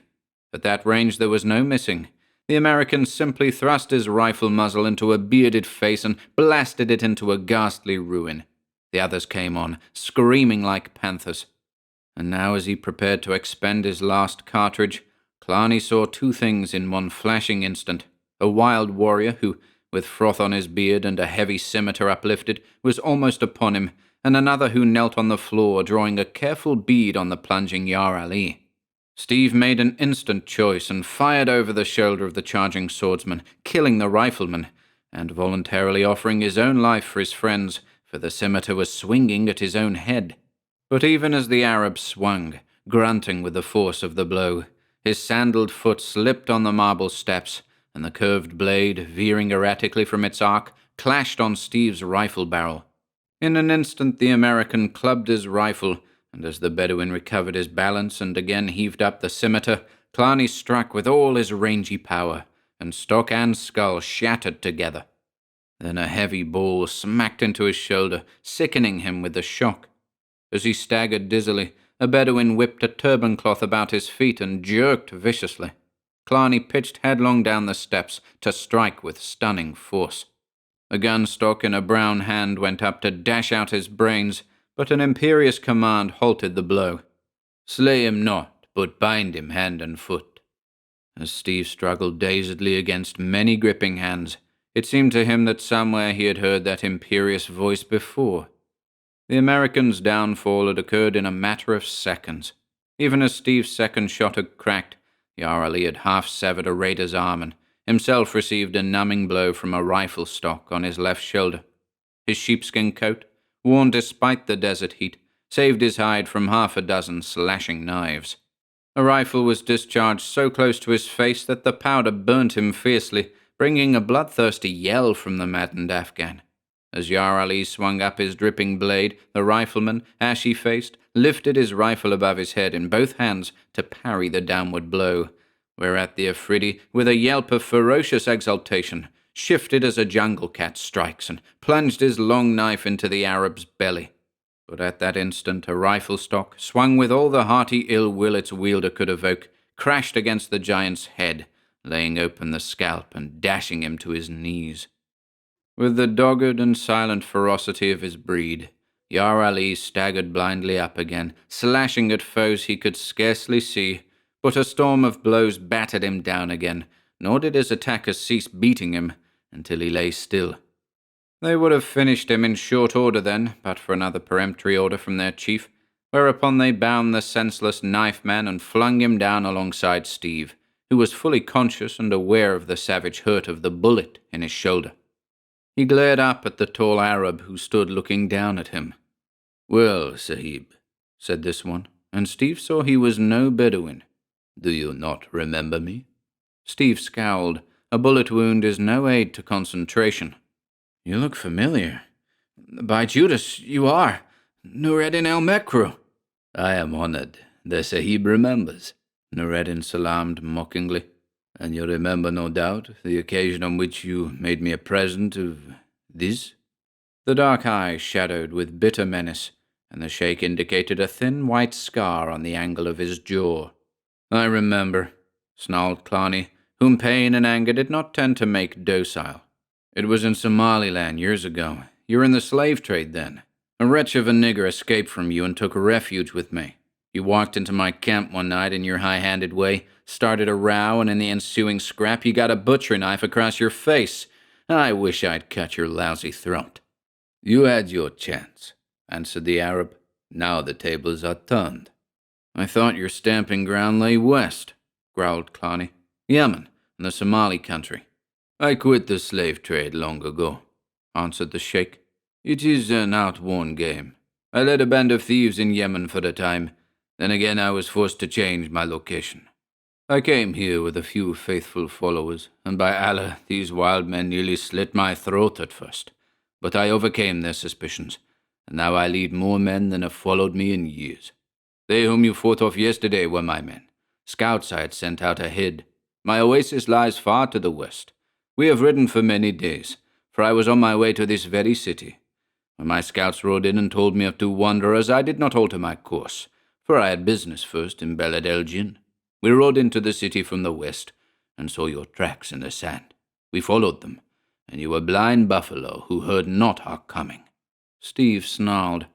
"You wouldn't have caught us so easy. Only we thought no Bedouin would dare come into Karashir." Narrated nodded.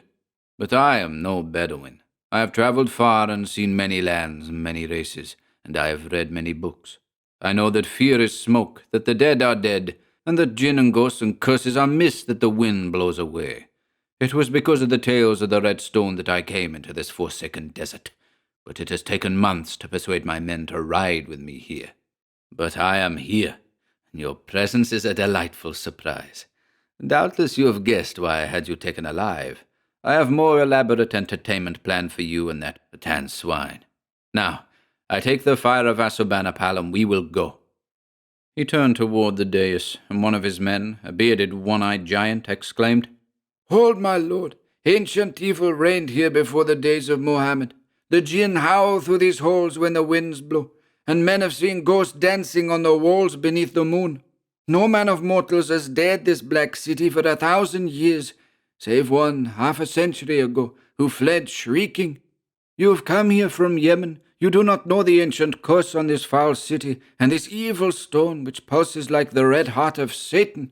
We have followed you here against our judgment, because you have proven yourself a strong man, and have said you hold a charm against all evil beings. You said you but wished to look on this mysterious gem, but now we see it is your intention to take it for yourself. Do not offend the jinn." "Nay, Narrated, do not offend the jinn," chorused the other Bedouins.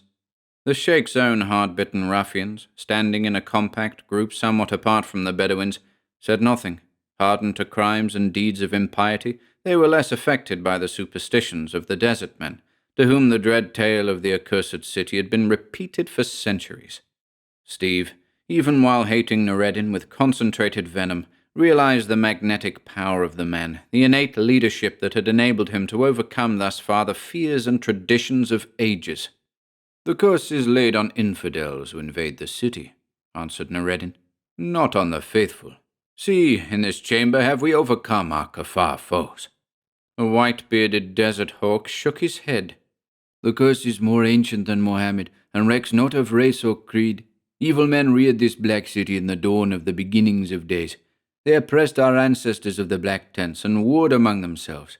Aye, the black walls of this foul city were stained with blood, and echoed to the shouts of unholy revel and the whispers of dark intrigues.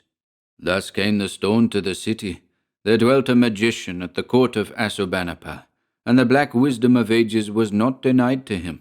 To gain honor and power for himself, he dared the horrors of a nameless vast cavern in a dark, untraveled land, and from those fiend-haunted depths he brought that blazing gem, which is carved of the frozen flames of hell. By reason of his fearful power and black magic, he put a spell on the demon which guarded the ancient gem, and so stole away the stone. And the demon slept in the cavern unknowing. So this magician, Zutltan by name, dwelt in the court of the Sultan Asshurbanipal, and did magic and forecast events by scanning the lurid deeps of the stone, into which no eyes but his could look unblinded. And men called the stone the Fire of Asshurbanipal in honor of the king. But evil came upon the kingdom, and men cried out that it was the curse of the jinn, and the Sultan in great fear bade Zutltan take the gem and cast it into the cavern from which he had taken it, lest worse ill befall them. Yet it was not the magician's will to give up the gem wherein he read strange secrets of pre-Adamite days, and he fled to the rebel city of Karashir, where soon civil war broke out, and men strove with one another to possess the gem. Then the king who ruled the city, coveting the stone, seized the magician and put him to death by torture. And in this very room he watched him die. With the gem in his hand, the king sat upon the throne, even as he has sat throughout the centuries, even as now he sits." The Arab's finger stabbed at the mouldering bones on the marble throne, and the wild desert men bleached. Even Nureddin's own scoundrels recoiled, catching their breath. but the sheikh showed no sign of perturbation. "As Zutltan died," continued the old Bedouin, "he cursed the stone whose magic had not saved him, and he shrieked aloud the fearful words which undid the spell he had put upon the demon in the cavern, and set the monster free.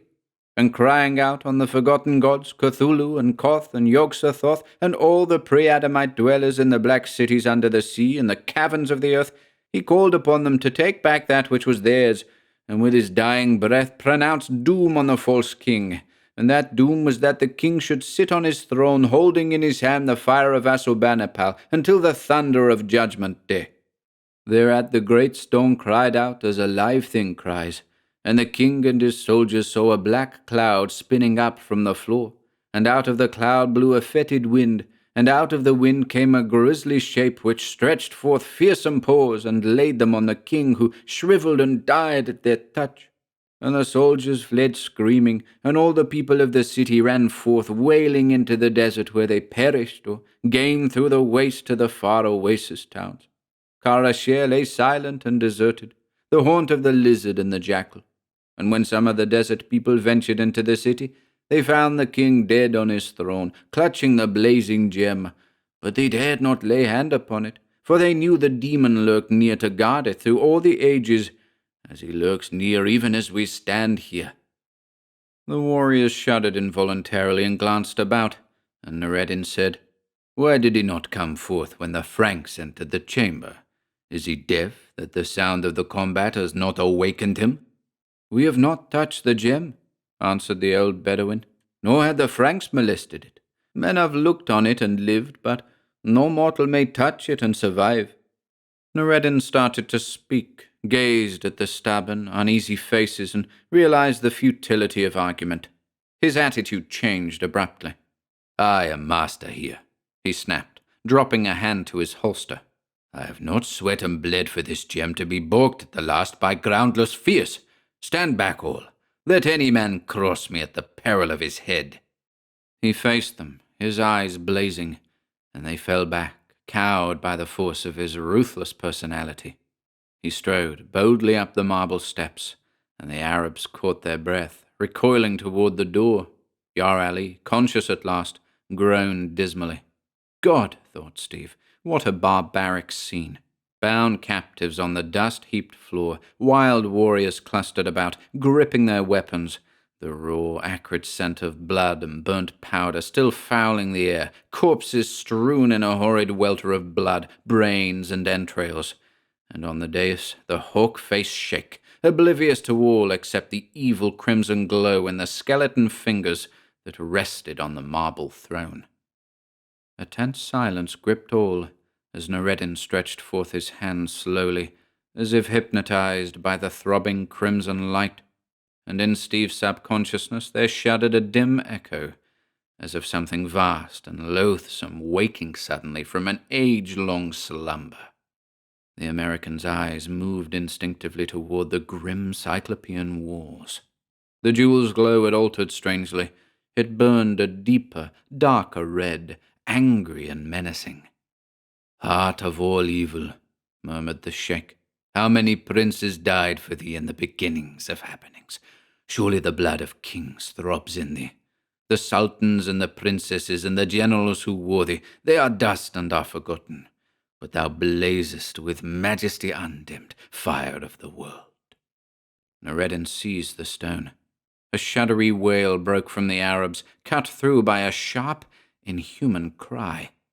To Steve it seemed, horribly, that the great jewel had cried out like a living thing. The stone slipped from the sheikh's hand. Narrated might have dropped it. To Steve it looked as though it leaped convulsively, as a live thing might leap. It rolled from the dais, bounding from step to step, with Narrated springing after it, cursing as his clutching hand missed it. It struck the floor, veered sharply, and despite the deep dust, rolled like a revolving ball of fire toward the back wall. Narrated was close upon it. It struck the wall. The sheikh's hand reached for it. A scream of mortal fear ripped the tense silence. Without warning, the solid wall had opened. Out of the black wall that gaped there, a tentacle shot and gripped the shake's body as a python girdles its victim, and jerked him headlong into the darkness. And then the wall showed blank and solid once more. Only from within sounded a hideous, high-pitched, muffled screaming that chilled the blood of the listeners. Howling wordlessly, the Arabs stampeded, jammed in a battling, screeching mass in the doorway, tore through and raced madly down the wide stairs. Steve and Yar Ali, lying helplessly, heard the frenzied clamor of their flight fade away into the distance, and gazed in dumb horror at the grim wall. The shrieks had faded into a more horrific silence. Holding their breath, they heard suddenly a sound that froze the blood in their veins, the soft sliding of metal or stone in a groove. At the same time, the hidden door began to open, and Steve caught a glimmer in the blackness that might have been the glitter of monstrous eyes. He closed his own eyes. He dared not look upon whatever horror slunk from that hideous black well. He knew that there are strains the human brain cannot stand, and every primitive instinct in his soul cried out to him that this thing was nightmare and lunacy. He sensed that Yar Ali likewise closed his eyes, and the two lay like dead men. Killarney heard no sound, but he sensed the presence of a horrific evil too grisly for human comprehension, of an invader from outer gulfs and far black reaches of cosmic being. A deadly cold pervaded the chamber, and Steve felt the glare of inhuman eyes sear through his closed lids and freeze his consciousness. If he opened his eyes, he knew stark black madness would be his instant lot. He felt a soul-shakingly foul breath against his face, and knew that the monster was bending close above him, but he lay like a man frozen in a nightmare. He clung to one thought: neither he nor Yar Ali had touched the jewel this horror guarded. Then he no longer smelled the foul odor. The coldness in the air grew appreciably less, and he heard again the secret door slide in its groove. The fiend was returning to its hiding place. Not all the legions of hell could have prevented Steve's eyes from opening a trifle. He had only a glimpse as the hidden door slid to, and that one glimpse was enough to drive all consciousness from his brain. Steve Killarney, iron-nerved adventurer, fainted for the only time in his checkered life. How long he lay there, Steve never knew, but it could not have been long, for he was roused by Yar Ali's whisper. "Lie still, Sahib. A little shifting of my body, and I can reach thy cords with my teeth." Steve felt the Afghan's powerful teeth at work on his bonds, and as he lay with his face jammed into the thick dust, and his wounded shoulder began to throb agonizingly, he had forgotten it until now, he began to gather the wandering threads of his consciousness, and it all came back to him. How much, he wondered dazedly, had been the nightmares of delirium, born from suffering and the thirst that caked his throat? The fight with the Arabs had been real. The bonds and the wound showed that. But the grisly doom of the sheikh, the thing that had crept out of the black entrance in the wall, surely that had been a figment of delirium. Narrated had fallen into a well or pit of some sort. Steve felt his hands were free, and he rose to a sitting posture, fumbling for a pocket knife the Arabs had overlooked. He did not look up or about the chamber as he slashed the cords that bound his ankles, and then freed Yar Ali, working awkwardly because his left arm was stiff and useless. "Where are the Bedouins?" he asked as the Afghan rose, lifting him to his feet. "Allah, Sahib," whispered Yar Ali. "Are you mad? Have you forgotten? Let us go quickly before the jinn returns." "It was a nightmare," muttered Steve. "Look, the jewel is back on the throne." His voice died out. Again that red glow throbbed about the ancient throne, reflecting from the mouldering skull. Again in the outstretched finger bones pulsed the fire of Asshurbanipal. But at the foot of the throne lay another object that had not been there before. The severed head of Narrated el-Mekru stared sightlessly up at the grey light filtering through the stone ceiling. The bloodless lips were drawn back from the teeth in a ghastly grin. The staring eyes mirrored an intolerable horror. In the thick dust of the floor 3 spores showed, one of the shakes where he had followed the red jewel as it rolled to the wall, and above it 2 other sets of tracks, coming to the throne and returning to the wall, vast, shapeless tracks, as of splayed feet, taloned and gigantic, neither human nor animal. "My God," choked Steve. "It was true. And the thing I saw." Steve remembered the flight from that chamber as a rushing nightmare, in which he and his companion hurtled headlong down an endless stair that was a grey well of fear, raced blindly through dusty, silent chambers, past the glowering idol in the mighty hall, and into the blazing light of the desert sun, where they fell, slavering, fighting for breath. Again Steve was roused by the Afridi's voice. "Sahib, Sahib, in the name of Allah the Compassionate, our luck has turned." Steve looked at his companion as a man might look in a trance. The big Afghan's garments were in tatters and blood-soaked. He was stained with dust and caked with blood, and his voice was a croak, but his eyes were alight with hope, and he pointed with a trembling finger. "In the shade of yon ruined wall," he croaked, striving to moisten his blackened lips. "Allah, Allah, the horses of the men we killed, with canteens and food pouches at the saddle horns. Those dogs fled without halting for the steeds of their comrades." New life surged up into Steve's bosom, and he rose, staggering. "Out of here," he mumbled. "Out of here, quick." Like dying men, they stumbled to the horses, tore them loose, and climbed fumblingly into the saddles. "We'll lead the spare mounts," croaked Steve, and Yar Ali nodded emphatic agreement. "Belike we shall need them ere we sight the coast." Though their tortured nerves screamed for the water that swung in canteens at the saddle horns, they turned the mounts aside and, swaying in the saddle, rode like flying corpses down the long sandy street of Karasher, between the ruined palaces and the crumbling columns, crossed the fallen wall and swept out into the desert. Not once did either glance back toward that black pile of ancient horror, nor did either speak until the ruins faded into the hazy distance. Then, and only then, did they draw rein and ease their thirst.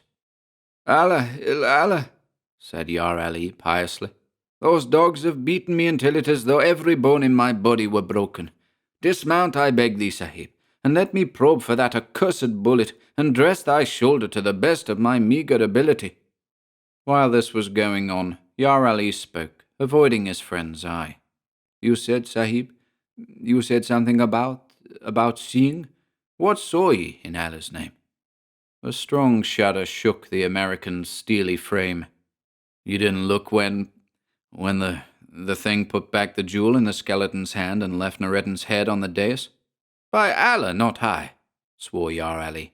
"My eyes were as closed as if they had been welded together by the molten irons of Satan." Steve made no reply until the comrades had once more swung into the saddle and started on their long trek for the coast, which, with spare horses, food, water, and weapons, they had a good chance to reach. "I looked," the American said somberly. "I wish I had not. I know I'll dream about it for the rest of my life. I had only a glance. I couldn't describe it as a man describes an earthly thing. God help me, it wasn't earthly or sane either. Mankind isn't the first owner of the earth. There were beings here before his coming. And now, survivals of hideously ancient epochs. Maybe spheres of alien dimensions press unseen on this material universe today. Sorcerers have called up sleeping devils before now and controlled them with magic. It is not unreasonable to suppose an Assyrian magician could invoke an elemental demon out of the earth to avenge him and guard something that must have come out of hell in the first place.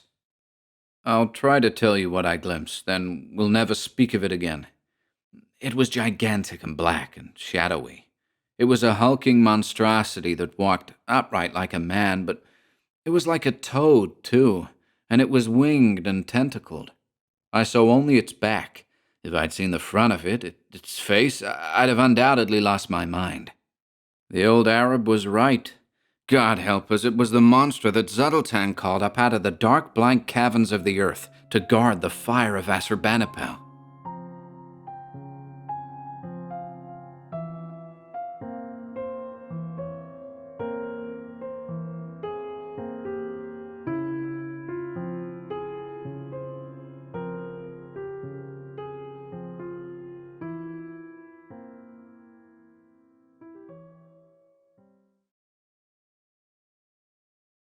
Dig Me No Grave by Robert E. Howard.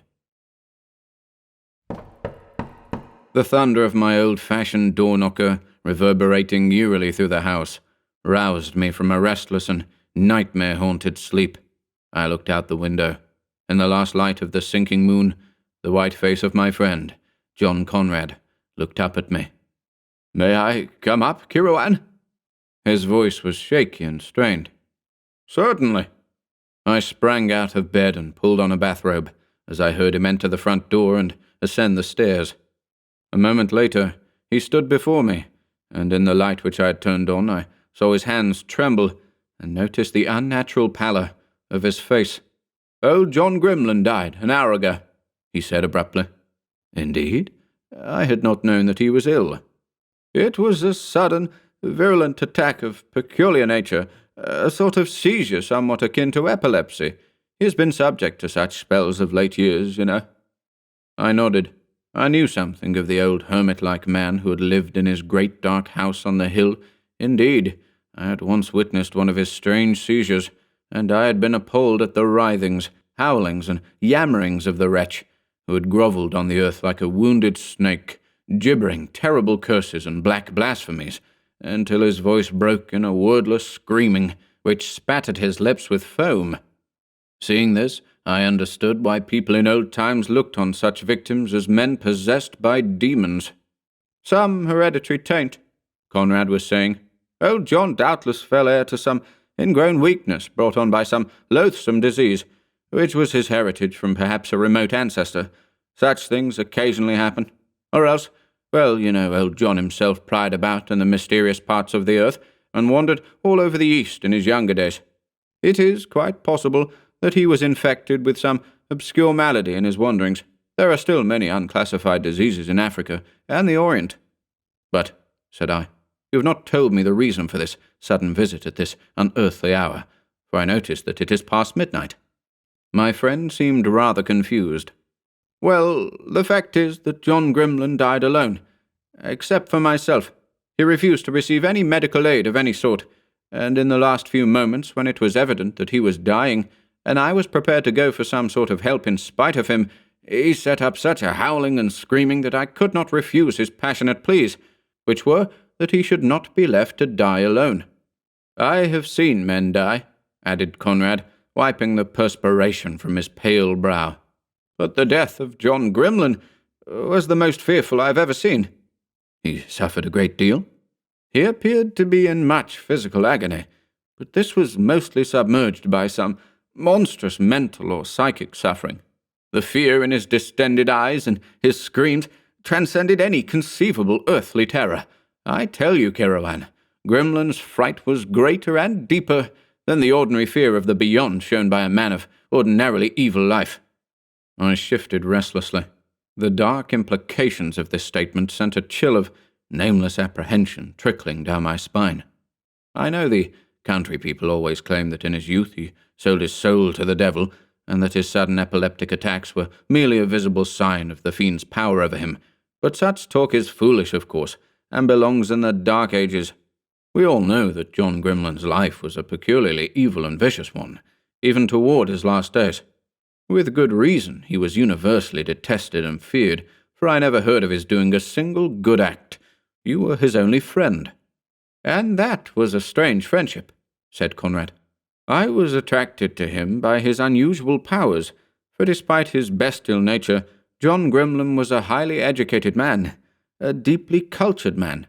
He had dipped deep into occult studies, and I first met him in this manner, for as you know, I've always been strongly interested in these lines of research myself. But in this, as in all other things, Grimlin was evil and perverse. He had ignored the white side of the occult and delved into the darker, grimmer phases of it, into devil worship and voodoo and Shintoism. His knowledge of these foul arts and sciences was immense and unholy, and to hear him tell of his researches and experiments was to know such horror and repulsion as a venomous reptile might inspire. For there had been no depths to which he had not sunk, and some things he only hinted at, even to me.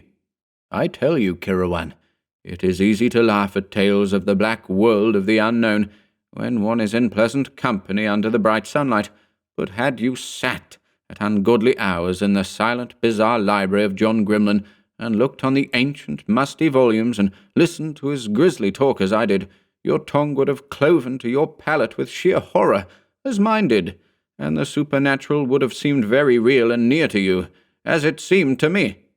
But in God's name, man, I cried, for the tension was growing unbearable, come to the point, and tell me what you want of me.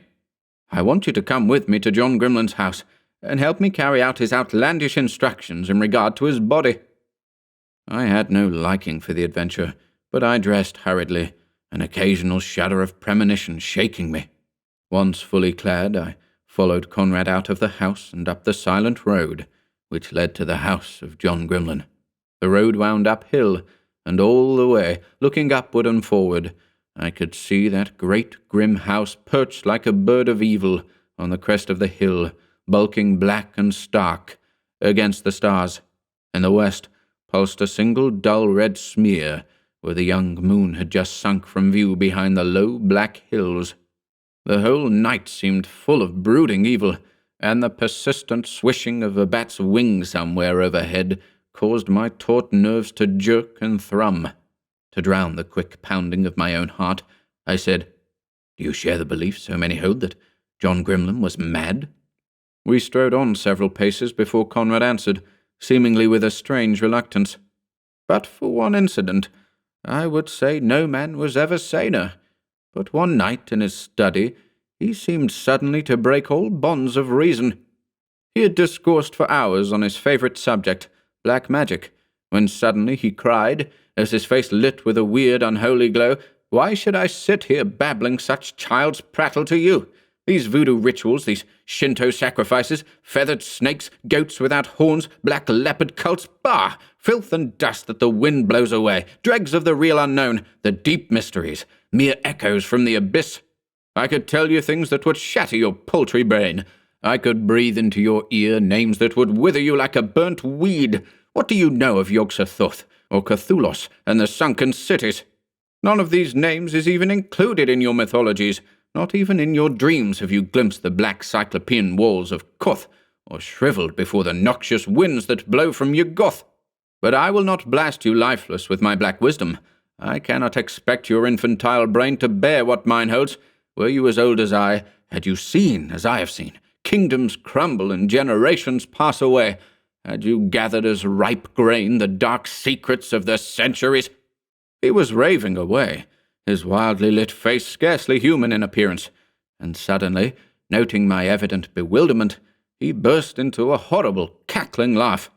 "Gad," he cried in a voice and accent strange to me, "methinks I've frighted ye, and certes, it is not to be marvelled at, sith ye be but a naked salvage in the arts of life after all.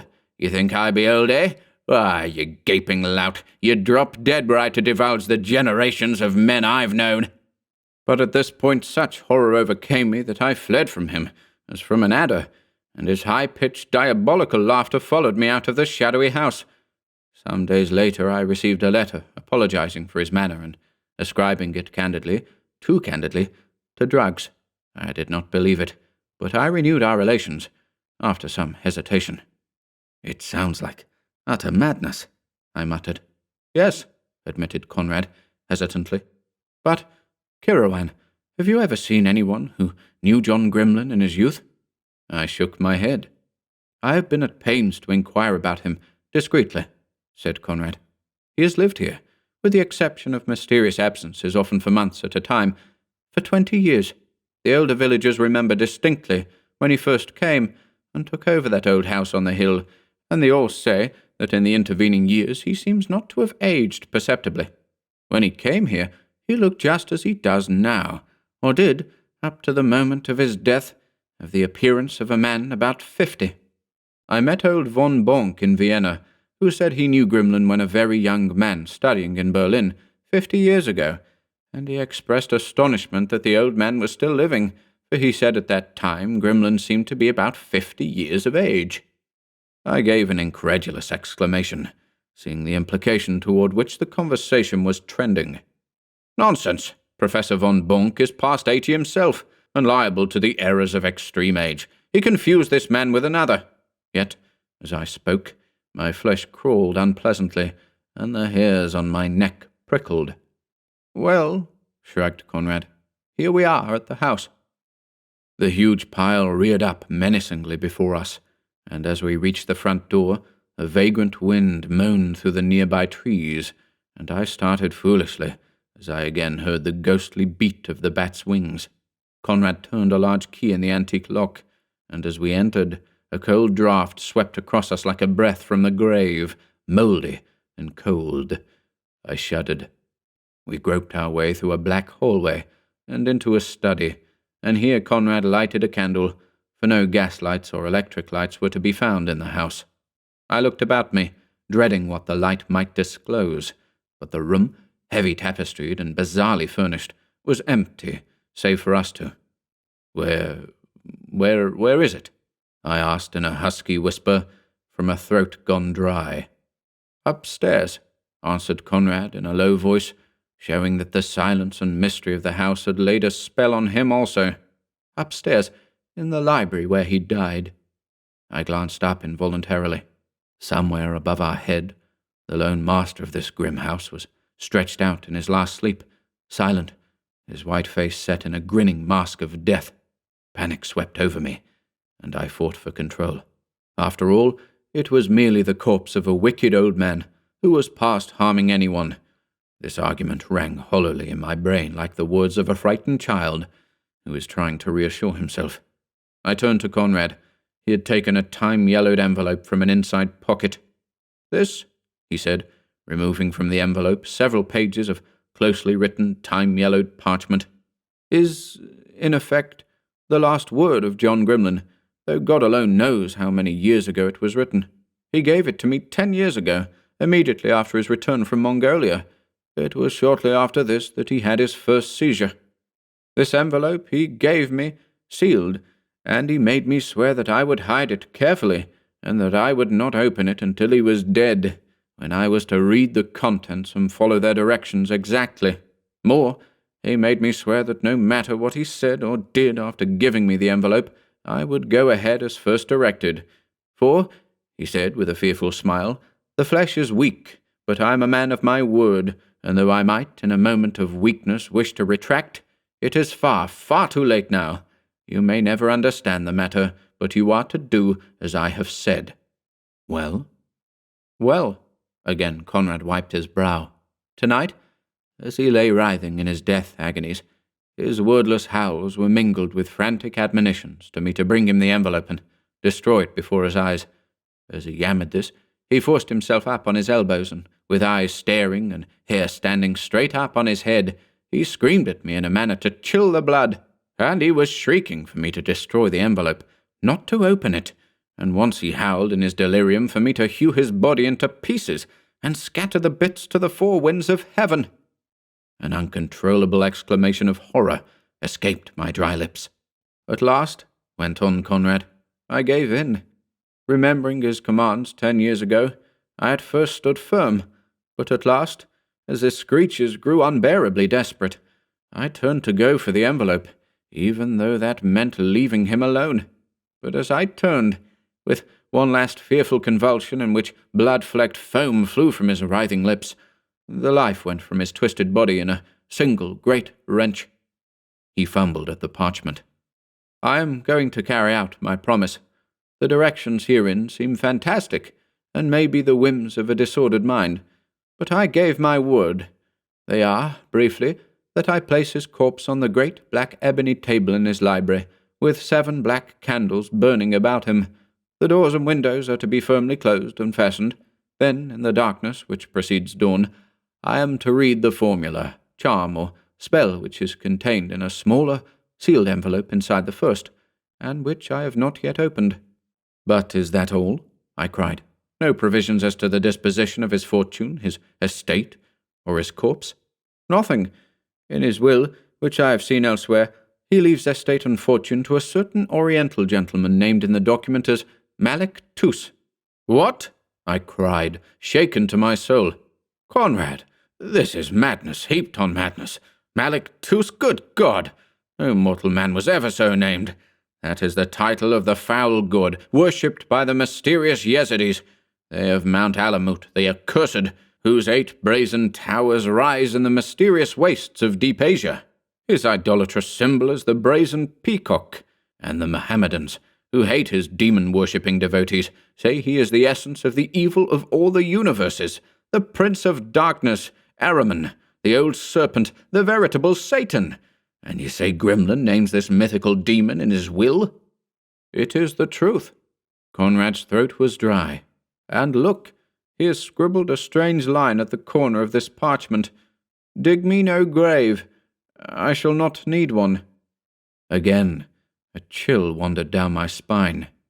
In God's name, I cried, in a kind of frenzy, let us get this incredible business over with. I think a drink might help, answered Conrad, moistening his lips. It seems to me I've seen Gremlin go into this cabinet for wine. He bent to the door of an ornately carved mahogany cabinet, and after some difficulty opened it. No wine here, he said disappointedly, and if ever I felt the need of stimulants. What's this? He drew out a roll of parchment, dusty, yellowed, and half covered with spider webs. Everything in that grim house seemed, to my nervously excited senses, fraught with mysterious meaning and import, and I leaned over his shoulder as he unrolled it. It's a record of peerage, he said. Such a chronicle of births, deaths, and so forth, as the old families used to keep in the 16th century and earlier.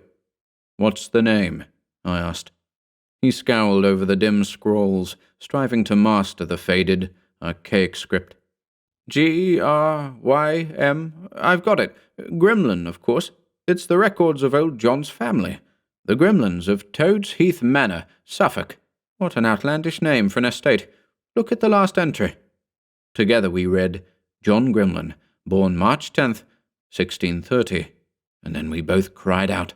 Under this entry was freshly written in a strange scrawling hand, died March 10th, 1930. Below this there was a seal of black wax, stamped with a strange design, something like a peacock with a spreading tail. Conrad stared at me speechless. All the colour ebbed from his face. I shook myself with the rage engendered by fear.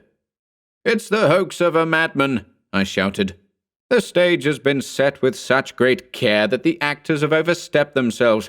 Whoever they are, they have heaped up so many incredible effects as to nullify them. It's all a very stupid, very dull drama of illusion. And even as I spoke, icy sweat stood out on my body, and I shook as with an ague. With a wordless motion, Conrad turned toward the stairs, taking up a large candle from a mahogany table. It was understood, I suppose, he whispered, that I should go through with this ghastly matter alone, but I had not the moral courage, and now I'm glad I had not. A still horror brooded over the silent house as we went up the stairs. A faint breeze stole in from somewhere and set the heavy velvet hangings rustling, and I visualized stealthy, taloned fingers drawing aside the tapestries to fix red gloating eyes upon us. Once I thought I heard the indistinct clumping of monstrous feet somewhere above us, but it must have been the heavy pounding of my own heart. The stairs debouched into a wide dark corridor, in which our feeble candle cast a faint gleam, which but illuminated our pale faces and made the shadows seem darker by comparison.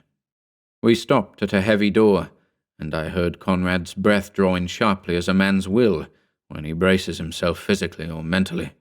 I involuntarily clenched my fists until the nails bit into the palms. Then Conrad thrust the door open. A sharp cry escaped his lips. The candle dropped from his nerveless fingers and went out. The library of John Gremlin was ablaze with light, though the whole house had been in darkness when we entered it. This light came from 7 black candles, placed at regular intervals about the great ebony table. On this table, between the candles, I had braced myself against the sight. Now, in the face of the mysterious illumination and the sight of the thing on the table, my resolution nearly gave way. John Gremlin had been unlovely in life. In death, he was hideous.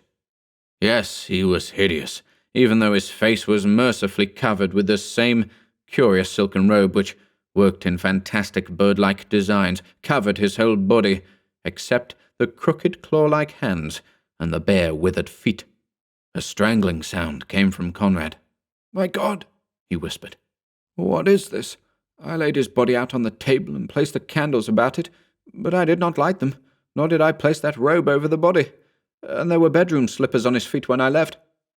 He halted suddenly. We were not alone in the death room.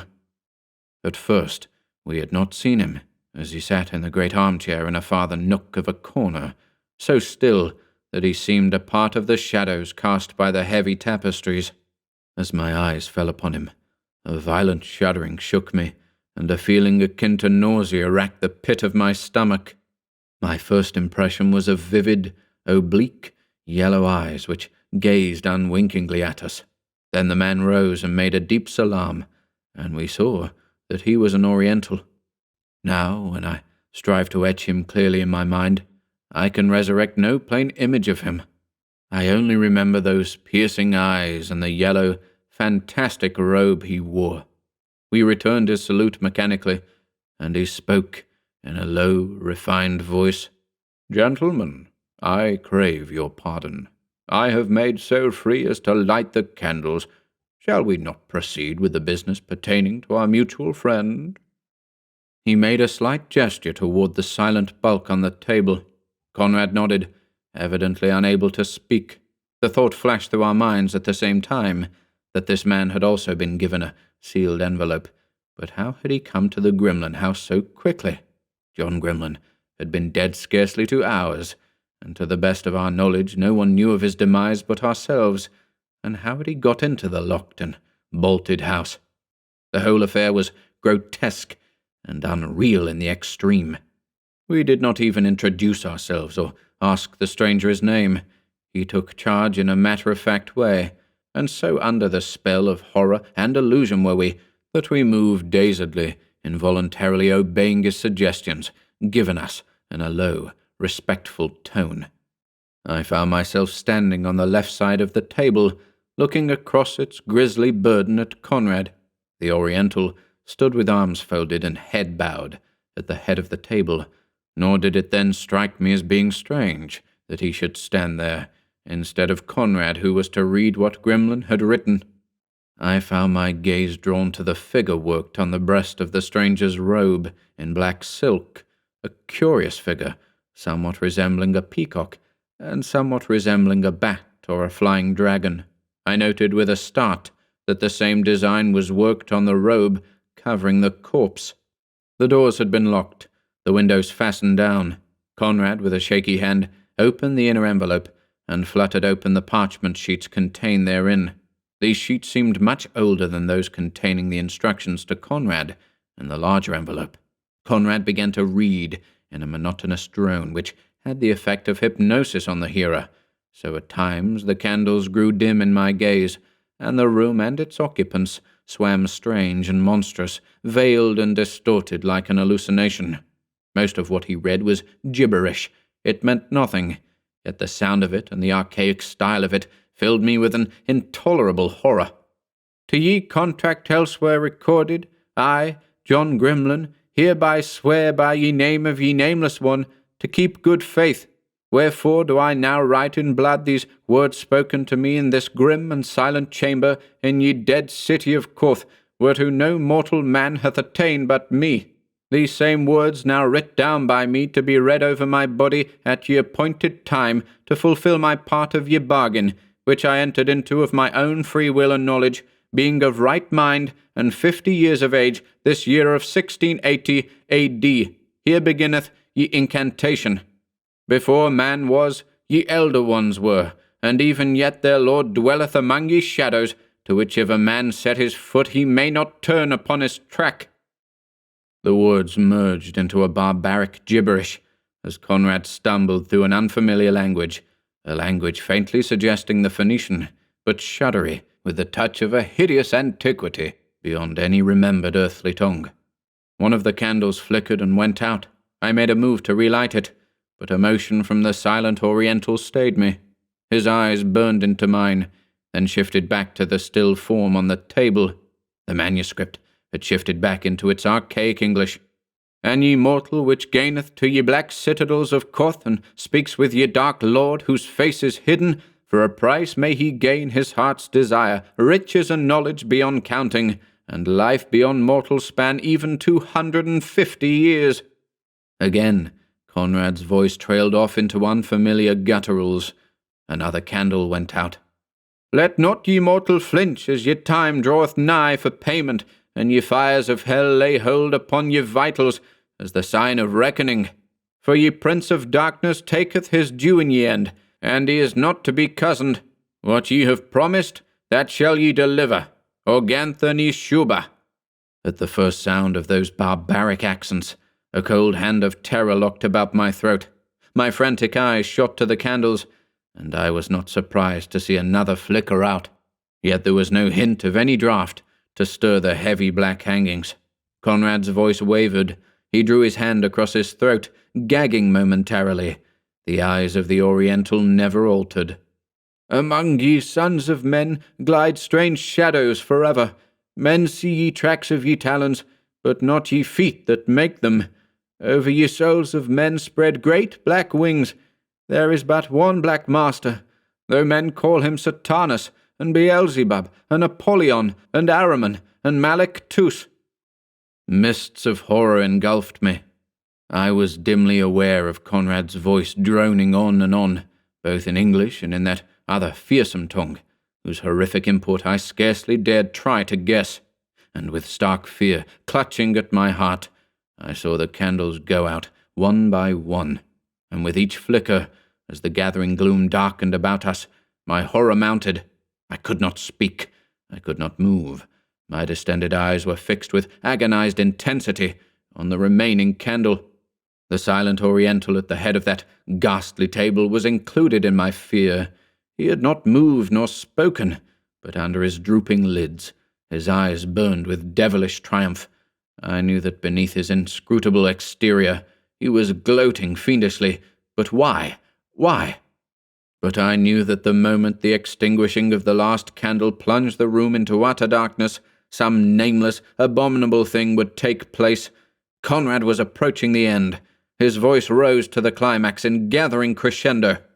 "Approacheth now ye moment of payment. Ye ravens are flying. Ye bats wing against ye sky. There are skulls in ye stars.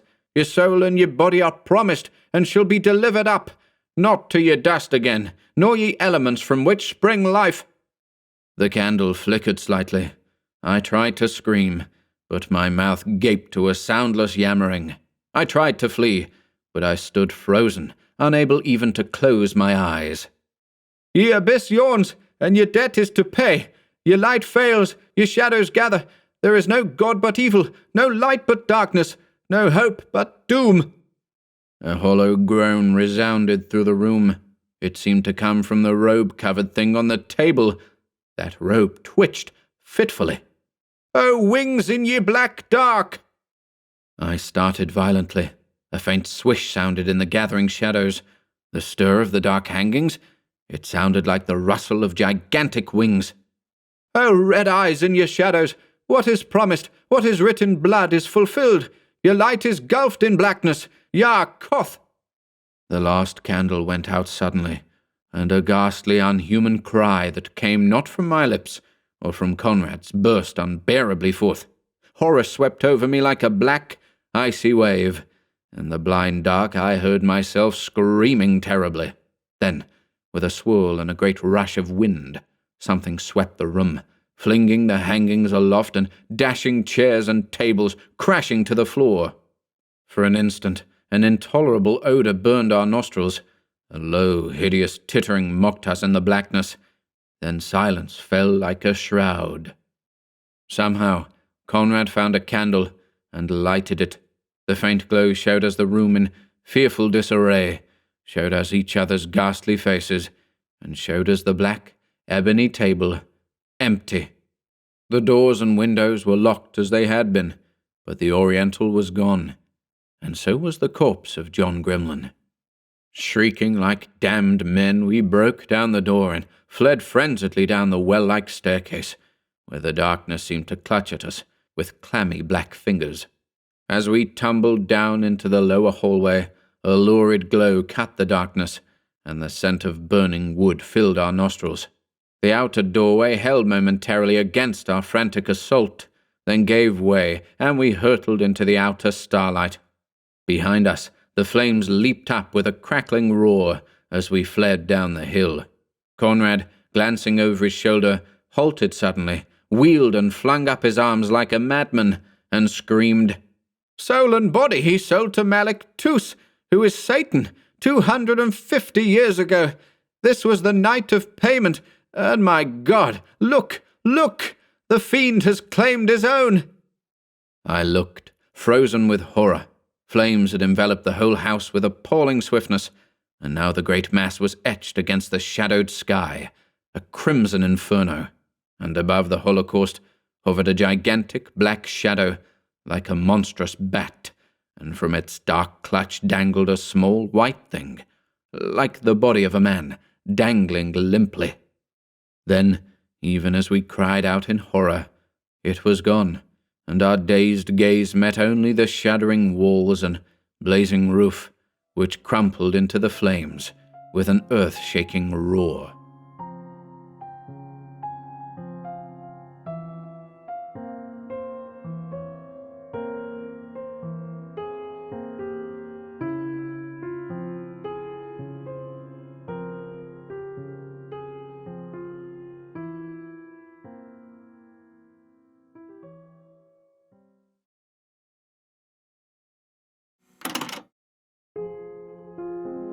If you enjoyed listening today, be sure to subscribe to the channel by hitting the red subscribe button below.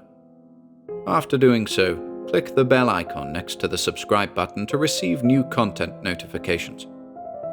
If you'd like to support our work and receive exclusive perks, consider becoming a channel member by clicking the join button below.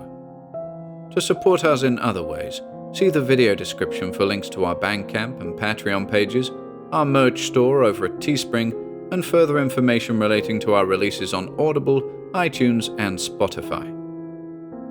And until next time,